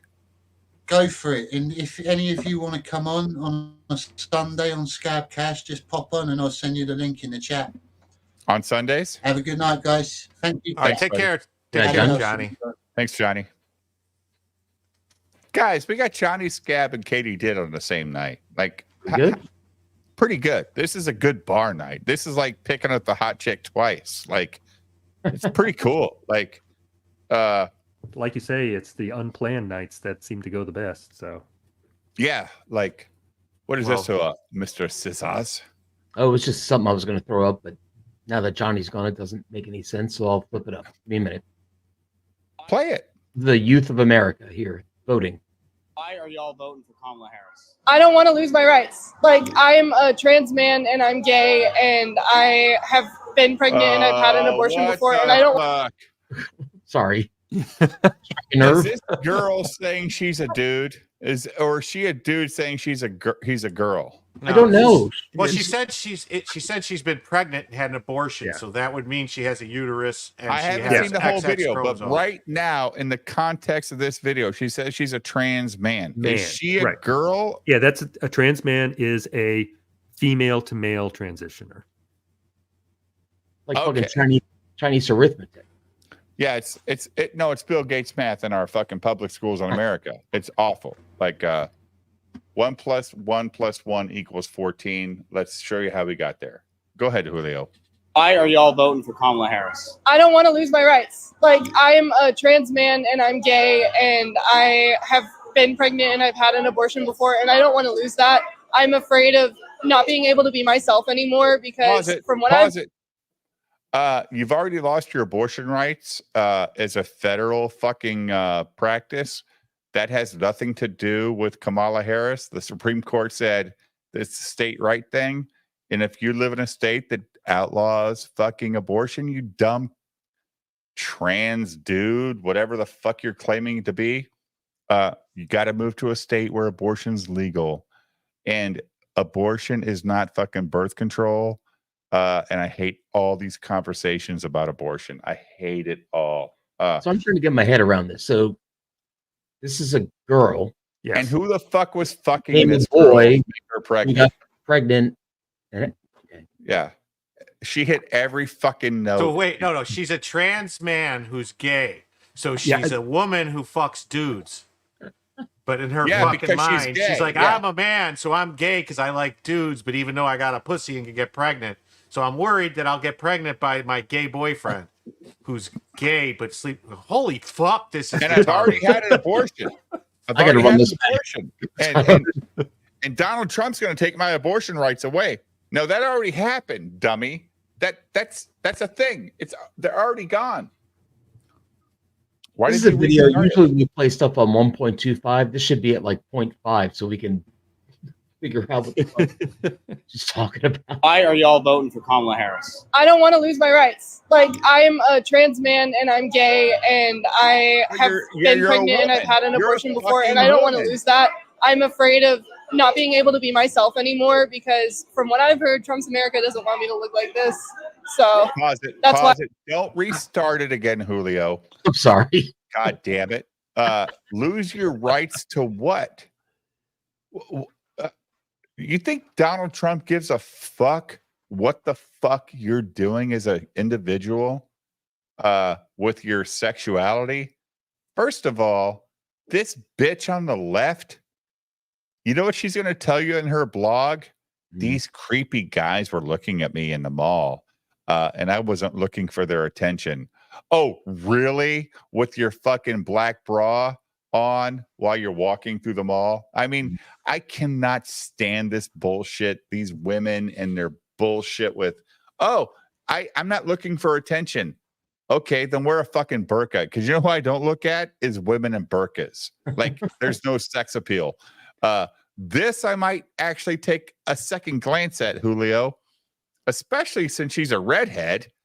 But too bad she's like 14, so I could never Dave, take a look. Just hold on a second, though. That actually could be a man. That could be a trans woman. Wait. Because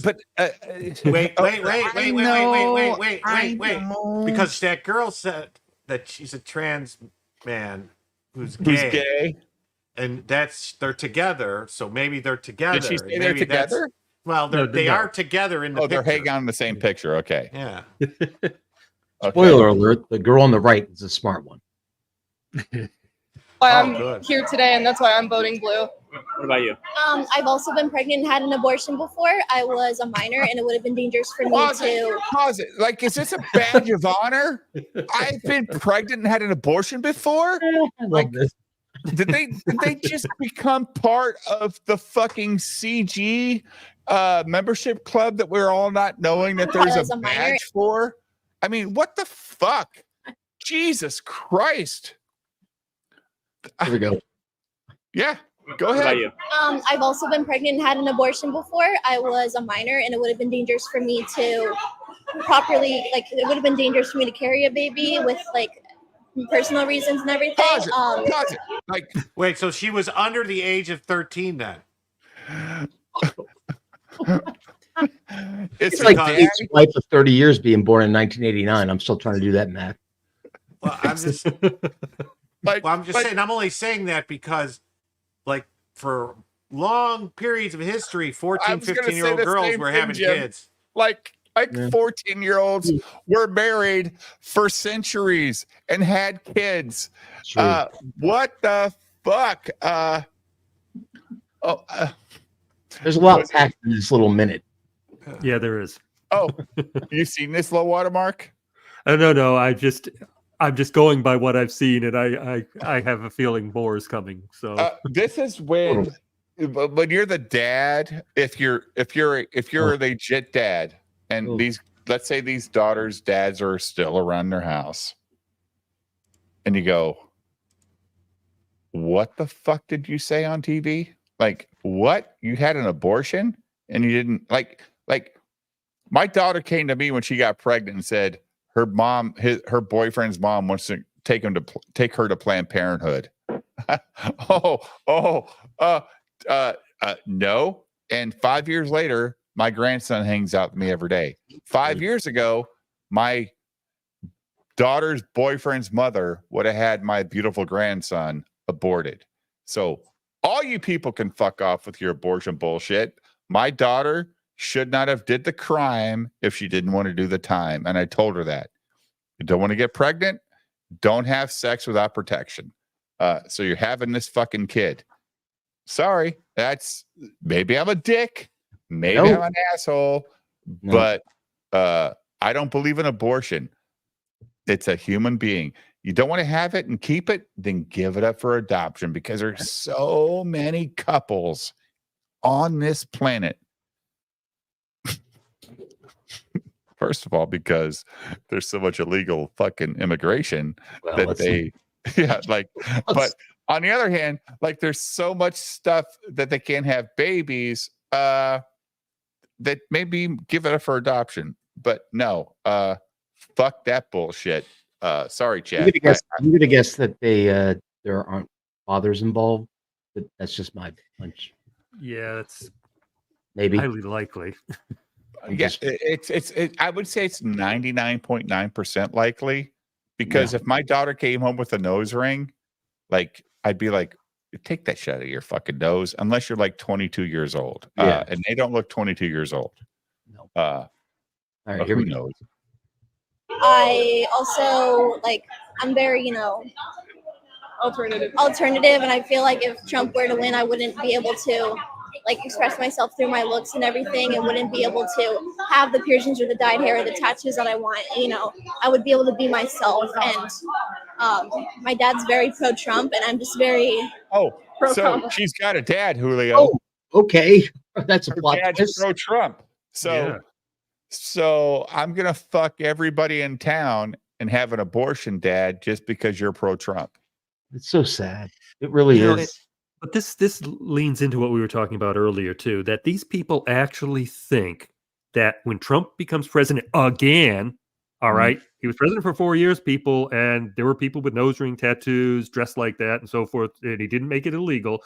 There's not going to be any camps. Nobody's going to be rounded up. You can still be trans and gay and all this other stuff. It's like the left has sowed the seeds that this is what's going to happen, people. They're going to lock us down and take away all of our rights. They're going to force detransition you. They're going to force you. It's all bullshit. And oh yeah, and they're going to repeal gay marriage, people. No, none of that's going to happen, people. None of that is even on the Now, table. one thing I wish that would happen is that Trump tells all state unions that if a child comes up to you and says they want to transition, that they cannot do it without their parents' consent, because these states are letting teachers not have to tell their parents that they want to transition, and they're getting them on Minnesota. hormone blockers or whatever. That's in Walt's guy. That's some bullshit, dude. Like, you have to fucking stop this. These kids are my kids. They're not the state's fucking kids. My 12-year-old or 14-year-old kid or grandchild or whatever cannot make that decision on their own, at least until they're 18. And that's minimum. Like, we say 18's the age of fucking whatever. It's the age of being able to vote, but not drink a beer legally.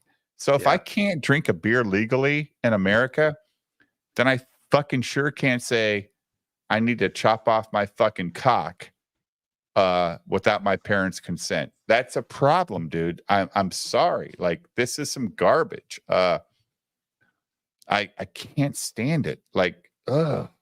Go ahead and play it, Julio. I mean, ugh.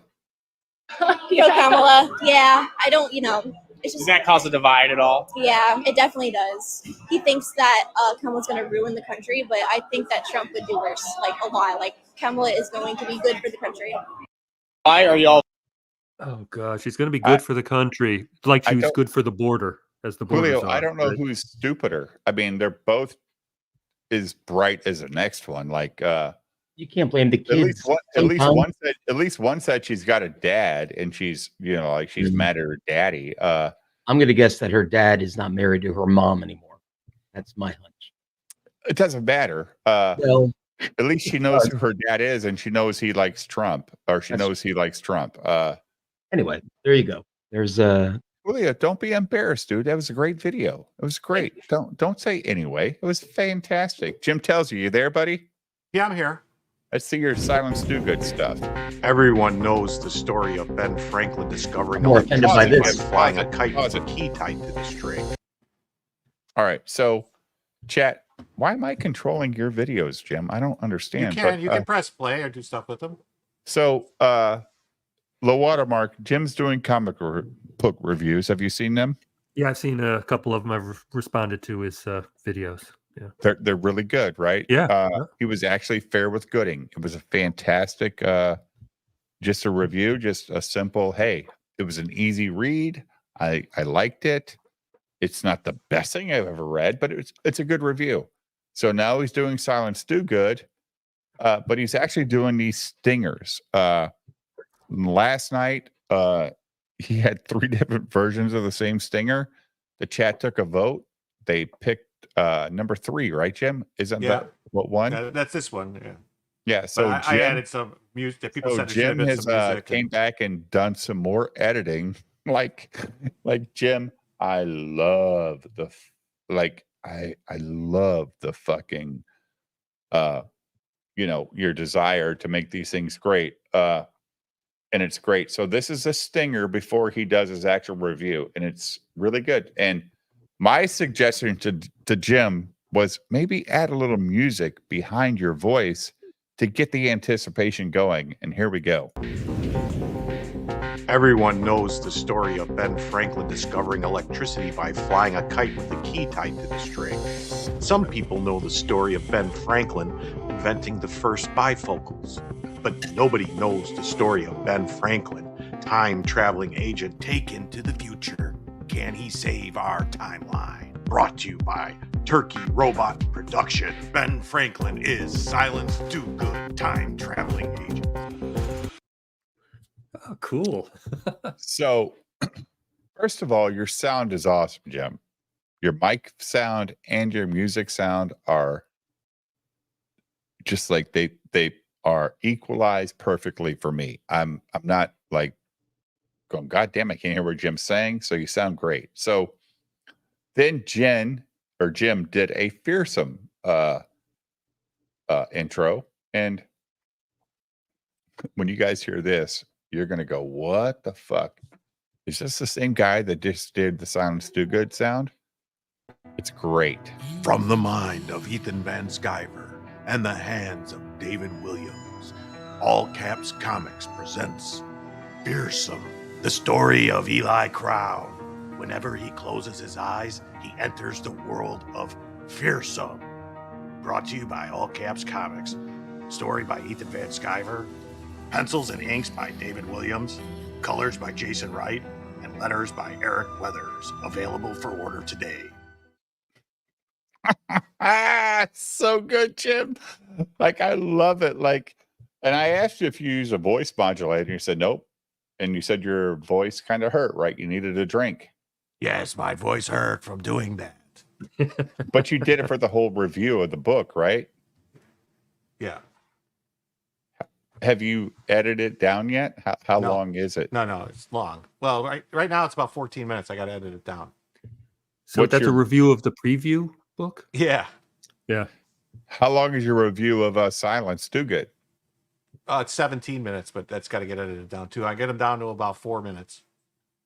Dude, if you put 17 minutes into the video, get it down to about 10. There's going to be some value. It's because you don't understand. I go through, I say some stuff, and then I pause, I think about it, and then I say some more stuff. Oh, so you like, so then I take it and I take the pieces I want, I put them together, and so you don't pause when you're thinking, you just go. No, I just let it record, and I cut them parts out. That's fair enough. Okay, that's cool. Cut that part out. We'll do it live. Yeah. So is let's see what's going on here. Let's all right, so let's see this. Okay, you got to put it on the screen for us to see. I am. As evidenced by the fact that, somebody from Comicsgate could have gotten on his show. Got an echo. Zach was like, yeah, I'm thinking about it. I'm thinking Why did about my it. And fucking Zach audio is go out? notoriously like, not shy, like he has a lot of anxiety and he doesn't really do well in social situations. So Zach was we have an echo. afraid to go on the show or nervous about it, and he decided to just not go. He said, What I'm the not gonna hell go. happened to my And fucking instead audio? of going on, when he realized, we hear it, Dave, but it's echoing. No, I know. I know because it's not coming through my headphones anymore. Like, I think it went through your TV or something, or your monitor. Again, I don't know why. Like, why would that happen? I just presented Ethan's fucking stream. Let's see. Talk, Jim. Talk. It's your computer fucking with you. So here we go. Try it now. he basically told them no. Here we go. And Better, then he right? changed his No mind, echo? and he went back and he said, I do want to come on Joe Rogan. And at that point, it was too late. Like, they just kind of didn't answer him. They ghosted him because they didn't like to be told no, I guess. But it was just because Zach was really nervous, See this name of this stream? Late Night Trash. Trash cast all night long. Oh, like when he does trash cast, guys, it's like a 6-hour stream lately. Like, he's going for it. Like, God bless. Ethan's becoming BTM. Like, we don't stop until the fucking, like, last night Jim's like, I'm so tired. I'm like, holy shit, it's been 6 hours. Like, oh shit. So who's on this stream? We've got Hollywood versus Elon, Borderlands Bombs, Breaking Tolkien Friday. So we have Nerdrotic, Jeremy, Disparu, Ryan. Who's Kurt Metzger. Oh, this was last night then. Okay. Yeah, okay. he was, like I said, he was fucking hilarious. All right. And then we got Shad, X-Ray Girl, fucking where's Comics Division? Like, he's a staple. He showed up later and said nothing. I mean, whatever, I know Buddy. comics fucking, like, I really want to like comics, but when I watch his own channel, it's fucking boring. Holy shit! Like I can't take it. Like it's boring. Anyway, then he just decided, look, I'm not going to make that mistake again, and I'm going to make media appearances where I'm invited. And because he was like really like the talk of the town back then, he immediately got invited to be on a different show for Comedy Central. Another individual who basically was. We've got a super chat, Jim. Zhen Wong for 5 Australian. I like Ben Franklin. Like myself, he's a fat, tall guy who likes tech and the company of beautiful. Who cares? Like, you mean beautiful women? Ben Franklin was a deviant. Like, he went to Paris for like years and just hung out. No, he was our I think he was our first Secretary of State, wasn't he? Like our first ambassador or something. Right, he was our ambassador, but he was in Paris, just living large, hanging out with Parisian woman. Zhen Wang, I've seen you on stream. You're not a fat, bald guy. You're a fun guy, man. I like Zhen. I would love to have Zhen on for a real stream, but just not out of your car, dude. When he came on that day, you were in your car. Like, it was so good. Like, I'm going to promote my book. I'm going to promote this book I've got with this channel that I work with. I'm like, okay. And he's in his car. Jen's great though. Thank you for the 5 Australian, Jen. I'll keep it up here while we're listening to some more. Ethan was a radical leftist who just wanted to create a dishonest hit piece making fun of him, kind of Daily Show style. And that was it. Like, he did that one appearance and it was an absolute catastrophe in every imaginable way. You could still find that on the, what was that show called? It was what was that fellow's name? Zach never got over the Joe Rogan deal. Downhill ever since his Toki Death Hammer. I don't think that's what sealed it, but is this live? Jim Jeffries. Yeah, Jim Jeffries. Yeah, it's right now. He's going on. He's out. Yeah, that's that to him. Like, I really think that was like that's what we're doing. That probably still haunts him a little bit. I remember him telling me, like, at the time, like, I was like, you really should go. And he said, well, I'm not going to, but I'm going to do these other things now. So, like, you do understand, like, they have their stream segmented. So right now we're 12 minutes in to their stream, and this is hello to panel still. So, and you see how much time is left on this, right, Julio? Mm-hmm. So, well, at least he doesn't do 1-by-1 introductions anymore, which was a smart change. Oh, they don't do that anymore? No, he just does it all at once, which is so it doesn't take an hour. Okay, gotcha. Remember those days, low water mark? Oh, we're an hour into the stream. We're not even got through introductions yet. Okay, but they talked for an hour about some like stuff like I cared about. Just because you didn't get the fucking comics division doesn't mean that you didn't get through introductions. And good old Chrissy, she's like a trooper, Jim. She just sits there every week. Does she need this anymore? I got to ask you guys, does Chrissy need to be on this show anymore to stay relevant on the internet? It's good networking and stuff for her, and she needs to sell tickets and stuff, and this has got the biggest audience for her. You know, Okay, so this does help Chrissy. Okay, yeah, that's cool. Net positive. Yeah. All right, it's a net positive, even if she says nothing all night. But they say, "Hey, Chrissy, where are you playing this weekend?" At the end of the show, she goes, "I'm in San Diego for 2 nights." Yeah, It she's got helps some her. zingers every now and again. I like Chrissy. She's pretty funny. Yeah, when she lands some of them, they can be pretty funny. Yeah, and she's responsible for getting a lot of these. I shouldn't say a lot. She's responsible for getting any of the guests that are in the comedy scene. Mm. Right. Yeah. So, like, I'm pretty sure the only reason Kurt's there is because of Chrissy. Oh, really? Yeah, they're friends. Okay. But okay. And he flew out to San Diego to do Jim Jeffries. And as soon as it was done, like, I said, how'd it go? He goes, it was a total hatchet job. I was like, really? Oh, okay. He wanted to move on from it as quickly as he could, not want to talk about it, but it haunted him. So Nerdrotic look at his smile here. He's just like, yeah, it's too bad he didn't go on Joe Rogan. In other words, he could have been a big YouTuber like me, but he fucked it up. So what he's saying right now about me being a birthday party clown doesn't fucking matter. Let me rewind that. It annoys me, dude. I do not like I love this when guy. Ethan gets irritated, All right. guys. Somali. And so I stayed in touch. Always, people were cool as shit. I liked them. The guys ran the tour. And Q, I would see on Facebook. And then one day he gets like real religious. And I didn't put this. Zach makes a lot of poor choices. But he goes, "Hey, I replaced my Somaliland Yeah. flag with the black flag of the Islamic State today." Wow. There's a black flag with a little, okay. And I was like, what the hell happened with Q? And I was like making jokes, and people were like, tell me they're gonna kill me. They do that, yeah. Q. And Q was like, no, my brother's, he's cool. Like, and that, so like 4 or 5 years later, I finally dawned on me that was the ISIS flag.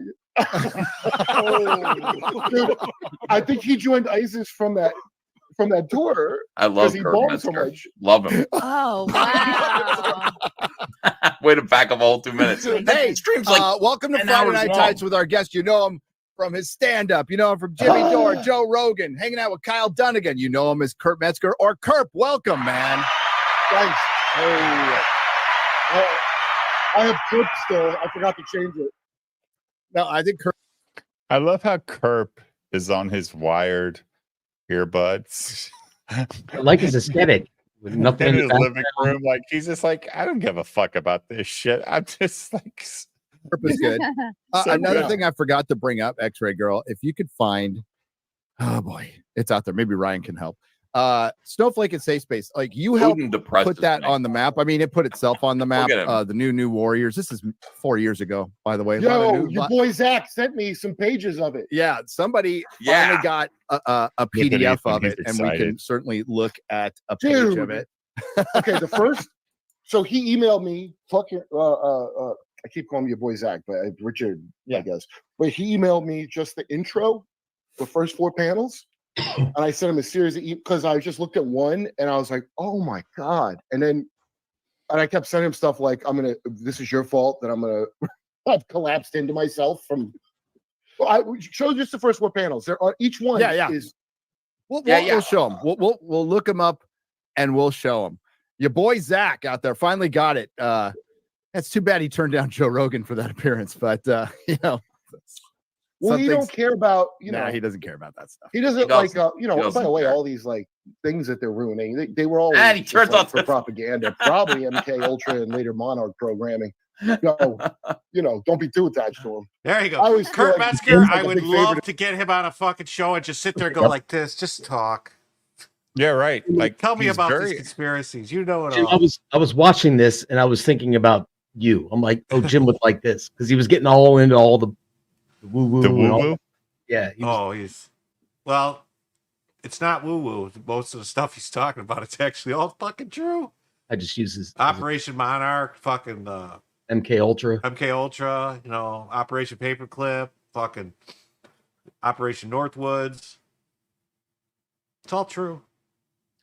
So you watched this stream? I didn't I watch watched- this. No. Oh no, I watched hour and a half of it maybe after work. I threw it on. So Jim, do you have any relationship with him? With Kurt? Yeah. No. Do you follow him? Yeah, I follow him. Have you ever DM'd him? Oh, he's too big to ever. He's like, Is he? yeah. Just to come out and hang out? I don't know. Some people just want to hang out without fucking pressure on them too. Like, I mean, right? Low watermark. Like, you just want to I come think out. he's a really busy guy. I mean, he's on several different shows. He does that Kyle Dunnigan show. Really, with this Yeah, background, he's really No. busy live streaming. How dare you? I'm Like, he does stand up. He does the Jimmy Dore show almost every day. He does Kyle Dunnigan. He's writing stuff for TV shows. He's a comedy writer for a bunch of TV shows. is he? Yes. He's pretty big time. Yeah. He's not. What show does he write for? I'm not. Shows. Well, it's fucking public fucking knowledge. All right, we'll pull it up then. I don't know his bibliography. I Oh, will say okay. I Friday thought you Night knew Lights- like offhand, like used- what his shows. No, he writes used to for. write for the Amy Schumer show. I know that. He used to That's write not a for, show. That's garbage. Okay. He used to write for Sacha Baron Cohen. Really? Yeah. I thought For, like, all Sasha those- was like this brilliant guy that we all should love. Low watermark, like he's this guy that's what was his name? What the fuck was Borat? his movie? Borat. Yeah. Oh, so gross. Borat. That Borat movie was so gross. That was kind of well, It was fucking foul. I did not like Borat. Did you He's like a- it? Metzger's a good get for FNT, and FNT gets 15,000 views. So, and he's above their level. Is he? Yes. Oh yeah. Okay. Yeah. All right. To me that they ruined all these things that I kind of liked, because once you see it, you can't unsee it, and then you Yeah. realize like why are they holding on to this so hard? The propaganda value of it is always for Absolutely. propaganda. Oh, we'll get into Yeah. a little article later. Oh, That Yeah, okay, oh. who gives a fuck, Gary? Yeah. So that was it. Kurt Metzger getting to bring up your boy Zach, and you can just see the kind of disgruntled, sort of passive aggressive slap at Richard C. Meyer that Nerdrotic offers. But I mean, I like Zach calling them birthday party clowns. I don't know where Zach has a way with words. You say what you want about Zach, but like, man in a Party City wig. I was like who would have thought? Like dismissing Max Versaggio at the height of his she/he fame. Do you have that by poster, calling Jim? Mags like a Do you have man that in a Cyberfrog Party poster? City wig? That's very No, that's a descriptive. flag. It's very colorful. It's pretty fucking cool. Calling them birthday party clowns. That's a flag, Also, not a like, you poster. call them clowns, but birthday party clowns No way, is dude. really That movie was Trump-esque. It's like garbage. Trumpian because it sticks with you. Those guys are birthday party. What's a birthday party clown? There's somebody that's they're performing and they're faking fun for a little bit of money, a little pocket change. They show up and it's like, hey, balloon animals. They And should then you say pay that him he $20. has clown you know? syndrome.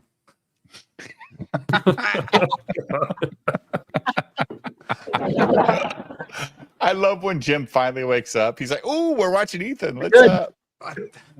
It's when I get a good one that I can, I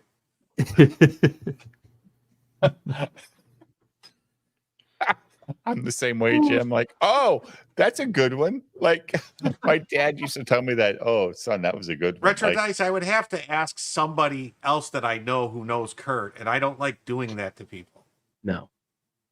oh, so yeah, like if you don't know him, you don't know him. I thought, Yeah, I like, don't you know him. I everybody know on who he Twitter, is. Jim. No, Like, I know people that he's friends with, and I'd have to ask them. I don't want to do that because it puts Right. people in a weird situation. No, I just you have a lot of connections, Jim. I just didn't know. I didn't know how big Metzger was. Like, He's pretty big. Like, I actually think we could get Vito on here. I do. Like, it wouldn't be hard. Like, Yeah, he went Kurt on Metzger Mr. is Burger show. No, I know, but I think higher we up could. there I than like. Vito. I think if Vito came on here and had a good time, then Dick might show up. Because like I've had a conversation with Dick. He's a nice guy. I just think he might come here one night. This guy Ricada has conversations with Jim. He's talked about showing up one night. That'd be fun. I'll make sure I don't invite Low Watermark that night because he hates Ricada. Like, he would not want to be a part of that conversation. No, Well, for Watermark sure. and I will do a stream while you're doing the Nick stream. No, here's the thing though. Like, I would not bring Nick on here to interview him. I would just get him on here to get his thoughts on what we're talking about. Because look, I would never ask him questions about stuff he's in court over. It's not legit. Like, I just want to have him on, talk about fun stuff. I know he's a pop culture guy. The draw, as they yeah. say in wrestling. Yeah. He has a lot to offer besides fucking talking about Aaron M. Holtz being a fucking twat waffle. And like, that guy's dead now. Nobody's heard from him in like weeks. Like there's nobody clipping Holtz anymore because didn't he get a subpoena, Jim? Aren't they coming after him as well? Like, I'm pretty sure. Who, Steel Toe? Getting paid, Yeah, Steel Toe. Something happened. I don't know. Yeah. $8 an hour and leaving. Birthday party clowns. Inauthentic. Fun for hire, like fake canned fun. Put it at like 1.25 speed. Canned He can fun. talk slow. You got So it. it's pretty neat. Yeah, John Wayne Gacy was a birthday party clown. ID Crisis Design. Was he? Did he go to birthday parties? Yes, John It's Wayne the lowest Gacy level was. of clown. Yeah, it's not like a circus clown. A circus clown, like people pay to see the circus clown. Birthday party clown, lowest level of clown. Great point. So good stuff, man. I enjoyed that. I like seeing Nerdrotic just have to again go. Too bad he didn't go.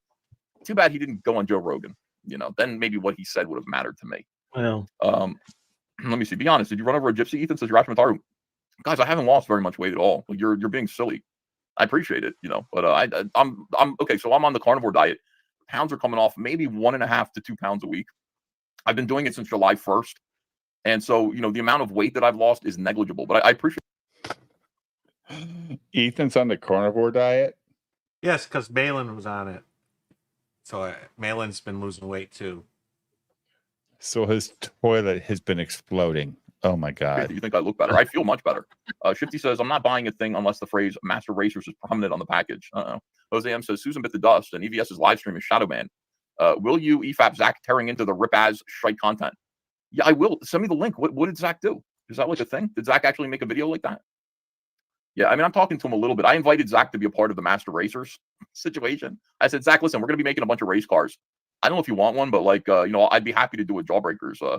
It's pretty funny. Jawbreakers one. Is it too fast? 1.25 is better. Okay, hold on. This is what these are Zach's 2 new videos. I'm trying to keep up with him, but I'm really busy. I've not watched too much of this. Poisoning the Well. How long until the birthday party clowns start selling their what is this here? Start selling their bathwater. Damn, Zach is going in on these guys. Third try. The first one just had technical difficulties. The second one was funny. Like, I started off like really tired, and then all of a sudden I got energy. So third try. So yesterday was a pretty bad YouTube day, and I'm going to make it everyone's problem. So before I start, Capture or Kill, comic book, Indiegogo, link is in the description. Last day, it was supposed to, I thought I had it set up so it was going to be available all Saturday, but today's the last day. So it's at 81% of the flexible goal, and we'll close midnight Central, 2 a.m. Pacific. So go check that out. And I'm watching Toast of London, and then, gosh, this looks so cool. How come nobody talks about this comic? Even if the story just sucks, like, this art is freaking amazing. So I understand that there isn't a single plug that you can pull to take. Could it be any more dismissive, Jim? Like, oh, this art's amazing. Whatever. Like, let's go to this. Right. Is it like start roasting on EBS? That'll get some trouble. No, that was Richard C. Beyer. Oh, okay. YouTube down. I understand they have server farms in multiple different parts of the world, just in case there's an earthquake or a fire or a terror attack or something like that. I understand that.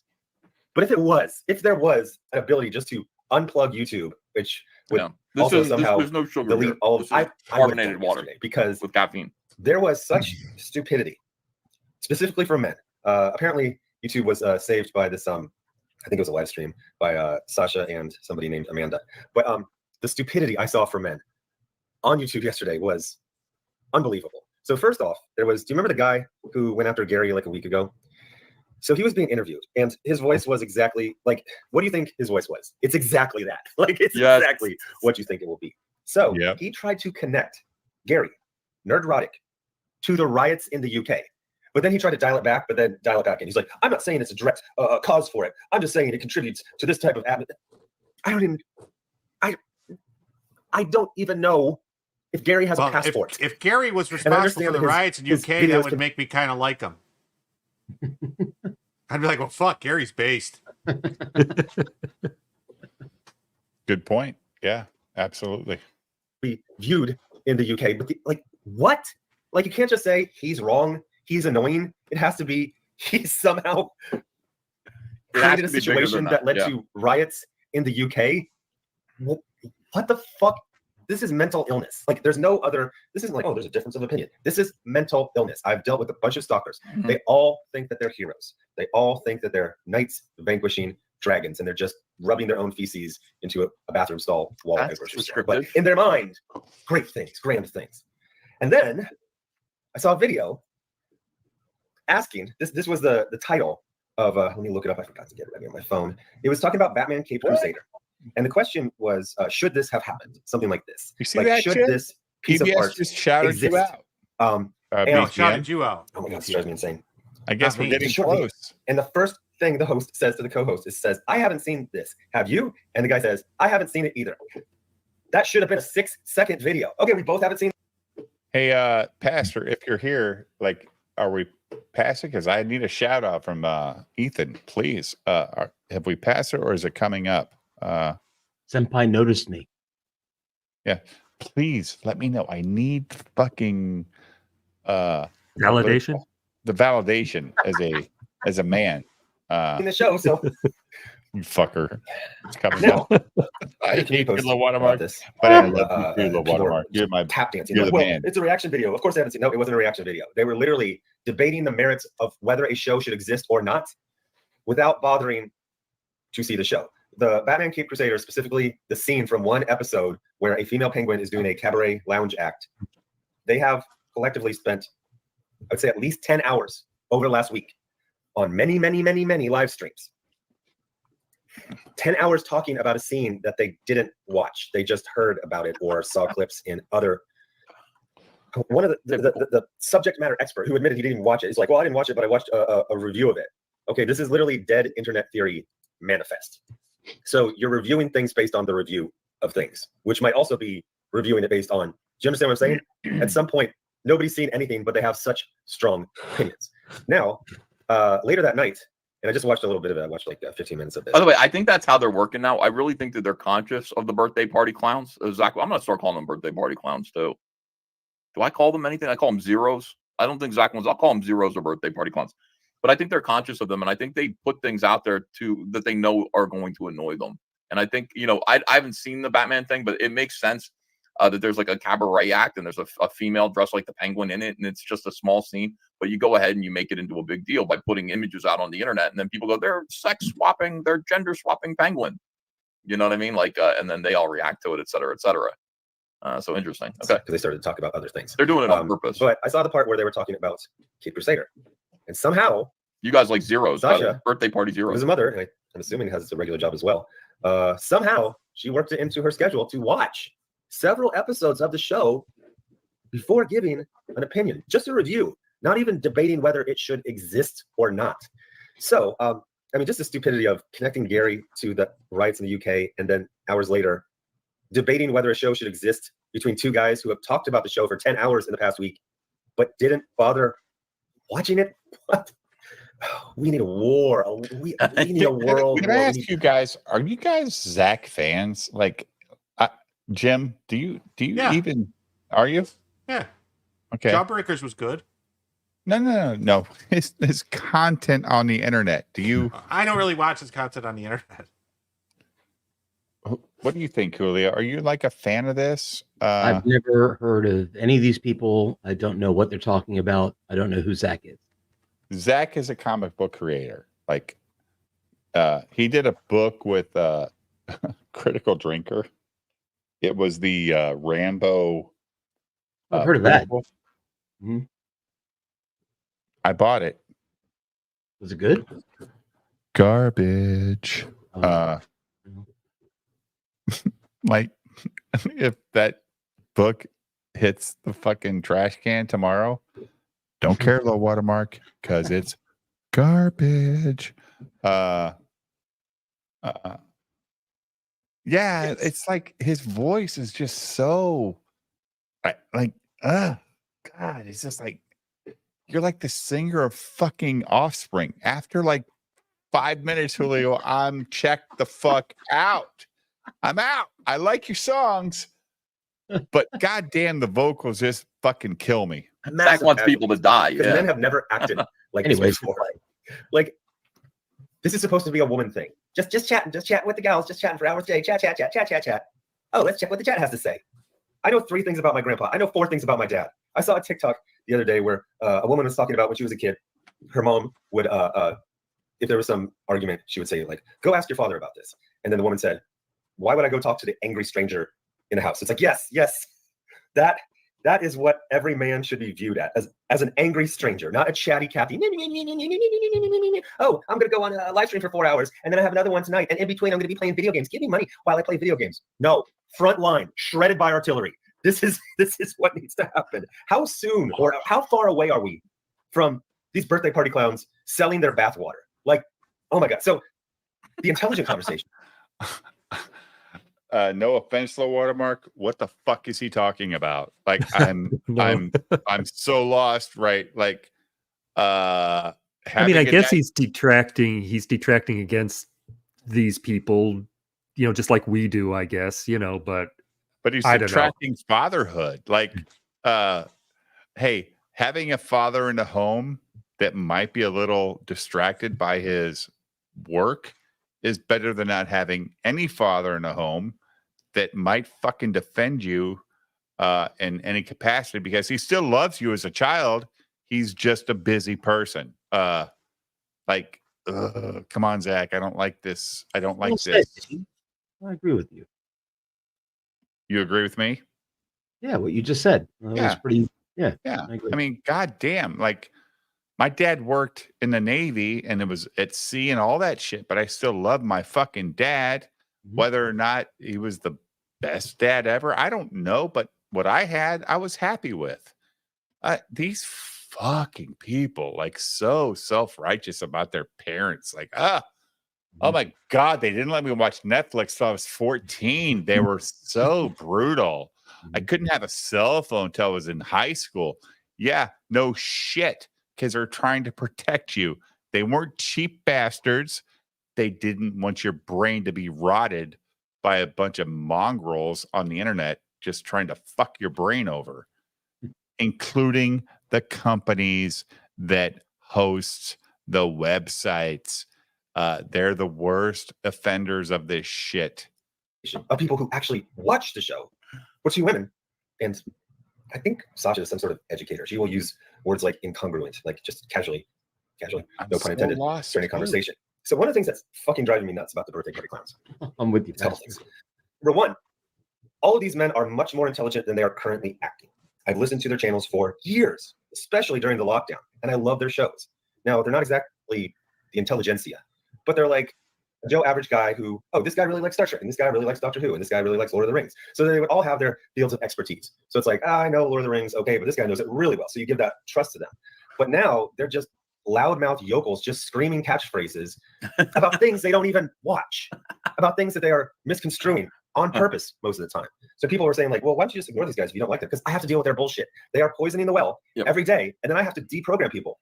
The current thing they're saying is, Cape Crusader is so stupid because they made Penguin a really ugly woman, and then they had all of the men be attracted to her. I just literally rewatched the scene. Rewatched. That's a second watch. That's 2 more watches than you did, shouty man.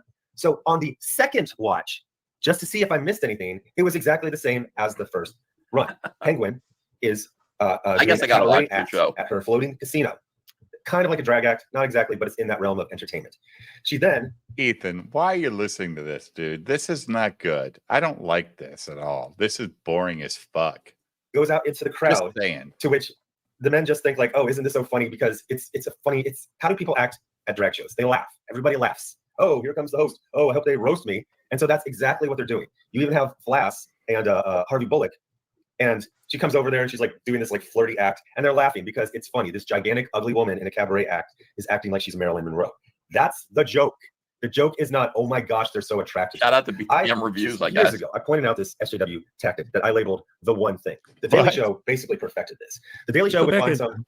Go back and play that again. He should have been stream sniping us when we were talking about those 2 young girls in the mall talking about Kamala. Right. That was better content than this. There it is. Oh, okay. That's what it was. All right.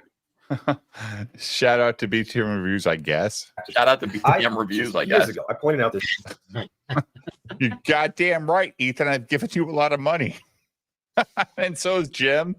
So is Low Watermark. Even Julio. I've seen you super chat EVS, right? Yeah, Julio. Yeah. So Here and there. this is a shout out. But I don't like this Zach content, Jim. This is boring. You know. But you know, whatever. There it was. There it was. Thank you, Pastor. You know what? Good looking out. It's 1:20 in the morning Central Time. I know it's 2:20 for all you East Coast guys. Thank you all for being here, but we got to go. We got to go. Everybody can finish watching Ethan and Low Watermark. Thanks for popping in, bud. It's really good to see you, man. I love having you on the show. Julio, your sound was fine. Don't worry about that. It was fun My having sound is great. We fixed it after 2 hours of trying. Katie did. Thank you for showing up tonight. Johnny Scab, a big fucking surprise. And we'll see you soon. Justified Monday night, right, guys? Jim, I'm in on that if we're doing it. yeah. Monday night will be our Justified weekly reviews. Low Watermark does not care about modern entertainment or even entertainment. It's at not all. modern. It's old. That's 10 years No, old. but he doesn't care about entertainment. He's like, I'm a YouTube guy. I don't care about your entertainment unless it's like, do you own Justified on box set, Low Watermark? Oh God, no. Yeah. If you want, we can watch it in the back room. Yeah. So Jim, that's up to you to make sure that the videos are up while we're talking, right? So I got them all, yeah. They're all we're on gonna my do computer. Justified Monday night, season 1, episode 1. I've never seen the show. Julio and Jim are both huge fans. Jim watches at least twice a year, the whole series. So I will be very, very happy to watch that. And if it sucks, Jim, if it sucks, if you think Justified sucks, then I'm going to have to reevaluate your opinion on friendship. all media. You're like, Dave, I don't think I can stream with you anymore. You have bad takes on everything since you don't like this. No, your take on Deadpool and Wolverine was good. Oh, okay. Well, I'm hoping Dan Blackroyd makes us a kick-ass Justified thumbnail that we can use every week. Yeah. Look who's in the chat right now. It's all up to Jim. The growing earth depends on him. What's bothering? It is bothering, not boring.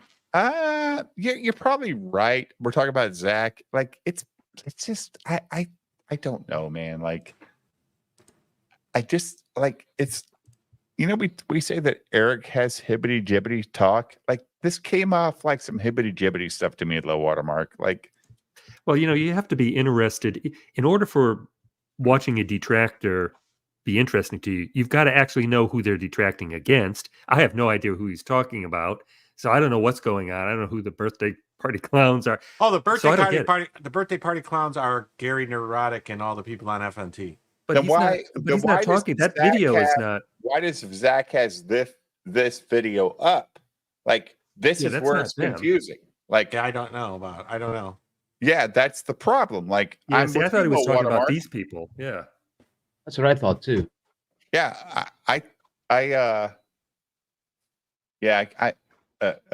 Retroside or Retro Dice says, I can't wait for the Justified. Cool. Like we're gonna get some viewers for that. Please, guys, if you're not subscribed to Jim Tells You or Low Watermark, Julio, you have a channel too, right? If not really. No. Okay, so if you're not subscribed at Jim Tells You or Low Watermark's channel, please sub to them.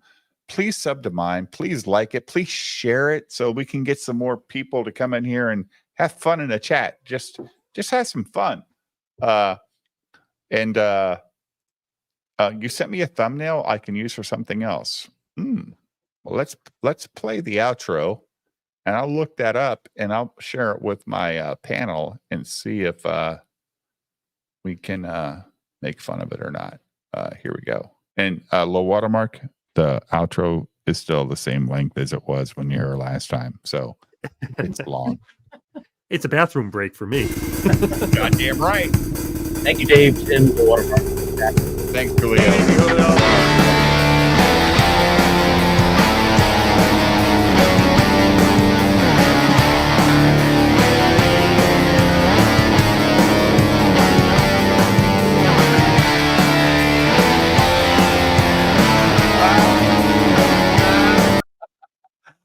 Oh shit, Jim! Look at this.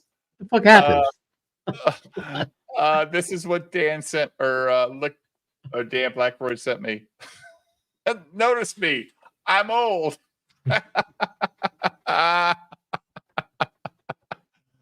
Oh It's like, my! is that like God. Where's Waldo or something? Yes, it's Waldo. Oh, this is so good, man. This is why the internet's the best. If you have a good attitude, just fucking roll with it, man. Don't take yourself too seriously. Oh, it's so good. I think I might put this on every fucking thumbnail. I don't know if this will fit on a thumbnail. I'll think. No, you can make it your icon up in the corner though. Oh yes. Either way, it's awesome. But I'm younger than Jim. So here we go.